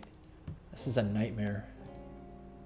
So much so that I wonder if this is impacting sales. Like if fewer customers are purchasing things because of the fact that it's just a pain in the ass to buy anything off the auction house. Welcome to the stream. I see we have a bunch more people joining us on Twitch. What's up? How's it going? Are you making gold? Are you looking to make gold? If so, what we're doing on stream today is we are basically getting 2 of our characters set up with professions, to the point that that they can basically start churning out a couple 100,000 gold every couple of days, right?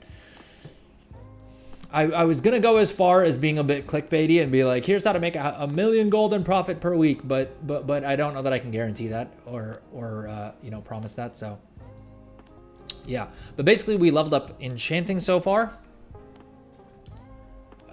We leveled up tailoring, right? We got the 50 tailoring skill, 51 technically, I guess, which is yeah, enough to do crafting orders, enough to pick 2 of the talent trees. We bought way more of those slippers than I intended to.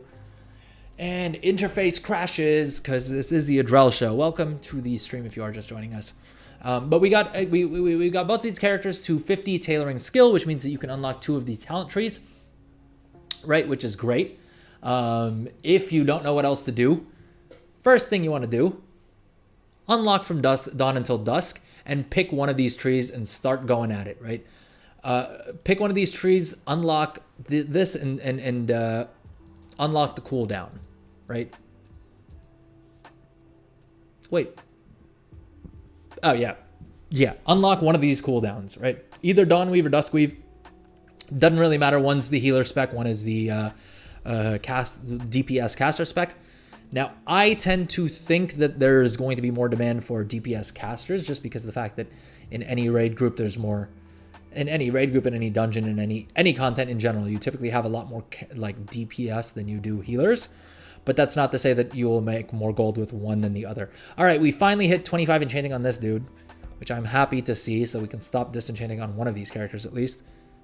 Oh, and on this one too. All right, so we didn't need that last disenchant, but we got it anyway. So, however bad your RNG is, right, it didn't cost us more than $1,000 to get enchanting to level 25 skill, which will also result in you unlocking your first talent tree. Now, with that said, the first specialization we want to unlock is ephemerals, enrichments, and equipment. I will come to why, but I'm getting KG being in Dornigal for this long. So we are now going to fly around and pick up all of our knowledge point treasures, as well as we're going to run some quick one-time quests and potentially a world quest or two in order to unlock our in order to farm up some cash. I don't think either of these characters have any cash, right? Oh, this chick already has her cash. So this chick's gonna have a bit of an easier time because I already farmed some cash on this. Oh, dang it. Okay, that kind of means it's going to be a little bit less efficient because of the fact that she's already done some of the quests for the cash, so I can't do it on two characters at the same time, which was something that I wanted to do on the stream, but I'm honestly not too upset about because farming cash isn't the most interesting thing in the world. So on paper, we need on each character we need something like 11. Let me do the math. 565 times 2 is 1130. We need 1,130 cash on each character to buy both of the knowledge point books that give us 10 knowledge points each, right? That's the Web Sparkles Pretty and Powerful book for enchanting, and that's a wrap book, I guess, for tailoring. Yeah. So we need a total of 1,130 cash on each of these characters, and we'll take a little stroll and see if we can get that done. Oh yeah, and we also need to complete the enchanting weekly quest, which is 20 storm dust. Not cheap. Not cheap. What storm dust going for? Like 160 gold right now? Yeah, that's 3,200 gold for 2 knowledge points and 10 artisan's acuity. That is expensive, right? I have plenty of gold to spare, so I'm more than willing to spend that. But if you are strapped for gold, I mean, definitely think about it. You know what I'm saying? Definitely pick up this recipe though, because for 78 silver, I mean, that's a first craft bonus, that's artisan's acuity, and potentially some skill as well. And we have 410 artisan's acuity on both of these characters, which is enough to pick up 1.5 tools or I mean, by the end of this whole thing, we should have enough. We'll see exactly how much artisan's acuity we have. Oh, I should be doing this as well. I should be doing the theater in 8 minutes. All right, the other thing I need to do is I need to pull up the Wowhead knowledge point treasure location. Got the tab open already. Let's swap over there. And the nice thing about this week aura is that if you just click on each of these, it'll tell you, it'll add a TomTom point for where to pick it up, right? That said, I prefer having them all in my in TomTom on at least one of the characters, so that I can just figure out where I need to go next. And I'm gonna exclude the Dornigal one because we already picked those up earlier in the stream. So rewind if you want to know, if you want to see that. Welcome to the stream. I see we have a bunch more people joining us. What's up? Is everyone lurking? Does anyone want to come say hello in chat? If not, it's fine. Hey, as long as you guys are enjoying yourselves, that's all I care about. And hopefully learning something that'll help you guys make some gold. Because Lord knows I've been doing pretty decent considering how little effort I've put into gold making, how much time I've spent just having fun with the game and the new expansion and all of the fun new stuff that's going on. I'm not upset at all at the amount of gold that I've been bringing in. Let me put it this way: I've been at least paying for all of the very expensive professional leveling I've been doing, and netting some more gold on top of that as well, which is hardly something to complain about, right? I was talking earlier on stream that I'm low-key I wouldn't say upset, but I'm kind of the opinion that I'm not spending nearly enough gold. which may sound like a crazy thing, right, to a lot of people. But the reason I say that is because of the fact that this is the time to invest, right? If not now, then when? I thought we picked up the epics. Anyways, we're doing this on 2 characters at the same time because flying around and looting treasures is just going to be more efficient on 2 characters. I think that's probably self-explanatory. Probably didn't need to explain that, but yeah, honestly, this is super. If you have enough gold, the second account will more than pay for itself. Not just for fun things like this, like being able to do twice as many, to level up 2 professions on 2 characters at once. That's not the only reason why. The main reason I would say to get it is so that you can, if you don't need to necessarily pick up the War Within on both characters. I have 30 million gold. I don't want to harp on that point too much. But so it means nothing to me to spend enough gold to pick up the War Within on 2 accounts, right? Like it's a negligible amount. And to pay 2 subs through gold. Now I don't do that, I'll be honest with you. I do just pay for the 2 subs because I'm a moron. But yeah, you can entirely do this by just paying for 1 subscription and paying for the 2nd sub in gold. Heck, you can even pay for War Within in that situation as well. This is the first expansion ever that I've bothered to get the new expansion on the 2nd account. By and large, for every expansion until now, I have only had the latest expansion on 1 account, and the 2nd account has just been parked in Orgrimmar. You can do Stormwind if you're an Alliance player, right? If that's how you roll, you can do it in Stormwind or Ironforge. I think maybe even a little bit better. Anyway, pick a capital city, and that way I just mail everything to characters on that account, and I can go about my day on my main account, and I can be reposting auctions on the secondary account. So if you are serious about gold making, once you start to have some profits, I would strongly recommend picking up a 2nd account, even if you don't get War Within on it like this, because this isn't really fun for everyone. I know a lot of people don't like it. I'm also worried that someone's going to report me because I know people don't like multi-boxes by and large, but I mean, please don't. I'm doing this for your enjoyment. I'm not taking this to the extreme, right? There's a lot of people who are playing like 9 characters at once. Which is too crazy for me. Even just doing this kind of stuff, just flying around looting treasures on 2 characters at once and having them side by side like this, I don't particularly enjoy. I mean, it's kind of cool having twice the amount of rewards for doing this. Ooh, that's not good. That's not good. The thing that I'm saying is not good is that I'm going to use this little portal. So if you don't know, well, if you don't know, now you know, that there's a portal to Ringing Deeps from over here. So you don't need to go through that long tunnel. Once you've completed the campaign on 1 character, if you head over to the exit point of this portal in the Ringing Deeps, there's a quest that you can pick up that's started by an item called the Rusty Lever, and there's a matching one of these. Let's port down in here. The reason I was saying it's not good is because at level 72 I can learn the teleport to Dornogal spell, which I really need because this is one of my banker characters, and so their hearth is set in Orgrimmar.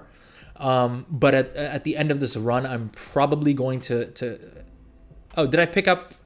Never mind. They're both set to Orgrimmar because I forgot to set my Hearthstone on my Demon Hunter. But basically, you'll come over here in the Ringing Deeps. Let's full screen this situation, right? You'll come over here, right here in the Ringing Deeps, next to the Waterworks, just due east. And basically, if you've completed the campaign on this character, this lever right here will give you a quest that you will complete. It's pretty simple. You just take out some slimes, and then you unlock this teleport between the Isle of Dorn and the Ringing Deeps, so you don't have to fly through that annoying little tunnel, or big tunnel rather. Oh, whoa. Dude, I hadn't thought about this, but I could technically play both of my characters, one above the other. I mean, look at how warped that looks, though. Look at how weird this looks. Jeez, it's like...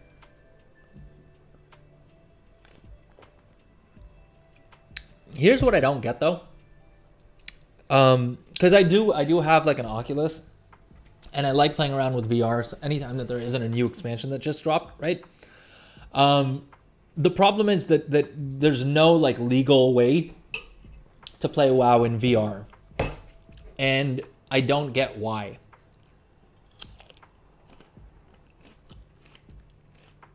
Though I suppose with Blizzard getting acquired by Microsoft, they're probably not going to be releasing VR World of Warcraft anytime soon for the Quest. They'll probably do Microsoft's shared reality or whatever the heck it's called, mixed reality, mixed virtual reality, or whatever Microsoft calls their thing. But hopefully one day we can play WoW in VR, and I know my wife dreads that day. She already feels I spend too much time playing this stupid game. All right, we're going to try and stay focused and just loot these knowledge treasures. And not get too distracted by everything else. Now, I think the route we're going to go is we are going to pick up any of the treasures that are in the south side of the Ringing Deeps. Then we'll fly back up here, pick up these, head into Halifal, pick up the 4 treasures that we need here, and then we're going to finally make our way to Azj-Kahet. Then we will farm up. Right, we'll farm up all of the different Kej that we need for these characters. Then we'll head to the City of Threads, pick up the book, port back to frickin' Dornogal, and finish up our process there. All right, so let's hit the road, folks. Let's hit the road. Now, I don't like that TomTom hasn't updated to the closest treasure. Rampaging Blight. Is that a rare that I need? Oh, I guess I've done the achievement, but I don't know if it's going to give me... Oh, it looks like someone else has pulled it already, so I might as well tag him. Right, we'll get some bonus experience at the very least.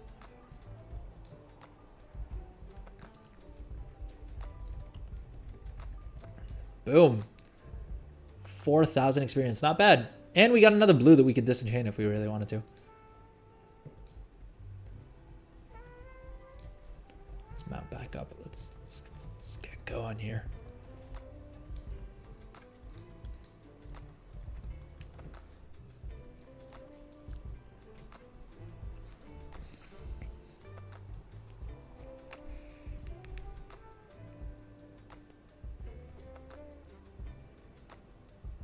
Abandoned tools. When did we pick up? Is this a world quest? Oh, this is a world quest. I suppose we could do it for our no, we're getting distracted again. All right, we're not doing world quests right now.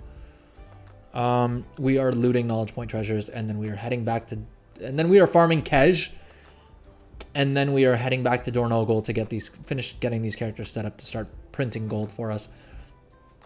The only thing we will stop for is this the Kaja Cola machine. Completely bungled the pronunciation of that. I don't even know why. But we will stop for that because that's basically a treasure that gives you a warband bound 34 slot bag. And Lord knows we always need more bag space. I did kit out most of these characters. Most of my characters have 34 slot bags already because I crafted a whole bunch of them at the end of Dragonflight for all of my remix alts. But hey, more 34 slot bags is never something for me to turn down, and it's literally costs you 28 silver or 20 silver if you do it right. If it's bugged out like it was for us yesterday, then you may end up spending a little bit more. But hey, even you know what? For a 34 slot bag, I would be willing to spend as much as 40 silver, right? Big baller, big baller, big baller. All right, now. Is the treasure in here? Yeah, the treasure's in here. Enchanting dust, rather. I think we pulled something. All right, let's button mash. Let's button mash until the mob dies. That's how I play classes I'm unfamiliar with, by the way, is I just button mash things until the mob falls over. It's worked so far at level 70 to 74. Admittedly, I haven't gotten any of my alts past level 72 yet, so that That may start to wear off in efficiency. The button mashing strategy. Although, hey, to be fair, I got all these characters to level 70 just by button matching. Or by playing Remix. Which means I didn't press any buttons on them. But no, both of these characters I've leveled up the old-fashioned way, right? So I've earned my keep on these two. Admittedly, mainly through the launch events for Dragonflight and the War Within, and maybe one or two of the other expansions. But, hey, it still counts, all right? Yeah, we're not farming up an ore deposit. Come on now, get real here. Oh, okay, we're done with those treasures. There's actually, it's actually, you can pick up these treasures pretty quick if you're not doing something like mining or herbalism, where like every 4 steps there's another herb or ore node that you're trying to loot, and then pulling mobs and all of that. Because that's what went wrong for me yesterday. Is I tried to fly around looting all of the blacksmithing and mining treasures, and it took me like 3 hours because I kept getting distracted by ores and then mobs, and then I had a whole spell where I was just chain dying. Because after 20 years of playing this game, I still continue to find new ways to die. Which is almost impressive. Almost. Mind you, I didn't say impressive. I said it's almost impressive. Which isn't the same thing. Which is just not the same. It's just not the same thing. And now these are maybe the 5th and 6th characters that I'm doing the knowledge treasures on, and it seems like they follow a pretty predictable pattern, right? There's one in Dornogold, there's one out in the Isle of Dorn, there's one generally in the inn here, right? You gotta go deep within the inn, and then there's most professions seem to have at least one knowledge point treasure in the inn.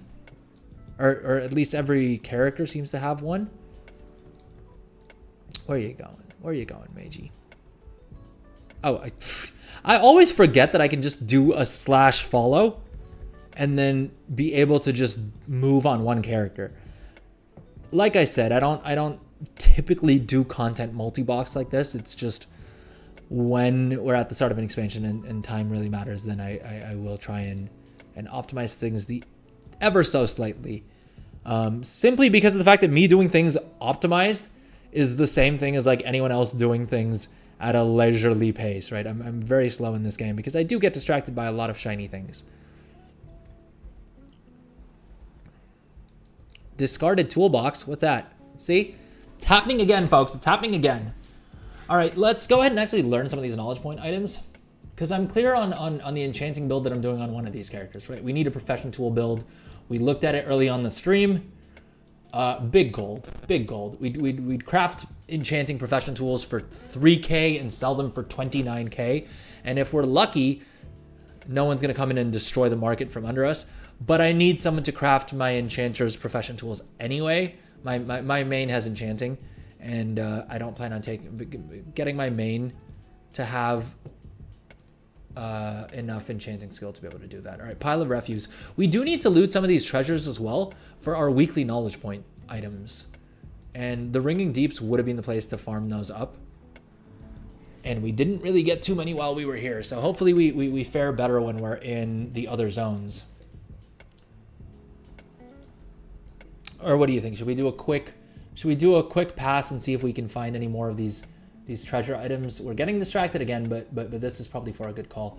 Discarded toolbox. Where is that? And is this a one-time treasure, or can this drop my knowledge points for me? We got a level 74 trinket. All right, so I guess that is a one-time treasure. Oh well. Did we get any experience for that? We got some engineering mats, and we can always use more engineering mats because Lord knows I'm crafting a bunch of freaking engineering tools.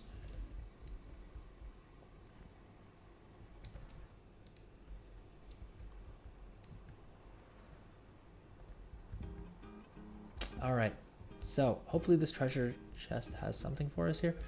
Boom, and hopefully it doesn't despawn by the time we get over to it, because that seems to happen a decent bit to me. Crystalline repository. Boom. Okay, we got one of our enchanting knowledge point items. So there's that. Because these do drop weekly.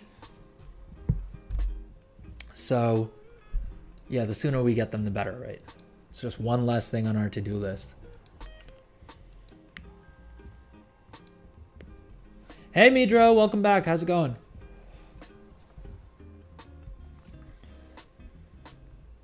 Yeah, we'll be doing at least another hour, I think, right?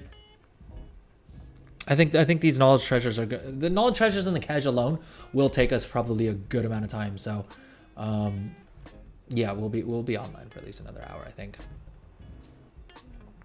What's up, Midro? How's it going? Welcome to the stream. How's it going? Are you making gold? All right, wait. I need to ban this dark blue person. Probably shouldn't be shouting out their name. No, so there actually aren't the only profession weeklies for most crafting professions at least are just the crafting order profession quest. This one, right, that requires you to do 2 or 3 tailoring orders, the crafting orders, depending on your profession. Thankfully, it's a little bit easier because you have the patron crafting order system. But basically on today's stream, we're trying to level up 2 of my alts at the same time in tailoring and enchanting. So we got to 51 tailoring, and that cost us about 15,000 gold in upfront capital. And if we sold everything, it would have only cost us about 6,000 gold to get to 51 tailoring, which is more than enough to unlock your cloth cooldowns, which in and of itself you'll make more than 6 grand off of that for sure. Heck, you'll make more than 15 grand off of that, right? If you use up your concentration on these cloth cooldowns, you'll be able to pay that off in no time. The other thing that's nice if you're just planning on farming on this character is that you can also unlock the textile treasures tree, which will increase your drop rates for cloth, as well as give you a chance to find weaver cloth bolts. So yeah, 50 tailoring skill points is pretty easy to get to. We started with enchanting as well. We disenchanted all the items that we crafted with tailoring, and then we had to buy a couple more off the auction house to get the 25 enchanting. The reason I wanted to get the 25 enchanting is so that when we're flying around and gathering the one-time profession treasures, we can also loot the new versions of the dirt piles, right? Like each zone has a couple of chests like that are a replacement for the expedition satchels and the dirt piles. Thankfully, we don't need to have a shovel in our bags this time, because Lord knows that was a pain in the ass. But yeah, basically once you have 25 skill, you'll get 2 knowledge points from there. And yeah, the only crafting profession that has another quest that does well, because they don't have a work order quest, is enchanting, where basically you just turn in this week's quest. You turn in 20 storm dust. We did it a little bit earlier on stream. You turn in 20 storm dust, which is not cheap, right? At current market values, that's like 3,500 gold worth of storm dust. But you get your 2 knowledge points from there. For all the other professions, it's just the crafting order quest. And again, you can do that with the patron crafting orders if you're lucky with RNG. We leveled up both of these characters at the exact same time, right? The exact same skills, the exact same crafts and everything. And one of them had 2 patron work orders.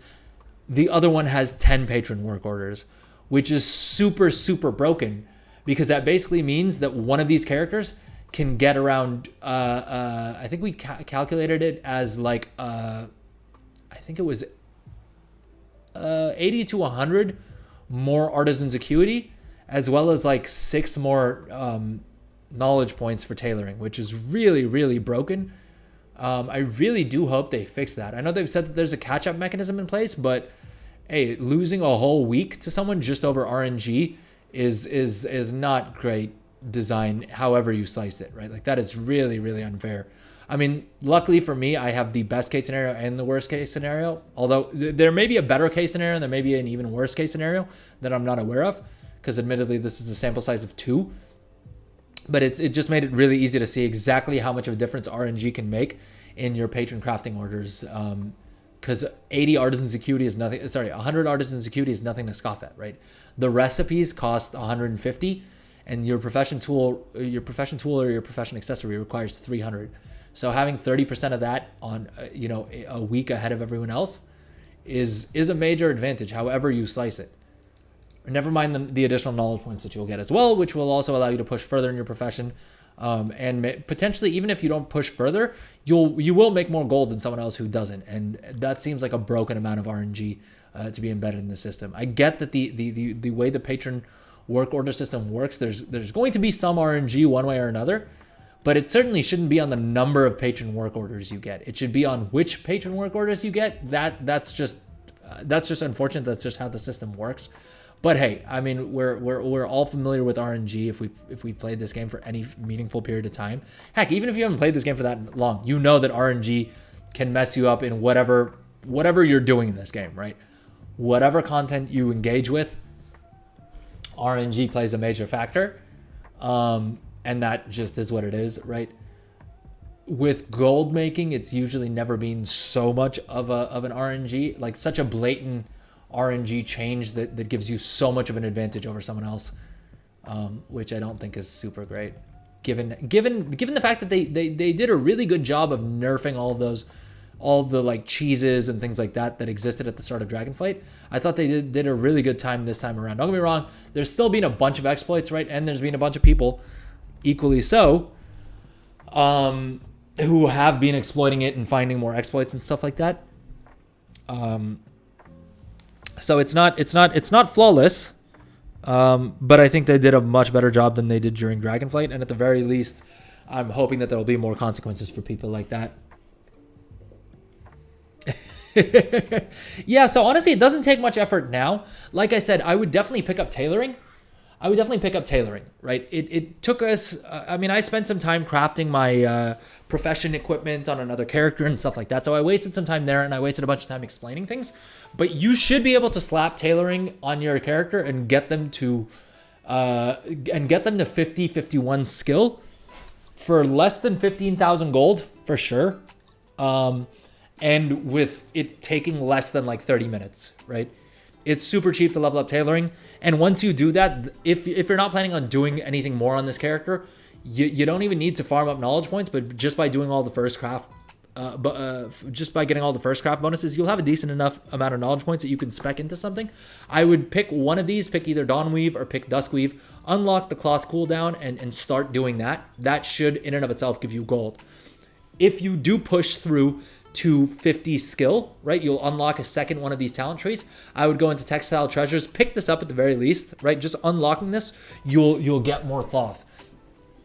Picking up tailoring in general, even if you don't do anything on it, is a good call because of the fact that cloth will only drop for tailors. So all the content that you're doing anyway, whether you're leveling, whether you're doing delves, whether you're doing dungeons, whether you're doing raids eventually, or whatever else, if maybe you're just doing world quests and world content, having tailoring is the move. Because cloth only drops for tailors, so it's literally the easiest way to make more gold, whatever you're doing. And like I'm saying, even if you don't want to do the cooldowns, then just dump points into Textile Treasures, and while you're doing your regular content, you'll loot a bunch of cloth, and each of these nodes give you more and more chance to have cloth drop. Plus, the base tree itself will give you another 30% cloth buff alone. So yeah, I would definitely do that. And then beyond that, I mean, it's up to you. You can pick up enchanting if you want. It's enchanting. It cost us less than 1,000 gold to get to about 25 enchanting skill points, at which point, similarly, you can go into the designated disenchanter spec and just start dumping points in here and pick one of these, right, depending on what content you're doing. Yeah, and start disenchanting. Which shuffle are you talking about? Because there's a handful of different shuffles, and I've heard conflicting things. Because I've seen a lot of content creators creating a lot of content, surprise, surprise, about different shuffles. Sorry, I just realized my webcam's been off this whole time. Yeah, I forgot to switch it back on when we came back from break. Yeah, it depends. There's a bunch of shuffles out there. Some of them worth it, some of them are not. I haven't really messed around too much with shuffles. Oh, the full profession shuffle? No. I look, at this stage, I would say a strong no. At the start of the expansion, potentially, but even then, it was a super degen, right? It was super degen. B, it was very, very expensive. Mantheus, who's another content creator, did it on stream, and he had barely gotten through like 2 or 3 professions, and I think he had spent something like 5 million gold. Now, of course, if you're going to no life it and you're going to spend a bunch of time and stuff like that, you can probably make that 5 million gold back. But I don't think it's enough of an advantage. Like, it doesn't give you enough of an advantage to get that far ahead. So I would not recommend doing it, right? The time to do it, if first of all, if you're hearing about it now, it's too late for you to do it for it to make sense in any case. The time to do it was like if you spend all of your time researching on beta, right? Like you ran through it a couple times on beta to figure out exactly what you needed to do, what the breakpoints are, what the different things are and stuff like that. But again, it's literally, you will spend millions of gold and tons of hours, right? And the other thing is to be fully optimal about it, you technically need to shuffle. You need to go through all of the professions every single week to get all of the artisans acuity possible. That's the main reason you would do the shuffle, is to get more artisans acuity. The easiest way to do sort of the shuffle light, which is what I'm doing, and you can do that for about 20,000 gold, is on any character you're planning on putting professions on, pick up enchanting, right? Pick up enchanting, disenchant things, buy cheap blues that everyone else is crafting to level up their professions. You can get them for under 50 gold on dang near any server. If not, create an alt on a high pop server, use the warbank to transfer gold to them and transfer the enchanting, the crafted goods back, right? Get to 25 enchanting, and then what you're gonna do is you just need to loot. You just need 5 knowledge points, and you can actually pick those all up on the Isle of Dorn itself. Either do some of the enchants do some first craft bonuses, or otherwise you can literally there's a silver Dornagle rod right next to the crafting order NPC. Pick that up. That'll give you 3 knowledge points. Do the first craft bonuses that you pick up right off the trainer, right? Glimmering haste and glimmering critical strike, right? Those will cost you barely anything. I mean, I say barely anything. Those will cost you like 1,000 gold, and then you can put all 5 points into ephemerals, enrichments, and equipment. Now, the reason we're going to do that is that once you put 5 points in here, you'll be able to learn a sub-specialization, and you will pick the Deceptive Decorations one, which I know sounds a little bit ridiculous, but the reason we're doing that is because this will teach you 6 recipes that will all give you first craft bonuses plus artisan's acuity, right? And you'll learn 6 off of the first node. You'll learn 6 off of the second node, right? And so that will already, you've made 2 knowledge points. Plus you've gotten, 6 times 5 is, you've gotten another 30 artisan's acuity. No, sorry, 12. So you've got 60 artisan's acuity from there as well. But basically you will go all the way until you're 20 points in here. Do not go past 20. You don't get any more recipes here. But basically at this point, you will have 110 artisan's acuity. You'll have, 22 knowledge points in enchanting, right? You'll have a total of 7 because you'll have spent a bunch of those on here as well. But you'll have more enchanting knowledge points than you spent. And 110 artisan's acuity, which is more than enough to be an advantage in and of itself. And that whole process should take you less than 30 minutes if you're doing things efficiently. The other reason to do that is because also you need these deceptive decoration recipes, right? These gleeful glamours are what you're going to get in your crafting orders. And so then you can just do you can do a bunch of enchanting patron craft orders for even more artisan's acuity and knowledge points that will give you more artisan's acuity as well. That's the only level of profession shuffle I would recommend doing. The other way that people are doing it is with things like engineering or alchemy, but those are entirely dependent on RNG for figuring out which recipes you get, and can be a complete crapshoot and are very expensive, right? They're very expensive professions to learn, to train up. There is one with inscription as well. I didn't even try to shuffle that. I was just trying to level up inscription so that my scribe could create the knowledge point books for my other characters. And dude, I spent like 100,000 gold, well over 100,000 gold, and I was damn near losing my mind. Like, I was so annoyed because it was such a pain in the butt. I can only imagine having to do that on either multiple characters or on having to do that every week. it just would not be a good time. I would lose my sanity. I guess you'd have an easier time in subsequent weeks because you've already spent the knowledge points, so you don't need to go back and forth, right? Once you unlock the thing. Although, for enchanting, you would have an easier time. Partially. Because you would just pick up the profession and then you should be able to do the knowledge. You should be able to do the patron work orders. You just have to get to 25 skills. So, yeah. So in order to have the treasures drop, so you'd still have to grind that out. It's painful because of the fact that it's very expensive. Herbs are not cheap, at least in North America. On North American realms, the herbs are super expensive. And so I was just kind of like, okay, spending 80,000 gold on herbs. This is a good time. That and also a bunch of the items that you need are really, really expensive to craft. So if you're trying to do all of your first craft bonuses and stuff like that, it's a little painful.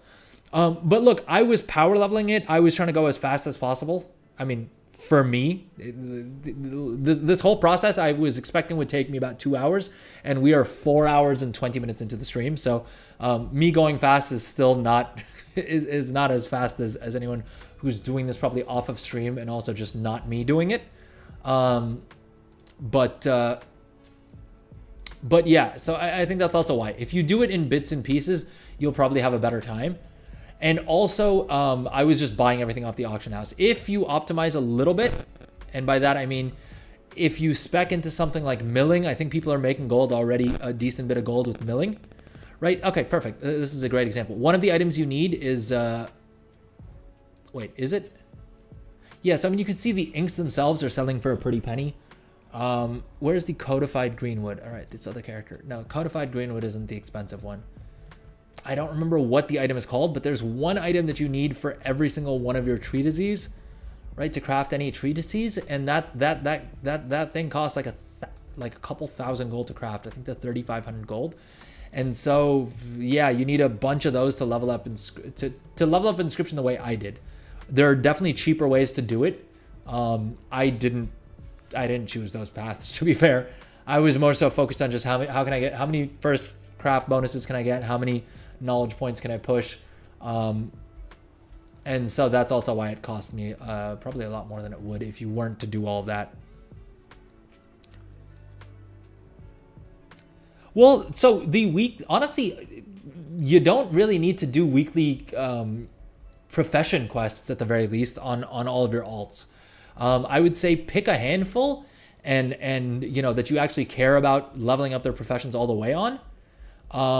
But for the bulk of your alts, if you're relying on concentration anyway, you don't really need to put that much effort into them. You just need to get to the point that they can guarantee that they can craft something at rank 2, and then concentration will fill in the gaps.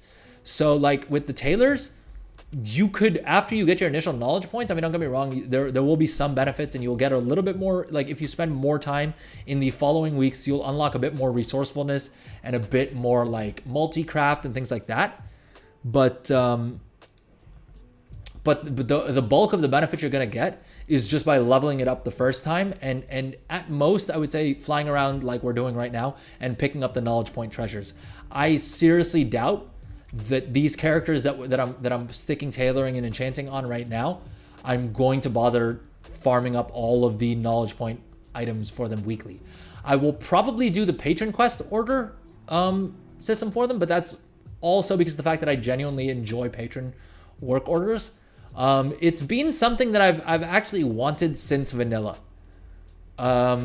which I actually just realized that this is actually the exact system that I wanted since vanilla. I don't remember which MMO it was. I think it was, I want to say it was either Lord of the Rings Online or what's the other one that came out? There was Lord of the Rings Online, but I don't think that was the one I'm thinking of. There was another MMO that came out a couple of years ago. I'm blanking hard on the name, that had exactly patron craft orders. It was a different system, but basically NPCs, you know, each week would ask you to craft different items for them. And I really like the RP of that. I really like the idea of it. And I actually just remembered how badly I literally was going to play that MMO just so that I could engage with that system. Like that's how cool it seemed to me. I completely forgot about that. But yeah, so I will probably do the patron work orders on them. I'll probably keep up to date on those. And I will probably, as a result, I'll also do the weekly crafting order quest. Because that I was doing in Dragonflight as well by just sending crafting orders from my alts to whichever character that I needed to complete that quest on, right? Because those are super easy. You can get them done in like 10 minutes per character per week. And even that, it wasn't like I was doing them every single week. It was just whenever I was in the mood, I would hop on a character, get them done, and, you know, unlock some more knowledge points, unlock some more crafting stats, maybe unlock a new recipe or two, and just kind of have fun with it that way. And I made a boatload of gold during Dragonflight just doing it that casually. The War Within is even more stacked for someone playing like that, because of the fact that you don't even need to do any of that. You can just log in once every 3 or 4 days, complete your use up your concentration, and that's it, right? You will still print gold until the end of the expansion on that character. Sorry, maybe not print gold, but you will make a serious amount of gold just by using up their artisan's acuity week in, week out, or using up their concentration rather. And then it's really up to you how much more time you want to sink in. But there definitely are going to be what I would consider diminishing returns. Like spending 6 hours on a character is definitely going to reward you less than if you just spend 1 hour on 6 different characters. And even then, even that's a jacked up number, right? It's more like if you spent that same 6 hours spending 15 minutes on 36 different characters. At that point, it's just, if you have 36 characters, the cognitive load of figuring out what character you're on, what you need to do, whether they have the right mats and all that is going to be more, which is when it'll get more annoying. But let's say you have 3 hours a week that you're willing to dedicate to professions. If you can do that across 6 characters, that's what I would do. Yeah, you can definitely skip the treatises. If they're a few thousand gold per. I mean, if you're strapped for cash, I definitely wouldn't bother doing them. I would because there's also a knowledge point catch up system. So if you don't do your treaties this week, right, you'll just have an extra crafting order next week. Now, of course, you are leaving it to RNG, because the NPC crafting order system, like I said, the patron crafting order system is kind of a crapshoot, right? These 2 characters, I leveled up Tailoring and Enchanting on them at the exact same time. And one of them has 10 patron craft orders and the other one has 2, right? And that is insanely broken. I say this as someone who primarily plays this game for the profession system alone at this stage. I mean, I also collect mounts and I also do enjoy playing the game from time to time, but I mainly play it for the professions because I just enjoy that the most. And so I stand to benefit the most from the fact that RNG is kind of broken for this. And I'm still not a fan of the idea. I still think that they need to fix that. Yeah, but you don't need to do it on all of your alts unless you absolutely want to. I would definitely save the gold and just do it next week. Is this a week aura? Hey, Riddick. Welcome, Riddick San. Welcome to the stream. How's it going? Yeah, that is a week aura for the knowledge points. It's great. I cannot recommend this one enough. Basically, it at the top here, it shows you how many more weekly knowledge points you have left to gather. And on the right, it shows you the one-time, like, unrepeatable, I guess. And the other nice thing is if you click on these, it'll actually show you, it'll add a TomTom pinpoint to where you can loot them, which is also amazing. Yeah, let me drop a link to it. I put it on the stream the other day. It's called Muse Knowledge Point Tracker, this one. And they've just done an amazing job with it. I cannot recommend it highly enough. Yep, here you go. And while we're on the topic of add-ons and weak auras and things for knowledge points, the other add-on that you're going to want to grab is called Weekly. This is an actual add-on. It's called Weekly Knowledge. And this is also really powerful because it's basically allows you to see across all of your other characters as well. So we can see here just at a glance that I've already done the treatises for this week on these characters, but all of these characters still need to get their treatises. All of these characters need to do their Artisans Consortium work order quests. These ones need to loot all of their treasures, gathering, trainer, right? The trainer quests that you have. It just tells you which of them you've done, as well as it tells you how much total knowledge you have on each. Which if you are doing any alt army stuff, or if you just have, heck, if you have 2 characters, even if you have 1 character, realistically, this is probably useful. But yeah, this add-on is called Weekly Knowledge. Let me know if you need me to drop a link to this as well. People are setting up alt armies for cooldowns already. Yeah, I mean, look, there's a lot of people doing it. I honestly expected that we would see a lot more of an impact on it already. Because I mean, I have 35 level 70 characters, level 70 or above characters, right? All of which I plan on smacking professions on, which is a total of 70 profession slots. I basically have 70 Khazalgar profession slots available to me. And it's just a time thing, right? How many ever alts you have? We had Goldson on the stream earlier, right? He's playing 16 hours a day. He has some ridiculous amount of alts. It's just not that easy, and it's just not that entertaining to sit and level up professions on all of them, right? I had early access. These are the first, like, I only doubled up on professions. The first time that I had any profession that I had on more than one character was yesterday. Just because of the fact that I didn't, it was it was expensive, but that wasn't the reason why. I was just having too much fun playing the actual game. So the alt armies, until now at least, haven't been a major factor. I think probably by the time the season starts, a lot more people will have their alt armies up and running. But even then, I mean, you got to think of the ratio, right? Is it 1 in 5 players that has an alt army? Is it 1 in 10 players that has an alt army? Is it 1 in 20 players, right? Like at a certain point, the demand is always going to outstrip it, because with the alt army as well, for every one player that has an alt army to simply to make gold off of, right? You're going to have other players who have an alt army to do more PvP on, to do more mythic dungeons on, to do more delves, to do whatever on, and they're going to be buying things for all those other alts as well, right? So overall, it's very difficult to say at this point. I'm not going to try and say anything super definitively, but I don't think the alt armies are going to be as much of an issue in terms of, I don't think they're going to impact profitability to the point that it's you're not able to compete. And the other thing is that the concentration system just is amazing in that way. And that's one of the reasons why I'm a big fan of the concentration system, because let's say you're someone like me who spends a lot of time on professions. Well, you'll have more skill, and so I'll have a cheaper cost, or rather, I'll be able to guarantee more items at higher quality, but I'll still need to use more expensive mats. So my crafting cost per item is going to be higher than yours, because what you will be able to do is let's say you hop on for a day, right? Like you hop onto this character for like 15 minutes, right? Once you've leveled up, let's take tailoring as an example, right? So you spent half an hour or like. Oh, thank you, Rudik. That's really sweet of you to say. I'm glad it's helpful. But let's say let's pick an item here, right? The Daybreak Spell Thread. This isn't a recipe that you need to pick up off the trainer or anything like that, right? All you need to do is spend some knowledge points into one of these specializations, all right? And this add-on right here, this super. Let me. Excuse me. Let me tidy up my screen a bit here. This add-on right here is called Craft Sim.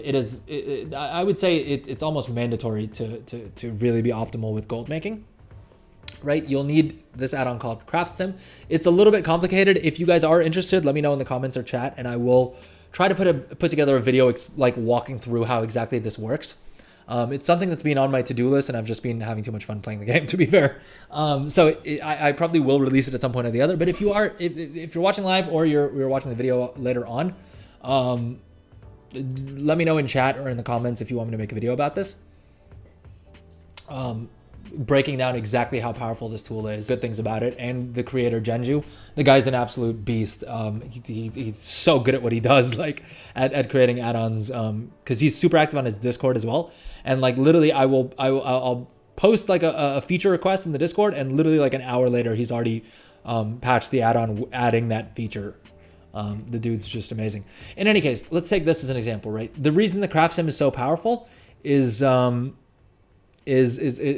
you can simulate all this stuff before you actually spend your knowledge points and realize that something isn't going to work. Since you can't refund your knowledge points, it's super critical to do this. I don't spend a single knowledge point really without first consulting Craft Sim and simulating this stuff out, right? One second, I'll come back to this in a second. You've got 5 with professions. Very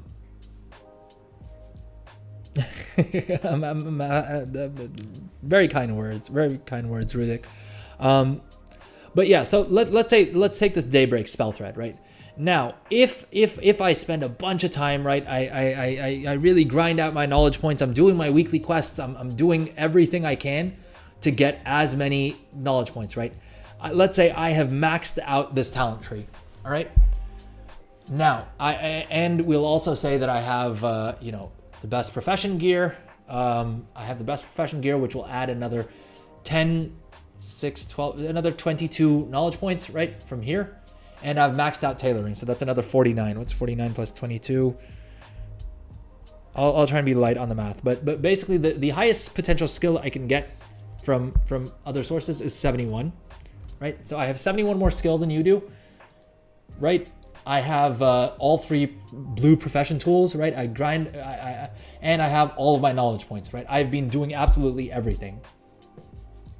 You can see here, right? Regardless of what tools I use, the only way I can guarantee a rank 3 spell thread, a rank 3 Daybreak spell thread. Oh God, the prices on these have taken a nosedive. 10,000 gold for this is ridiculous. But in any case, my crafting cost is going to be 29,864 gold, which means even after all that effort, right? The only way I can craft a rank, the only way I can craft a rank 3 thread in bulk is at a cost of 29,000 gold, which according to this would mean that I'm going to lose 29,000. Lose 19,000 gold on it, right? Now let's undo all this, right? We have right. We don't have our profession tools. We just have, this is all we're doing. All right, and let's say that you picked up your knowledge treasures, you did whatever. Honestly, let's not even look at that. Let's look at not even without a build, right? We can already guarantee these at rank 2 by using slightly cheaper materials. We will then use concentration. Actually, sorry, never mind. Let me. I'm getting ahead of myself. All right, let's say you very casually ground out your knowledge points. You may have picked up the knowledge point book for Kej. You have about 60 to 70, maybe 60 to 70 knowledge points that you've farmed up, right? You put them into Dawnweave tailoring so that you have your tailoring cooldowns. You put them into spell threads, let's say, right? Let's go with a very rough build like this. And now you can see that you are able to actually craft this, once every, using 470 concentration, you'll be able to guarantee this at rank 3 at a crafting cost of 11,000 gold, at which point you can sell this profitably, right? So yeah, I can't compete with this. The only way I can compete with this is having more and more alts, but it's not really something scalable, right? And even so, each alt is only going to be able to do this once every 3 days. So how many alts am I going to have? How much, like at a certain point, right? How easy is it going to be for me to maintain a whole bunch of alts versus you can hop on, right? Twice a week without thinking about it. You can fairly easily guarantee yourself a 9,000 gold profit here. And then gradually, as you improve things, let's say you get a better tool, right? You start using a multi-craft tool instead, right? You can then turn an even better profit. Wait, why is this glitching out? Because we removed the knowledge points here, right?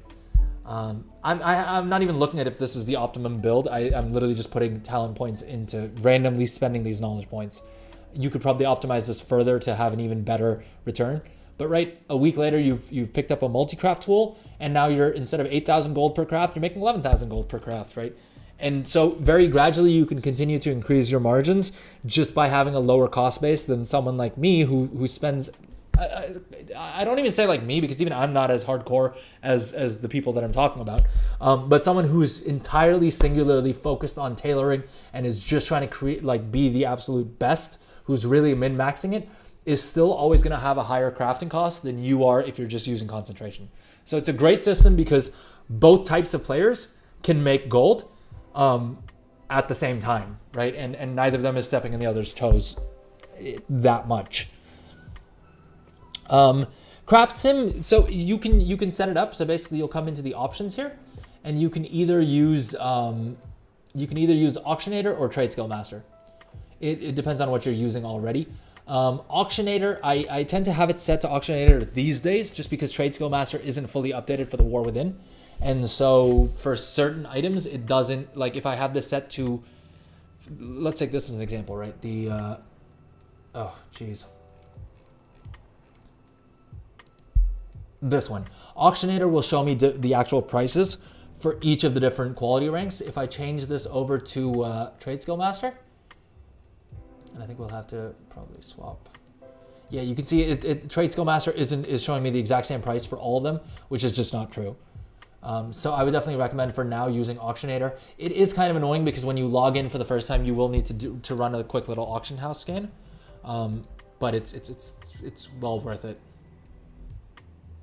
All right, this entire thing has taken way longer than I thought it would, just because of the fact that I'm going on too many tangents and things like that. But hey, if this is helping, if this helps you guys, that's all I care about, right? Like, I could give a dang if it takes me longer to get this done. Lord knows I spent hours on this yesterday for blacksmithing, so we're still making pretty decent time. All right, I'm going to take a quick little break because I need to go pee real quick, to be honest with you. And I will be right back, and then we'll continue finishing this out, and we'll go look over some of the builds that we'll do on this character. For enchanting, as we saw earlier in the stream, we're going to go with an enchanting tool build on one of the characters. For tailoring, we're probably going to, I think we're going to do some concentration builds. I don't have any characters right now that are set up as concentration builds. But I do want to show you guys the potential of these alt armies and what to do with all of your remix alts. And for that, I think a concentration build for tailoring at the very least is a good call. We'll definitely do some, from dawn until dusk, we'll do some cooldown trends as well, because from what I've seen, the cooldown clots are still selling at a profit, right? This is what I mean that, right, without spending a single knowledge point, just by getting to 50 skill, which costs us less than 15 grand, we can now craft 10 of these clots, every 3.5 days at 1,800 gold profit, right? So just by spending 15 grand, right? If we spend these knowledge points, we'll unlock one of these 2 cooldowns, and that will already pay for itself 3 days from now, right? You can just unlock this node, log off, and come back to this character 3 days later, and you'll have all of your charges available, and you'll be able to make back all the gold that you spent on leveling tailoring in the first place. So yeah, this is a bit of a no-brainer. It's just, if you don't know what else to do with a character, spend 15 minutes, throw tailoring on them, unlock the cooldowns, and just start doing the cooldowns on them. This is probably something that I should do actually as well. Again, as always, do as I say, not as I do, because these are only the second and third character that I'm putting tailoring on. Were I a smarter man, I would have already put tailoring on all of them during early access, because it is really cheap and really easy to get done as well. And you really don't need to invest that much time. If you want, you can fly around and do the knowledge point treasures and things like that. But you really don't need to start making gold from it. You can literally just sit in Dornagold, buy up a bunch of Weaver cloth. I think I have also put together, we were looking at this earlier on the stream, but I have started putting together a little bit of a spreadsheet that'll calculate exactly what your leveling costs are. Right, and for tailoring, I mean, our calculator here told us 11,500 gold. And this also automatically updates, by the way, from Trade Skill Master data. It'll automatically pull everything. But again, let me know in the comments or chat if you guys want me to actually polish up this spreadsheet and like share it with y'all. Because Lord knows, I built this for myself, but it's got quite a few handy little tools, right? It's got a tailoring unraveling thing. I've got an engineering scrap calculator to figure out where I can get my engineering scrap from the cheapest, and then also I'm planning on popping in the different leveling costs here. Depending on if I can find a good source of data, I may also throw in how much it costs to do all the first crafts, because Lord knows I need to know that for my alt army, which is why I started working on the sheet. But I would be happy to share this if y'all feel it would help you out. Let me know in the comments or chat. All right, I'm going to be on a quick break, and we'll be back in a couple of minutes.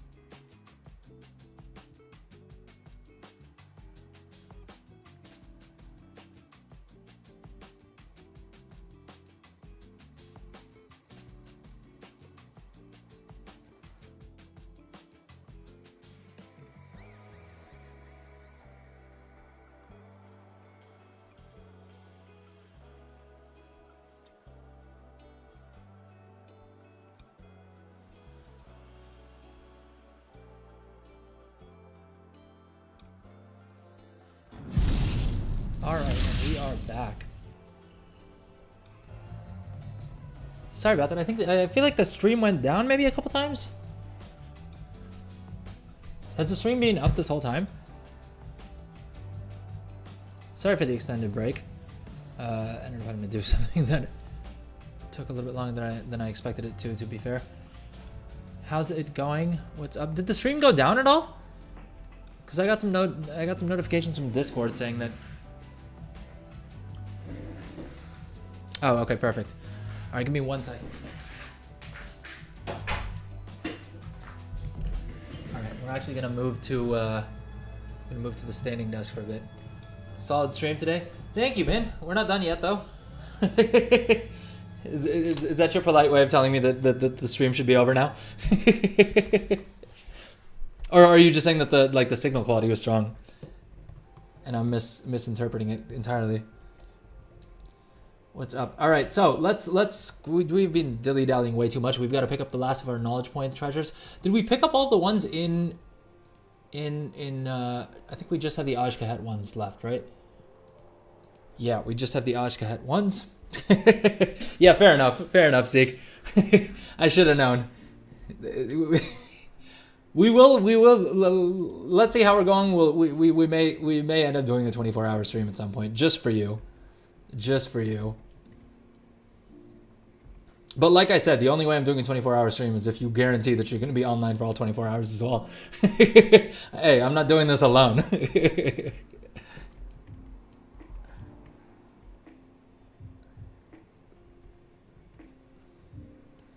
All right, let's head over to Ajkahet right now. And we need to do that. We have a couple of cash quests that we need to do. I'm not going to do all of them because of the fact that this character already has some of the cash that we need. Because we've already done some of these quests on some of these on one of these characters. Yeah, this character can't see that quest because of the fact that we've already done it on this character. So we'll probably just park her somewhere while we do it on the alt that hasn't done it yet. Lord knows questing multi-boxing is not a fun time. Has this... I think this dude may have... Oh, we just don't have warband wide quests checked. All right, let's see here. Yeah, this is the one. The second front. Let's knock that out real quick. We have 2 more treasures, and we have the cash knowledge books that we need to farm up. Or we need to farm up enough cash to buy the knowledge books, and then we can head back to Dornogal, finish off leveling enchanting, as well as actually put our builds to use.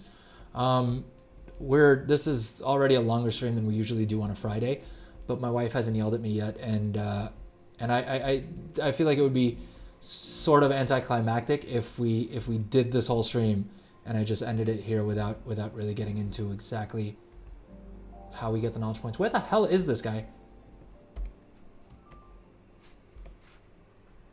The fuck? The second front. The quest giver's supposed to be here. Is it phased because of the stupid world quest? Oh, no, never mind. I'm just a moron. He's up here. All right, we gotta highlight the landing zone. So there's a total of 3 quests that I'm aware of that give you a whole bunch of cash really easily. And actually, before we do anything, let me go pick up the weekly quest for doing activities in Ajkahet. I don't think I've finished that on my main yet. Though I gotta say, I'm absolutely loving the fact that I can sort of do whatever on whichever character I'm on and not feel like I'm missing out on anything, right? Like, that is awesome. Oh, we're, ooh. Do you think that quest's gonna be shareable? Do you think I can pick it up on my mage and then share it with my demon hunter? But yeah, I do kind of love that I can do, whether it's a rare, whether it's a whatever it is, I can do it on whichever character and then still have the rewards on all of them, right? Like, that's awesome. That's awesome. Dude, where is this quest? The Eyes of the Weaver quest.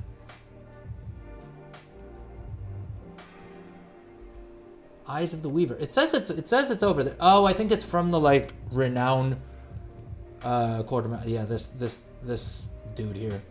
This crabby fellow over here. We need to see if I can share that quest. No, we don't need to buy it. We don't want to buy anything just yet. View pack choices. Yeah, I'm okay with that. Quest log. Ashkahat packed. What the fuck is this? MetaQuest. There we go. Oh, I can't share it. Okay, so I will need to fly this dude over, and then hopefully the rare is still up by the time we get back. Can I? All right. This is why if I'm multi-boxing, I should just take both characters every. Oh, there's a lot of rares up today. I don't know if we've already killed them for rep, but if not, it's a decent bit of rep. And these characters are only level 72, so the scaling should still be.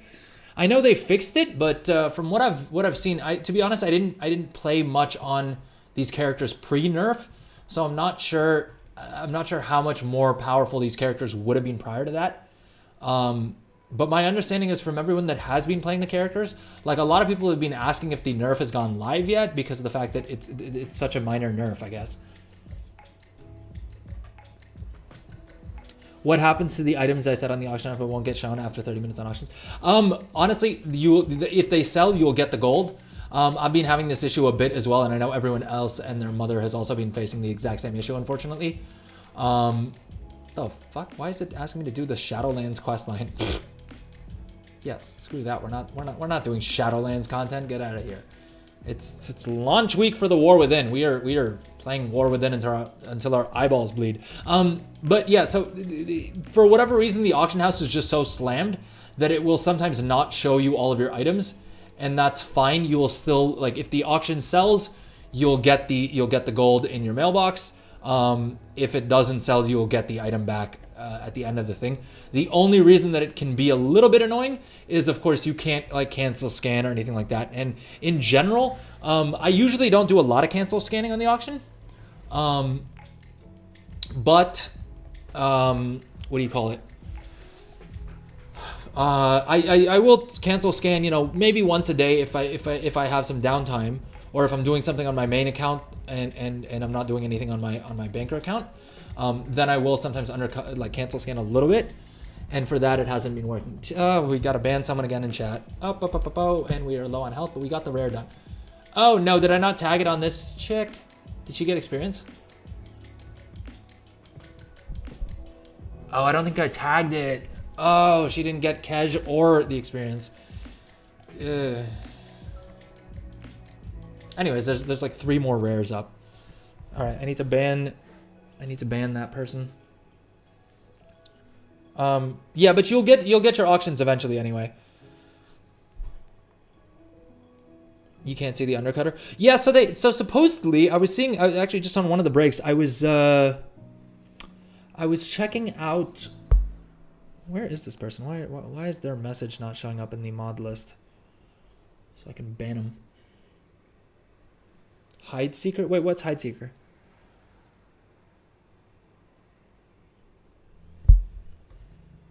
Is that spammer's message still showing up in chat?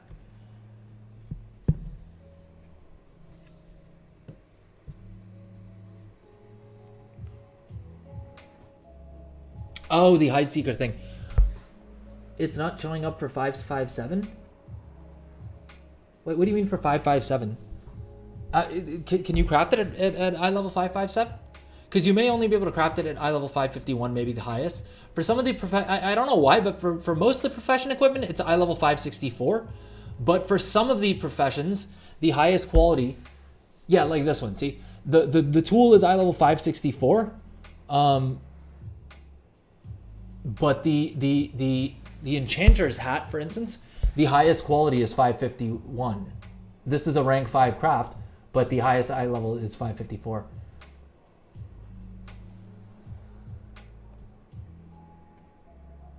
Well, so I was reading one of the Reddit posts, and someone on Reddit worked out that basically with the latest patch, what they've done, well, one of the things that they did was they posted a hotfix that basically hides some of the auctions, and I'll explain what that means. But basically, I know Mantheus was talking about this as well, that they had previously pushed something. Oh, I keep forgetting to tag it on my second account. Oh, I hope she gets loot, because Lord knows I need the cash. But basically, Blizzard put in place a system to avoid people getting baited by those auctions, right? We've all seen it. You go to like post, a gathered good, right? Something that's on the region-wide auction house, and before you hit post, someone undercuts by like 20%, and you end up selling a stack for way lower than you intended to. Well, they've sort of fixed that, and the way they did that is basically they hide any auction that's 8% or lower. I don't know. That's 8% cheaper or lower or higher. So basically, let's say let's say Bismuth is going for 100 gold a stack. If you post Bismuth at 92 gold, it'll actually not be visible to anyone. But whoever buys Bismuth next will get it for 92 gold. And I think the threshold is 8% is what this person had said that they were able to calculate it at. It will still show up for you. So if you search for Bismuth, it'll still show you the price as being 90. Let's use 90 for this example, as in greater than 10%. But for anyone else, like for any other player, they'll see a price of 100 gold. But if they actually buy one Bismuth, they would get it instead for they would instead pay 92 gold, and it won't show it to them in the interface, but when they like pick it up from the mailbox, they'll have actually paid 92 gold for it. And that's basically to avoid markets just tanking because someone's undercutting nonstop with these bait auctions.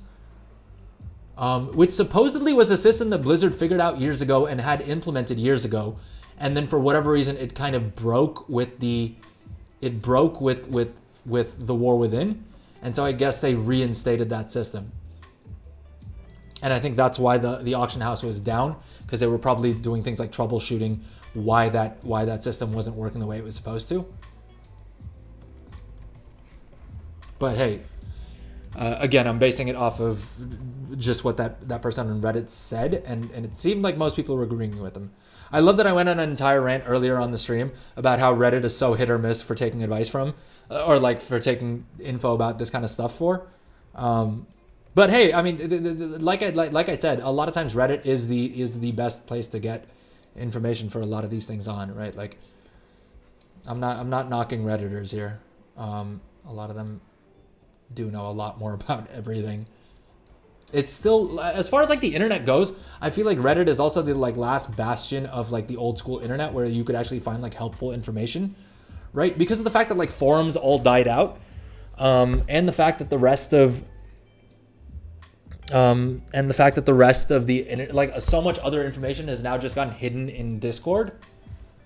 And I'm, as you may be aware, I still don't fully understand how to use Discord. Like I definitely need to get better at it. I also don't fully understand how these secrets work or these rumors work, because I'll be able to pick it up on one character and then the second character won't have the same rumor available to them. So I'm not sure if it times out or what the thing is, but for some of them, like this one right now, I was able to pick up both. So I'm not sure if that's broken, if that's working as intended, what the thing is. All right, do either of y'all know? One second, my chat doesn't seem to be refreshing on my iPad. The WoW Economy subreddit? Yeah, it might have been someone on the WoW Economy subreddit who said that. I definitely hang out there a decent bit. Cause yeah. Do either of you know? Does completing world quests, like if I just complete a world quest in Ajkahet, will I get cash for it?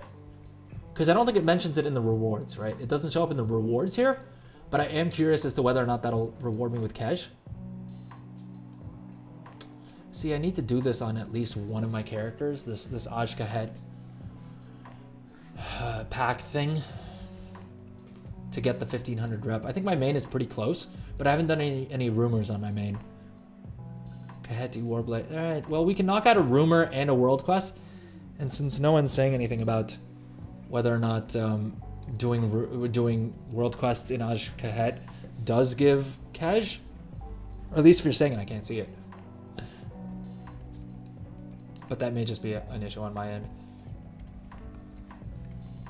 But I guess we'll find out whether or not it does give cash. And hey, all we have to do for this world quest is take out 15 mobs, so.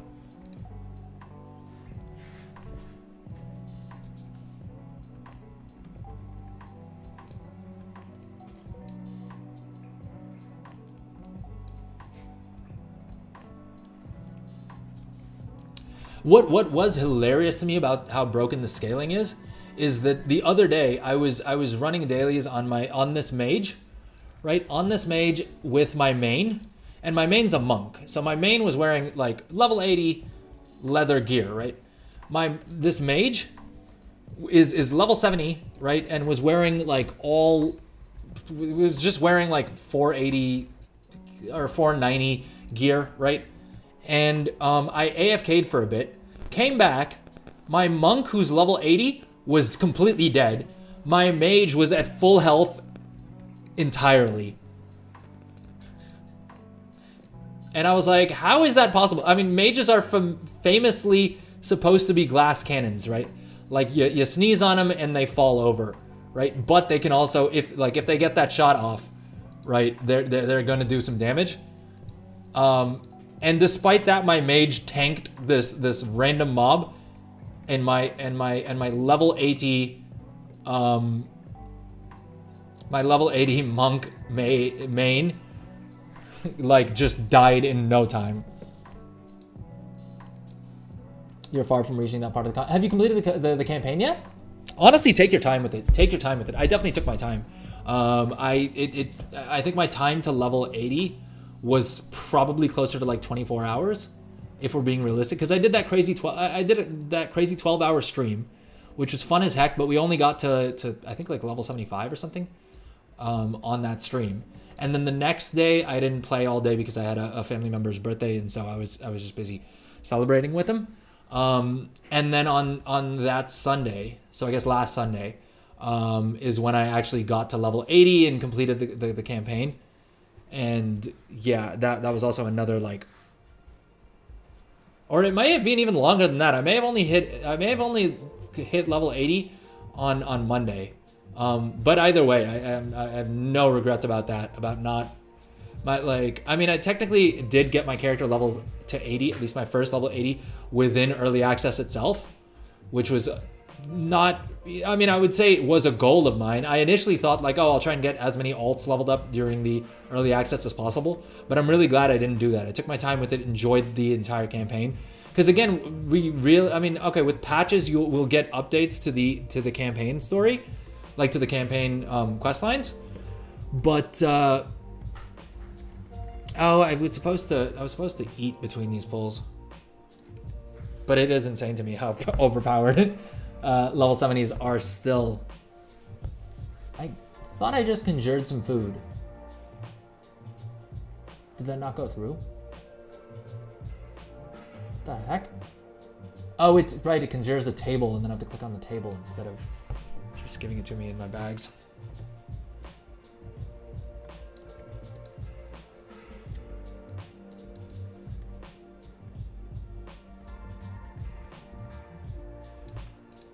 Boom. World quest done on both. We got reputation.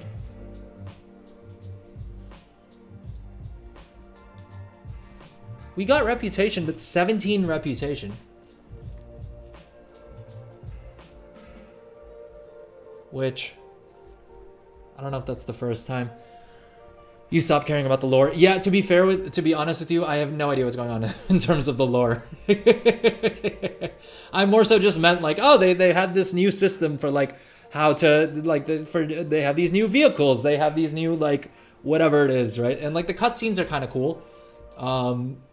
Yeah, but I have no idea what the heck is going on. Like I could not tell you what we're doing in Khazalgar, why we're here. There was something to do with the Spider Lord lady here, and I kind of understand what we're doing at the raid now because I actually bothered to watch the cutscenes this time around. I normally just skip through cutscenes because, that's how little I understand the story. And that's mainly because of the fact that I'm going to blame my friends in middle school because when I played WoW for the first time, right, the first character I was leveling, I played for like 3 months and barely made it to like level 20. And my friends would always give me crap for it. And then they found out that the reason was because I was reading every single word of quest text. And so then they all gave me enough shit to make me stop reading quest text forever. And so ever since then, all bets were kind of off as to me understanding any of the lore.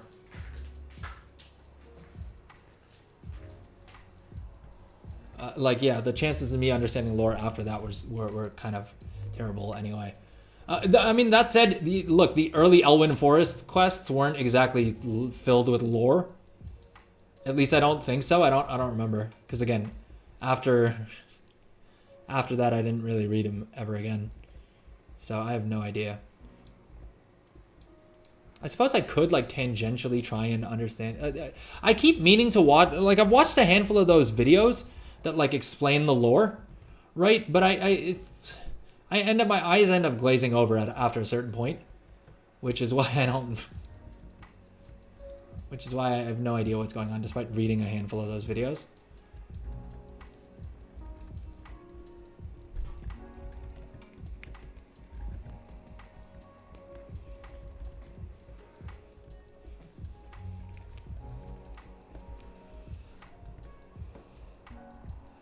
Though to be fair, I have that same issue with I have that same issue sometimes with TV shows and movies and stuff like that as well, where I'll need to read a summary after the fact of what happened or whatever. Just because I tend to not end up paying as much attention as I should on things.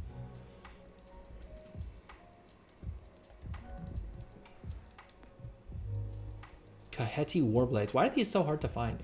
I thought we would complete them both at the same time, right? By the time I took out all the mobs for the world quest, we would have looted enough of the Warblades, but that doesn't seem to have been the case. I wonder if they have more spawn points somewhere else. Maybe I'm just looking in the wrong area. Ooh, this is an actual treasure. All right, we'll I'll take the bait. I'll take the bait, Blizzard. I thought it was because annoyingly they have a bunch of these weird lore book treasures. I don't even know what to call them. That are dotting these ones here, the Ethos of War and stuff like that. And it's twice as annoying because not only do you not get any reward for clicking on them, but also you don't get any achievement progress unless you click on them with a certain buff, I believe, is the way it's supposed to work. Which I mean, come on now, Blizz. Why are you doing me like that? All right, there's more war armaments up here. Ooh, I keep forgetting that the Demon Hunter movement spell does damage, and so if I use it next to passive yellow creatures that aren't trying to attack me, they will aggro.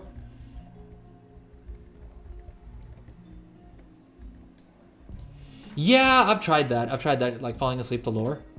Although I also do get worried that okay, I've been playing the game all day, and then I'm also in my sleep consuming lore. I feel like at a certain point. But yeah, I mean, definitely, probably the move is to do it in a period where I'm not playing the game as much, right? Then it's less problematic. Otherwise, I'm just literally eating, sleeping, breathing WoW all day, every day, which I don't think is a great idea for my mental health.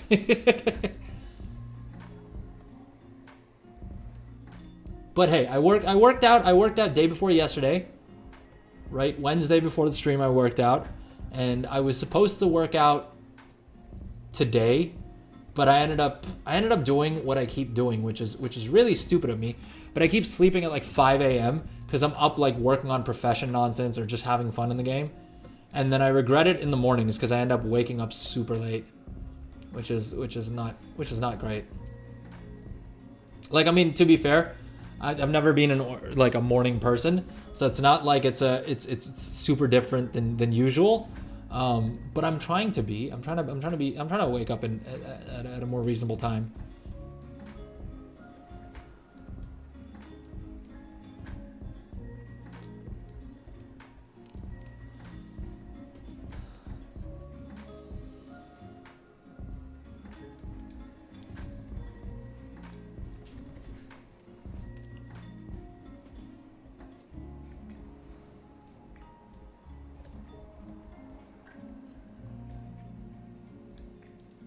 Did we already, is that a rare or is that just a regular mob?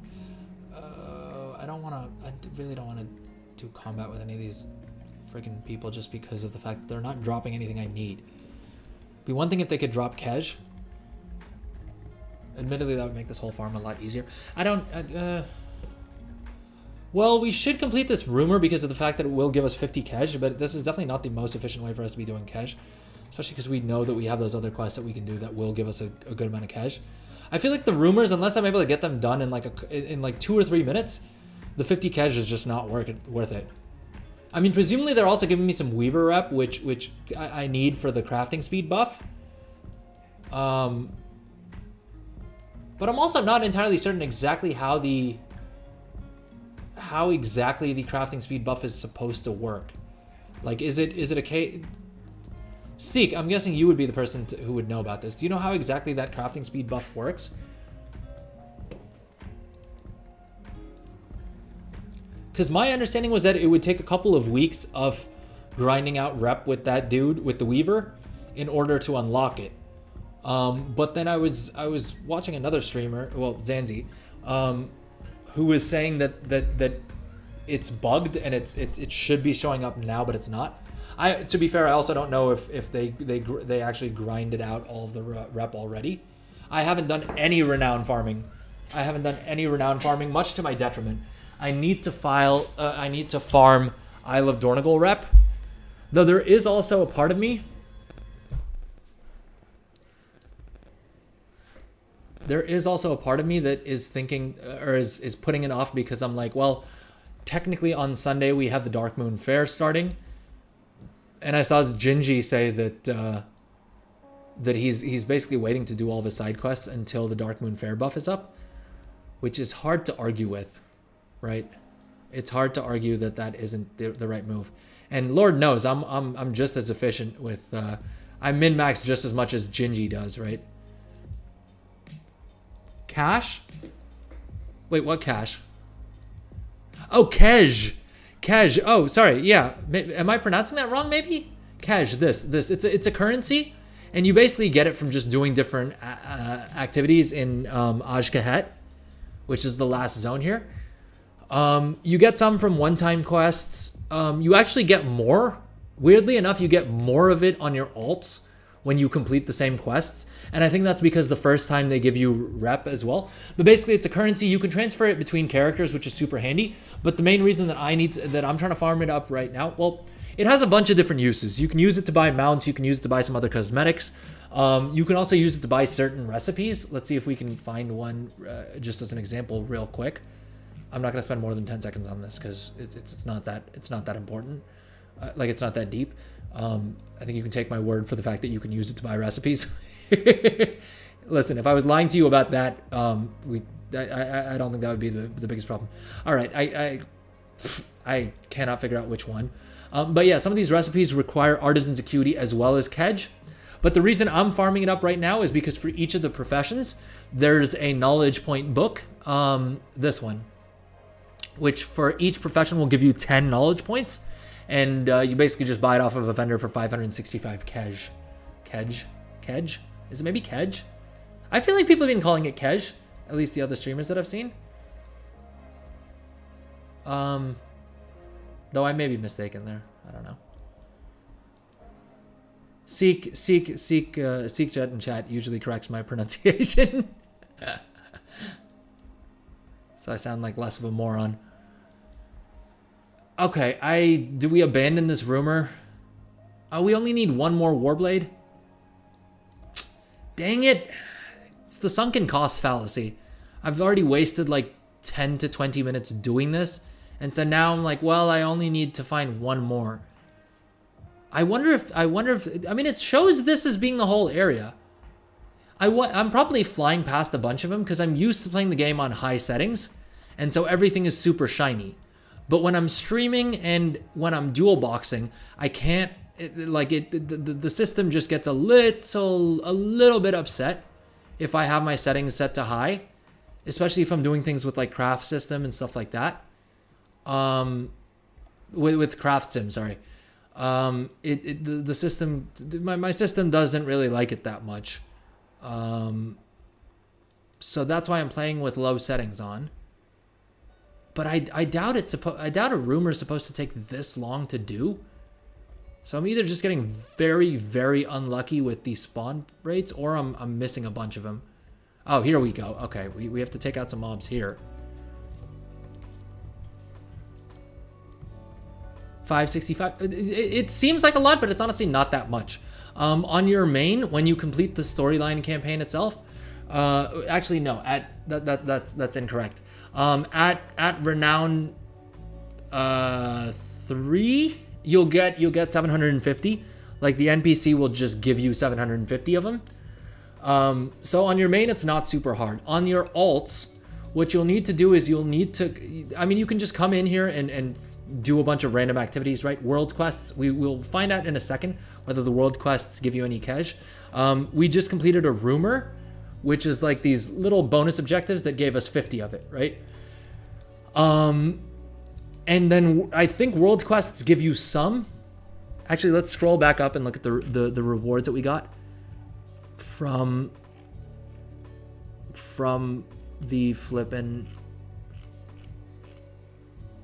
No, never mind. The world quest did not give us any cash. So world quests are pointless for cash farming. So yeah, I mean basically it's rares, it's the rumors, which are those little bonus objectives that don't seem to show up on your map. But on your mini map, you'll see these little icons of spiders that arachnophobia mode hasn't cleared up. Blizzard, very disturbed by that. No, but basically you'll have these little things that pop up on the map that look like little spiders, and those will reward 50 cash each, is what I've seen so far.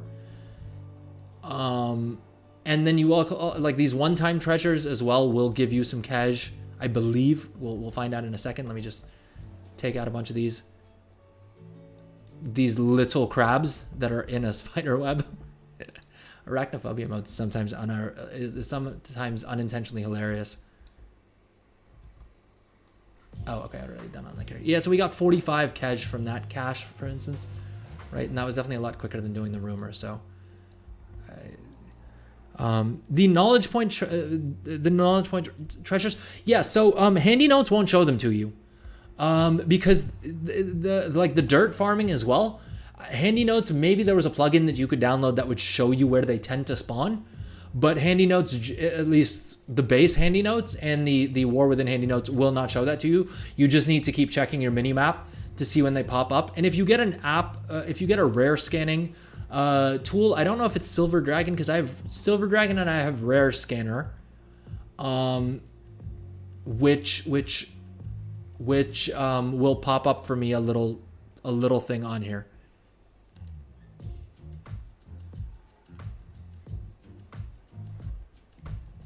Oh, I don't have a reagent bag on this character? All right, let's just use the one that we crafted. 36 slots. That didn't work.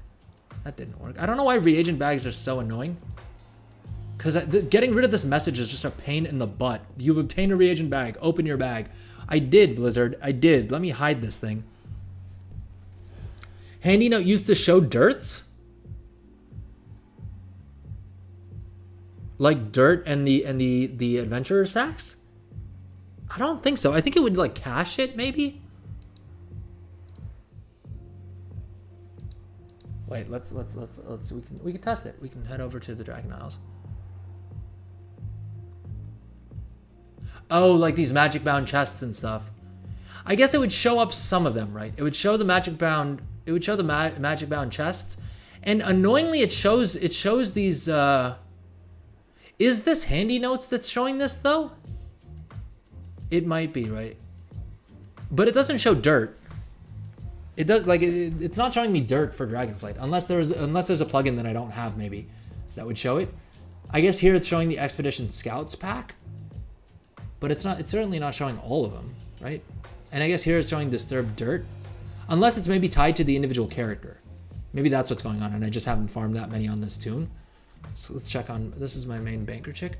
But to be fair, I had no reason to farm Disturbed Dirt on this chick, so she may not have anything cached either.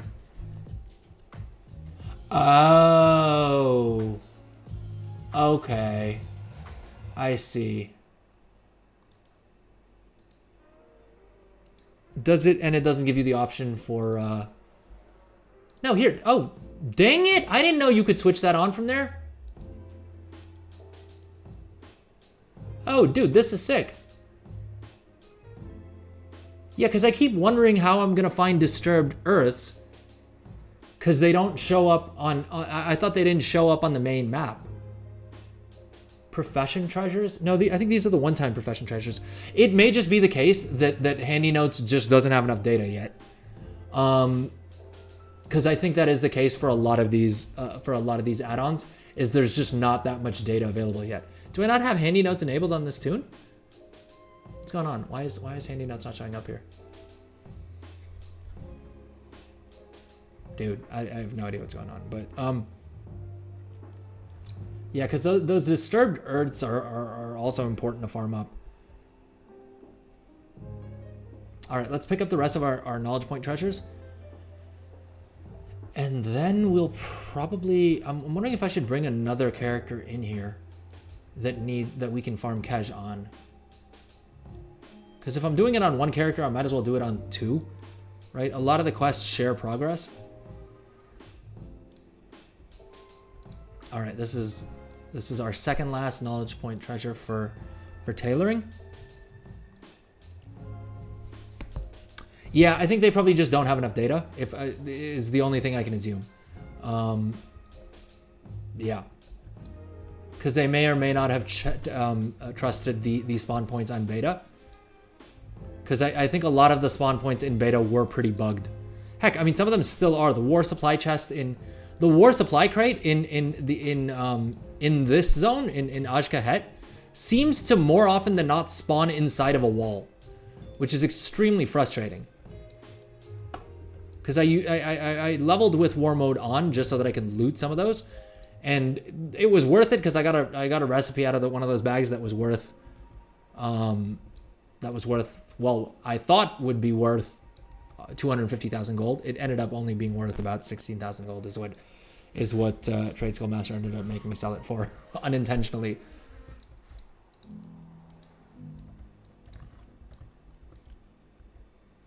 All right, the other thing that I need to do, so there's a total of 4 quests that I've figured out are super quick to get your cash done with. And those 4 quests, one of them is you pick up off of an NPC over yonder. When I say over yonder, I mean this is the wrong account. All right, this dude should have the quest available to him, and it's one of these. I was gonna say one of these fuckers, but yeah, one of these fuckers over here. Not bountiful beetles. Jeez. Where is it? Where is it? I can never remember which NPC it is. But there's one of these NPCs that'll give you a quest to go into the delve. And that delve shouldn't take you more than 5 minutes. And that rewards 125 cash. And then there's 3 other like storyline quests that are also pretty quick. Like each of them shouldn't take you more than 5 minutes. If you're doing them focused, I mean, you can do them in under 5 minutes. I tend to do them while multi-boxing and trying to do them on 2 characters at once, which is the least efficient way to do anything, to be fair. I mean, as much as I think that it's saving me time, I really don't think it is actually saving me all that much time. Where the frick is this quest?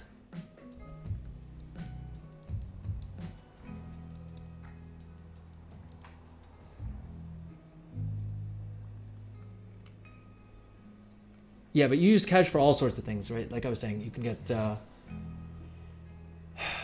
toys, you can get mounts, you can get all sorts of things off of the NPCs. And for whatever reason, everything in the zone, I mean, other than the rewards that you get from just grinding out renown. Oh, I did also think about having an enchanting ult that just focused on weapon oils. The fact that we have weapon oils, low key for enchanting could be cash money.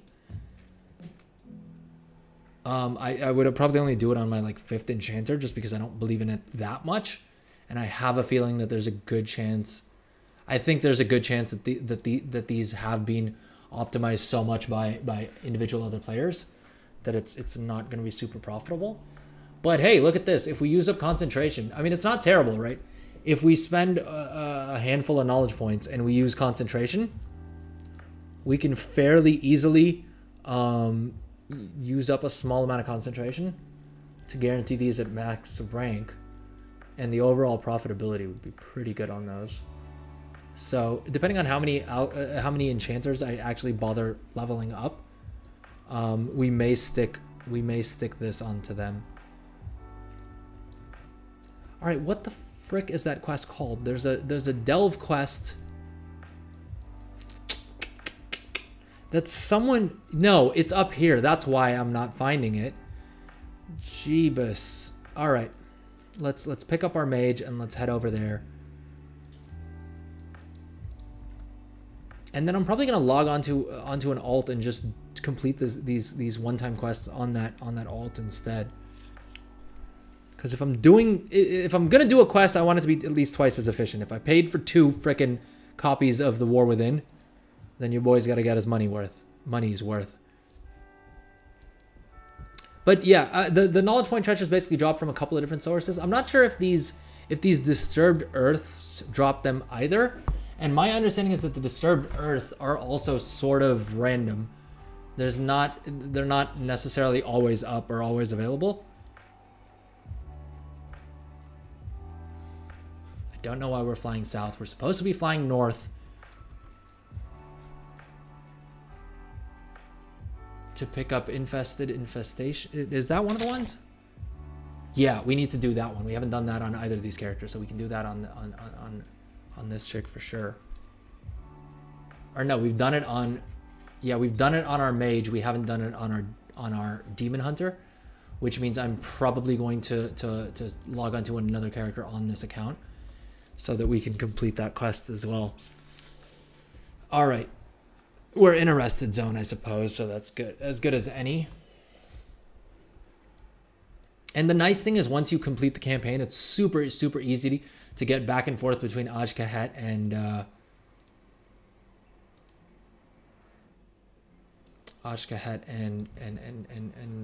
Dornagol. All right, this tune is as good as any. Let's bring my shaman over. Shaman. Say it as you want. Yeah, so this is the quest. Delver's Call, Spiral Weave. And basically you just have to complete the delve that's nearby. You can do it at any difficulty, so we'll probably do it on difficulty 1, like on tier 1, and see how fast we can get my demon hunter through there with all the movement speed things.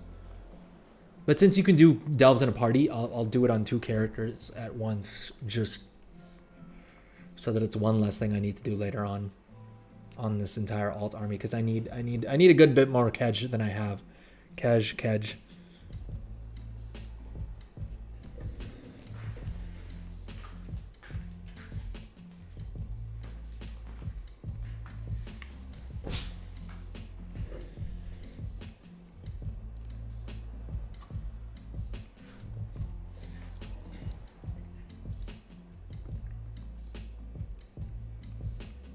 Oh, I need to fix add-ons on this tune.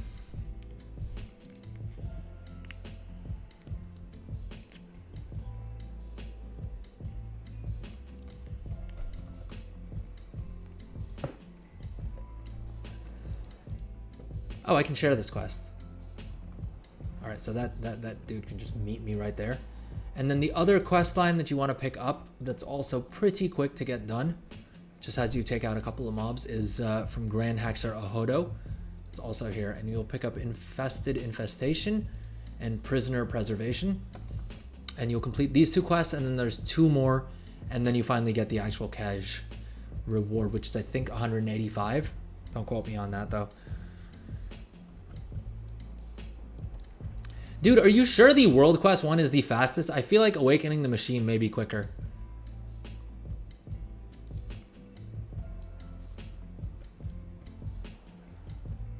Actually, I said dude. I meant I thought I was talking to Seek Jut. I'm not sure if he's still on the stream. We are 5 hours and 40 minutes in. All right, I'm probably. I doubt my wife is the happiest about this, but we'll do the delve. We'll get enough cash to buy at least one of the books, and then I'm just gonna transfer over the rest of the cash. Because yeah, this stream has gone way longer than I intended it to be fair.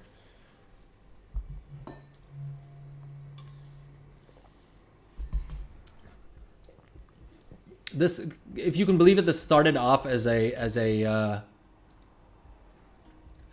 challenge, and I was gonna try and see how quickly I could get all this done, and I quickly abandoned that. I think it's still literally in the title.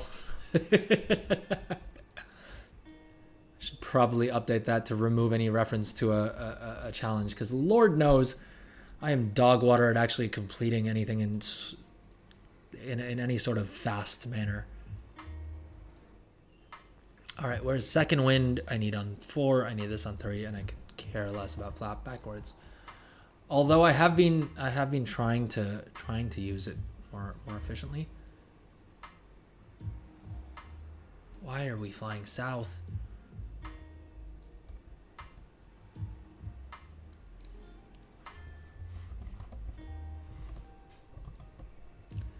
Oh, they're on different realms. I need to figure out what realm this tune is on as well.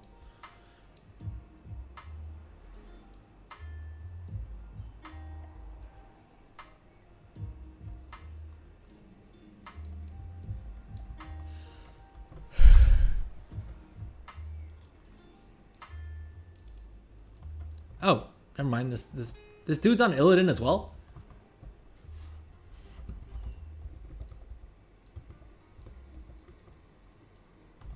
There we go.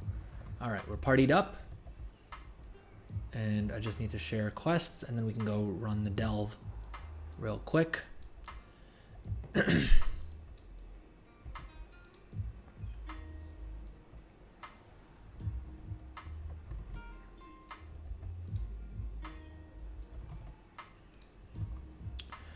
And I have to share that delve quest, right? Where is it? Where is it? Where is it? Spiral Weave, or whatever the heck it's called. All right, now we've got both of our tunes riding on the same little flying pony. I'm just gonna try and pull as many of these as I can.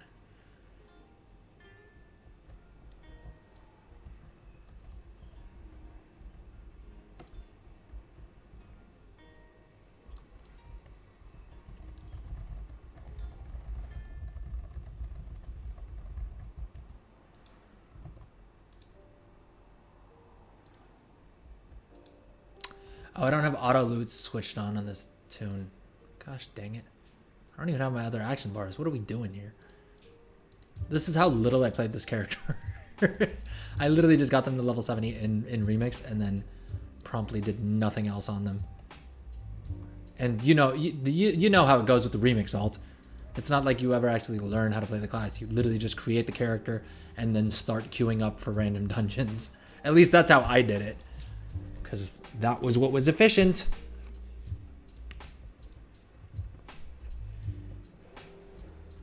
Okay, so yeah, I think we're gonna complete this quest line real quick, just because I want to show you guys how quickly you can farm up cash through these for your alt armies, because you're gonna need a good bit of cash. And I would take it a step further and say that you should probably also strongly consider using up cash to buy recipes. Because the harder it is to attain a recipe, right, the more likelihood there is going to be that you're going to be able to make gold from it.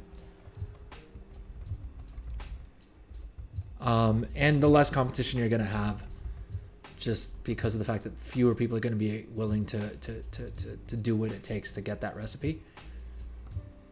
And so it's a more defensible moat, as Warren Buffett would put it. All right. Yeah, we'll do this quest line. We'll do the delve, and then we will end the stream there, because I can already feel me running out of things to say, which is wild, considering I did a 12-hour stream, and I'm gonna have to think up a whole bunch of things to say on a 24-hour stream to satisfy Seek.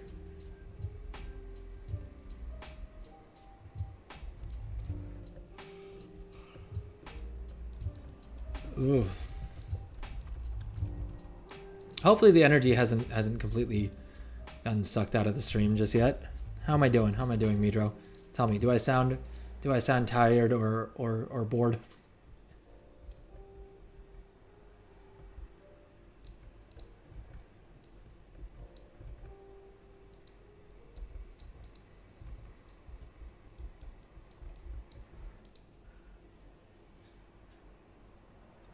Actually, I'm doing this on two characters that both have, on two classes rather, that have both have really good movement speed.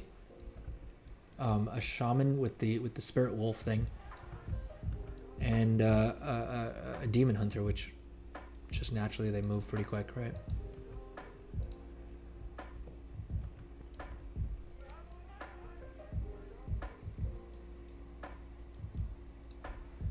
All right, so that's these two quests done, and then we'll get two more where we have to go into that little hole and spray something, or we need to burn pods and take out the boss. And the boss shares credit if we tag on both, but I don't think these, did I not pick up the second oh, that wasn't the right one. Jeez, what the heck kicked me that far? I pulled like half of this freaking cave.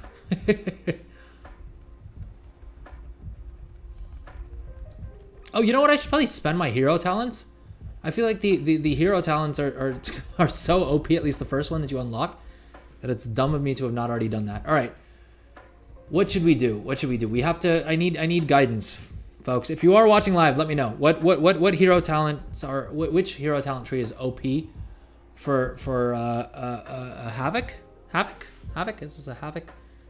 Yeah, Havoc Demon Hunter. Where do I want to go?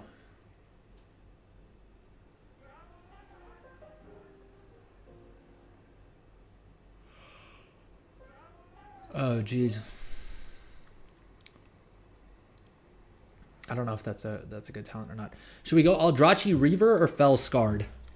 What's the meta? Let's mouse over and see real quick. Passive. I always like passive abilities because I don't like having another button. Oh, I haven't been using Metamorphosis much, so I think we're just going to go Art of the Glaive. And if you are watching live and you didn't tell me which one and you're rolling your eyes at me because it's a noob move, I blame you for not commenting.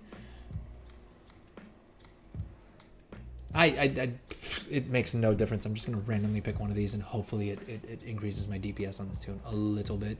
Enough to make a difference and make this entire questing process a little bit less painful.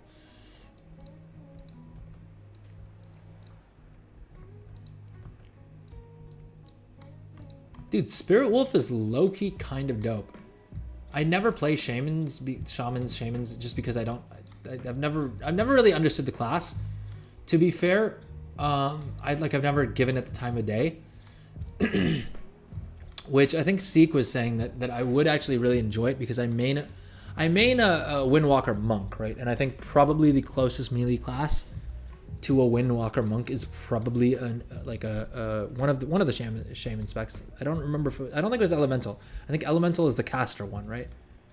I think it's the enhancement is the one that's closer to Windwalker. To Windwalker monk. So I should probably actually spend the time to learn how to play the class. But hey, that's not going to make me any gold, right? So is it really worth it? It may make me gold, I suppose, if I yeah, probably not, right? What am I going to like start selling boosts in dungeons? We're not going to do that. I'm nowhere near good enough of a player to do that. I think I'm just going to literally Spirit Wolf run around, grab all these quest items on one character, and then swap over to another one and do it on them. Boom. Done. Bosh. Done. Bob's your uncle.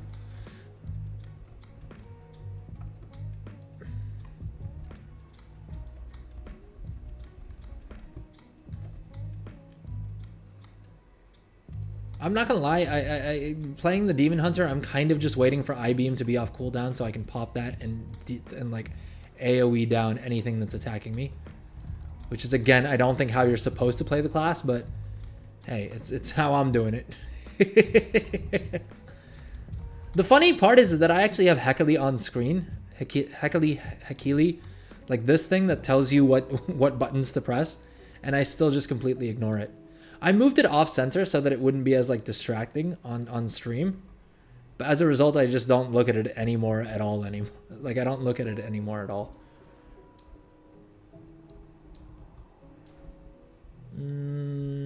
All right, I think this last room should probably have enough of these pods for us.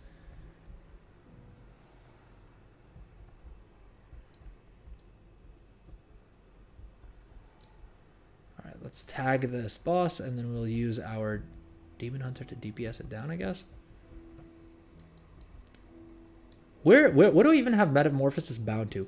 Oh, I have Metamorphosis bound to shift 4. I haven't used Metamorphosis once on this tune, and I think that is supposed to be the OP cooldown for Demon Hunters, right? I don't know why I phrased that like a question, because I know that the answer is yes. Although I'm not confident enough to say that 100%, because it may not be that may not be the case. Maybe there is some other cooldown. All right, so we're gonna go into Spirit Wolf and throw a /follow onto our Demon Hunter, and I think with Spirit Wolf we should be able to keep up. Yeah, looks like it. Should be able to keep up with Fell Rush is what I meant. Ooh, your boy's getting tired. Your boy's getting tired. I need to go eat. I haven't eaten much all day either. I had like half a protein enchilada. Dude, how do I get out of this stupid cave?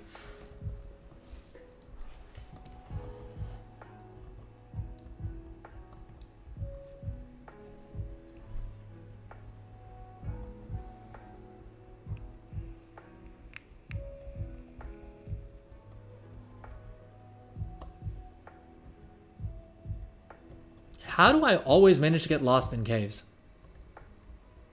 How is it possible? I think I'm also just tired right now.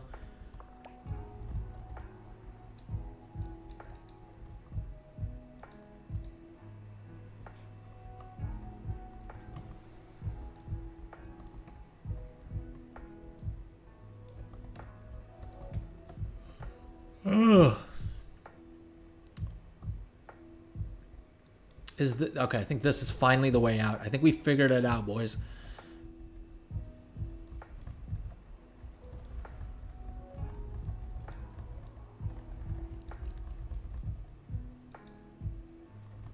Ooh, Weaver Cloth. All right, we're probably not going to... fine, screw it. We'll do the delve real quick, just because it probably shouldn't take up all that much time. And I actually didn't need to do both of these quests. Just taking out the boss was enough to get myself the 185 cash.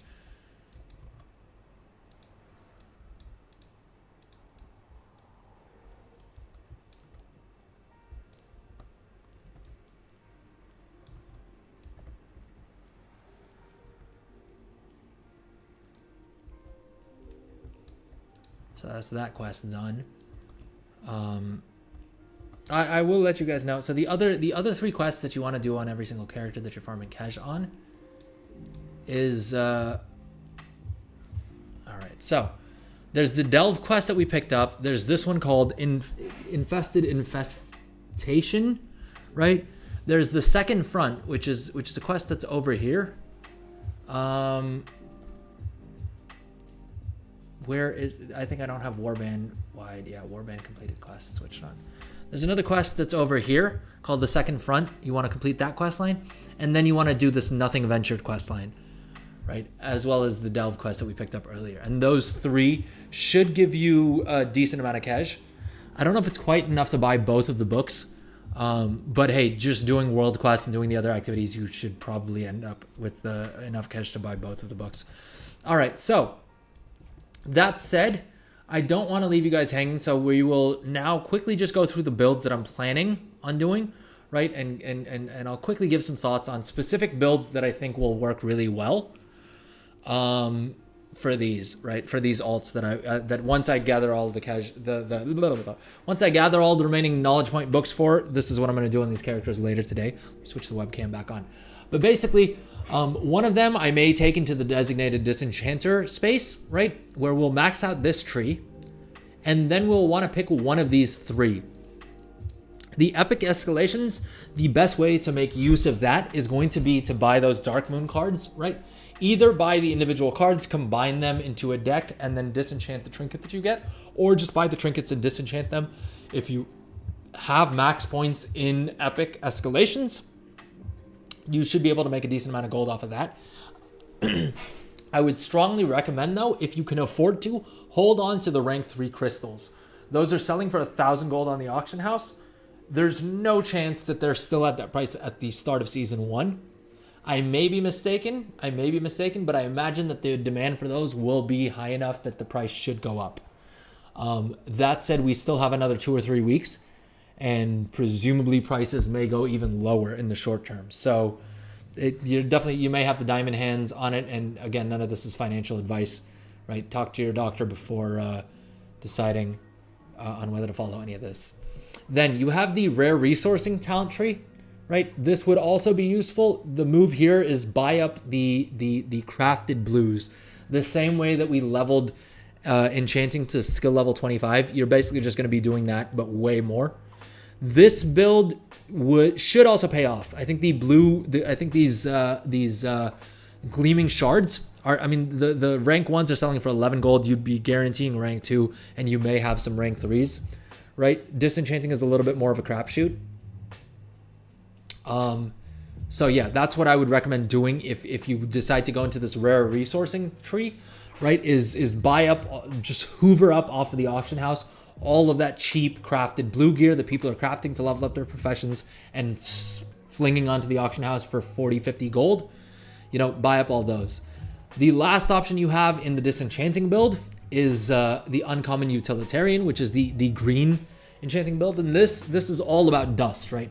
We spent a small fortune on dust so far. Let's check here. I've spent 80,000 gold on storm dust, and I haven't even started leveling enchanting on either of these characters. So I'm gonna be buying a whole bunch more of this. Everyone and their mother needs enchanting dust. If you're doing the shuffle, right? There's gonna be 1,000,001 reasons why you need storm dust. Tailors use it as well. I'm trying to think if there's any other professions. I'm not sure if any other professions use it, but I'm sure there's something that I'm missing, right? And the move here is you then need to craft your own profession equipment. Depending on your server, people may be selling the profession equipment quite cheap, but most likely your best bet is going to be crafting it for yourself. And what you're going to want to do is basically figure out the cheapest price that you can acquire them at. Now that may be tailoring, right? Tailoring is able to craft them pretty cheap. You can see here that we're using all rank 1 materials, right? And using up some resource, and you probably want to max out resourcefulness, right? Less is more, not less is more. This is multi-craft. That's not going to help you with profession equipment. You'd ideally want to do this on a character that's maxed out on extra threads, right? And all 3 of these are disenchanting builds. The tree is called designated disenchanter. This is just the disenchanting tree. There's one for shards, there's one for crystals, the epic crystals, and there's one for the dust. And all 3 of these could be extremely lucrative. But, and this is a huge but, it requires you to sit in front of your keyboard and spam, let's say, the 1 key or whatever key you macro it to, right? Which I don't particularly like. I know a lot of people do it while watching TV or something like that, right? And they're just sort of watching something on a second screen or whatever, and they're just spamming 1 and they're making gold there. Yeah, exactly. The TSM disenchanting macro is the best. But just be careful that you don't accidentally disenchant something that you didn't mean to disenchant, because that can happen with TSM. So that's one whole way you can go with this, right? Is the designated disenchanter. That said, you'd also want to eventually get into supplementary shattering, I don't think any of these crafting bonuses actually help you with that. But supplementary shattering is sort of once you've picked a lane and you've maxed out your everything you can, you then want to start dumping knowledge points into here and into whichever of these 3 nodes, resourcefulness and multi-craft. Ingenuity, I am really, really skeptical of. So I would say if you're doing this, either, depending on what you're crafting, either max out resourcefulness or multi-craft, but do that later on. That's not something to think about right now. So if you don't want to go the designated disenchanter route, I would say what I'm going to do on one of these characters that we saw earlier is I'm going to go into, we'll go 5 points into this just to unlock all these knowledge points, right? So this is a no-brainer. You're going to have 15 points into deceptive decorations, and you're going to have 5 points in ephemerals, enrichments, and equipment anyway. I would put another 10 points in here at least so that you unlock a second talent tree. And then you have a couple of different ways that you can go with it. The first one is going to be going to exquisite equipment and then going into professional production. This is what I'm going to be doing on one of these characters today itself. And the name of the game here is we're going to max this out, and then we'll max out these other 2 trees as well. At which point we will be able to craft the runed bismuth rod at max quality using a missive. Now that's really important because you can go and check your auction house. I mean, all of this stuff, right? Download Craft Sim, download Auctionator, scan your auction house, and then also manually check what you're going to be crafting, right? Monitor the prices. It may even be worth pulling up something like the Undermine Journal or what are the other like websites that you can check the auction house prices at. I think Undermine Journal is the main one, right? Undermine Journal doesn't work anymore. Undermine Exchange is what I'm thinking of. Undermine Exchange, right? Look at the trends, make sure that it's not just temporarily super high and then you waste the character on it. I will mainly be doing this because of the fact that I need someone to craft all these rune bismuth rods for all these enchanters that I'm planning on crafting, on leveling. And so for me, even if I don't make a bunch of gold selling these, I'll save gold by not having to spend a whole bunch on these anyway. But this is a solid build, right? You can sell your concentration on crafting orders. I would use up some artisan security to buy this rune nullstone rod recipe. I don't think too many people will have this. With all of your points spent in crafting better enchanting rods, you will be able to guarantee these at rank 5 using concentration. Eventually, once you get your profession tools and stuff, you'll be able to guarantee them at rank 5 with rank 3 materials, and there will be a market for that. Because most enchanters, if they're focused on enchanting enough to get the epic rod, they're going to be willing to spend on this, and they're going to want it at rank 5 because this will also save them concentration. So that's definitely one way you can go with it. The other way you can go with it is going into materials. Finishing reagents is definitely a choice. And I haven't run the numbers on this myself just because it's not one that I'm particularly interested in, which is not to say that there isn't a bunch of gold in it. The fact that I'm not interested in it is all the more reason that there probably is a good bit of gold in it, because there's probably not too many people who are that keen on it. So I would go down the finalized finishers, right? And my build would basically be, we max out this, we put 30 points in here, we put 20 points in here, and you put 20 points in here, right? And then what you're going to do is you're going to craft these finishing reagents. And the finishing reagents I know will sell because of the fact that finishing reagents in Dragonflight were kind of an afterthought, right? Like I could count probably on one hand the number of times that I actually use them. That is not the case in the War Within, right? Finishing reagents in the War Within are extremely powerful. Using this mirror powder, I can increase my multi-craft by 180. That is 18% more multi-craft. That is ginormous. If I'm crafting something that uses multi-craft, I will happily pay a good amount, right? There's a reason that you can see here on the sales trends, right? 181 sold region average daily sold, 202, 34 for a rank 3 item is huge. So, I mean, let's just take mirror powder as the example, right? And we're going into material maestro. We said we'd put 20 points in there. We'll put 20 points in finalized finishers, and we'll put 30 points into ephemerals and enchantments and equipment, right? 213 gold per craft, and to guarantee these at rank 2. And when you use your concentration, 4,000 gold for 233 concentration, right? That is 16,000 gold every 3 days from using concentration. and then 47% margin anytime you want, right? You can craft as many of these as you want using rank 1 and rank 2 materials. This is a great gold farm. Heck, just looking at this right now, I low-key wanna, I may actually throw this build on one of my enchanters, simply for my own use. But this is also a very powerful build. I would seriously consider this. If you can get there before I do in North America, you can beat me to the punch. And then the other choice is optimal oils. This, honestly, you have some time. I would say probably take a character to finalize finishers, right? Do this first, do this now. And then in the next 2 weeks, you'll gradually gather knowledge points and you'll be able to fill out optimal oils as well. That's probably what I'm going to do with this, with one of these characters, right? Is go down this path because I think there's a lot of gold. The last option is everlasting enchantments. Here, it would just be a concentration build, right? Pick one of these trees, go heavy onto them, and then you're just going to use concentration to guarantee them at rank 3.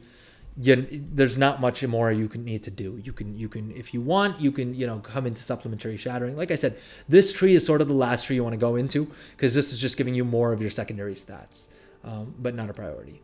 So that's what I would do for enchanting. For tailoring, honestly, tailoring has a bunch of different builds, and I'm too tired at this point to explain it comprehensively. But we'll take a look at them on another stream. How about that? Come back on Monday, and we'll take a look at those then. Midro, you're heading out. Yeah, I think we're gonna wrap up the stream here as well. Oh, that's sweet of you. You're gonna come back and check out the recordings. Oh, that's really nice of you. Thank you so much for doing that. All right, with that said, time to wind down here. I need to take some time away from my PC, hang out with my wife before she gets too pissed at me because it is a Friday night. Although it is already pretty late for her, she may already be wrapping up, which will not be good for me if that's the case. In any case, thank you so much, everyone, for stopping by. Thank you, Seek. Thank you, Midro. I know we had some other chatters as well. I thank you so much to everyone who dropped comments and chats and everything like that. If you enjoy the content, drop a like, drop a follow, drop a subscribe. Check out my other social media things. I promise I will actually get back to making videos and posting things on the other social media platforms. I've been tweeting a little bit, but yeah.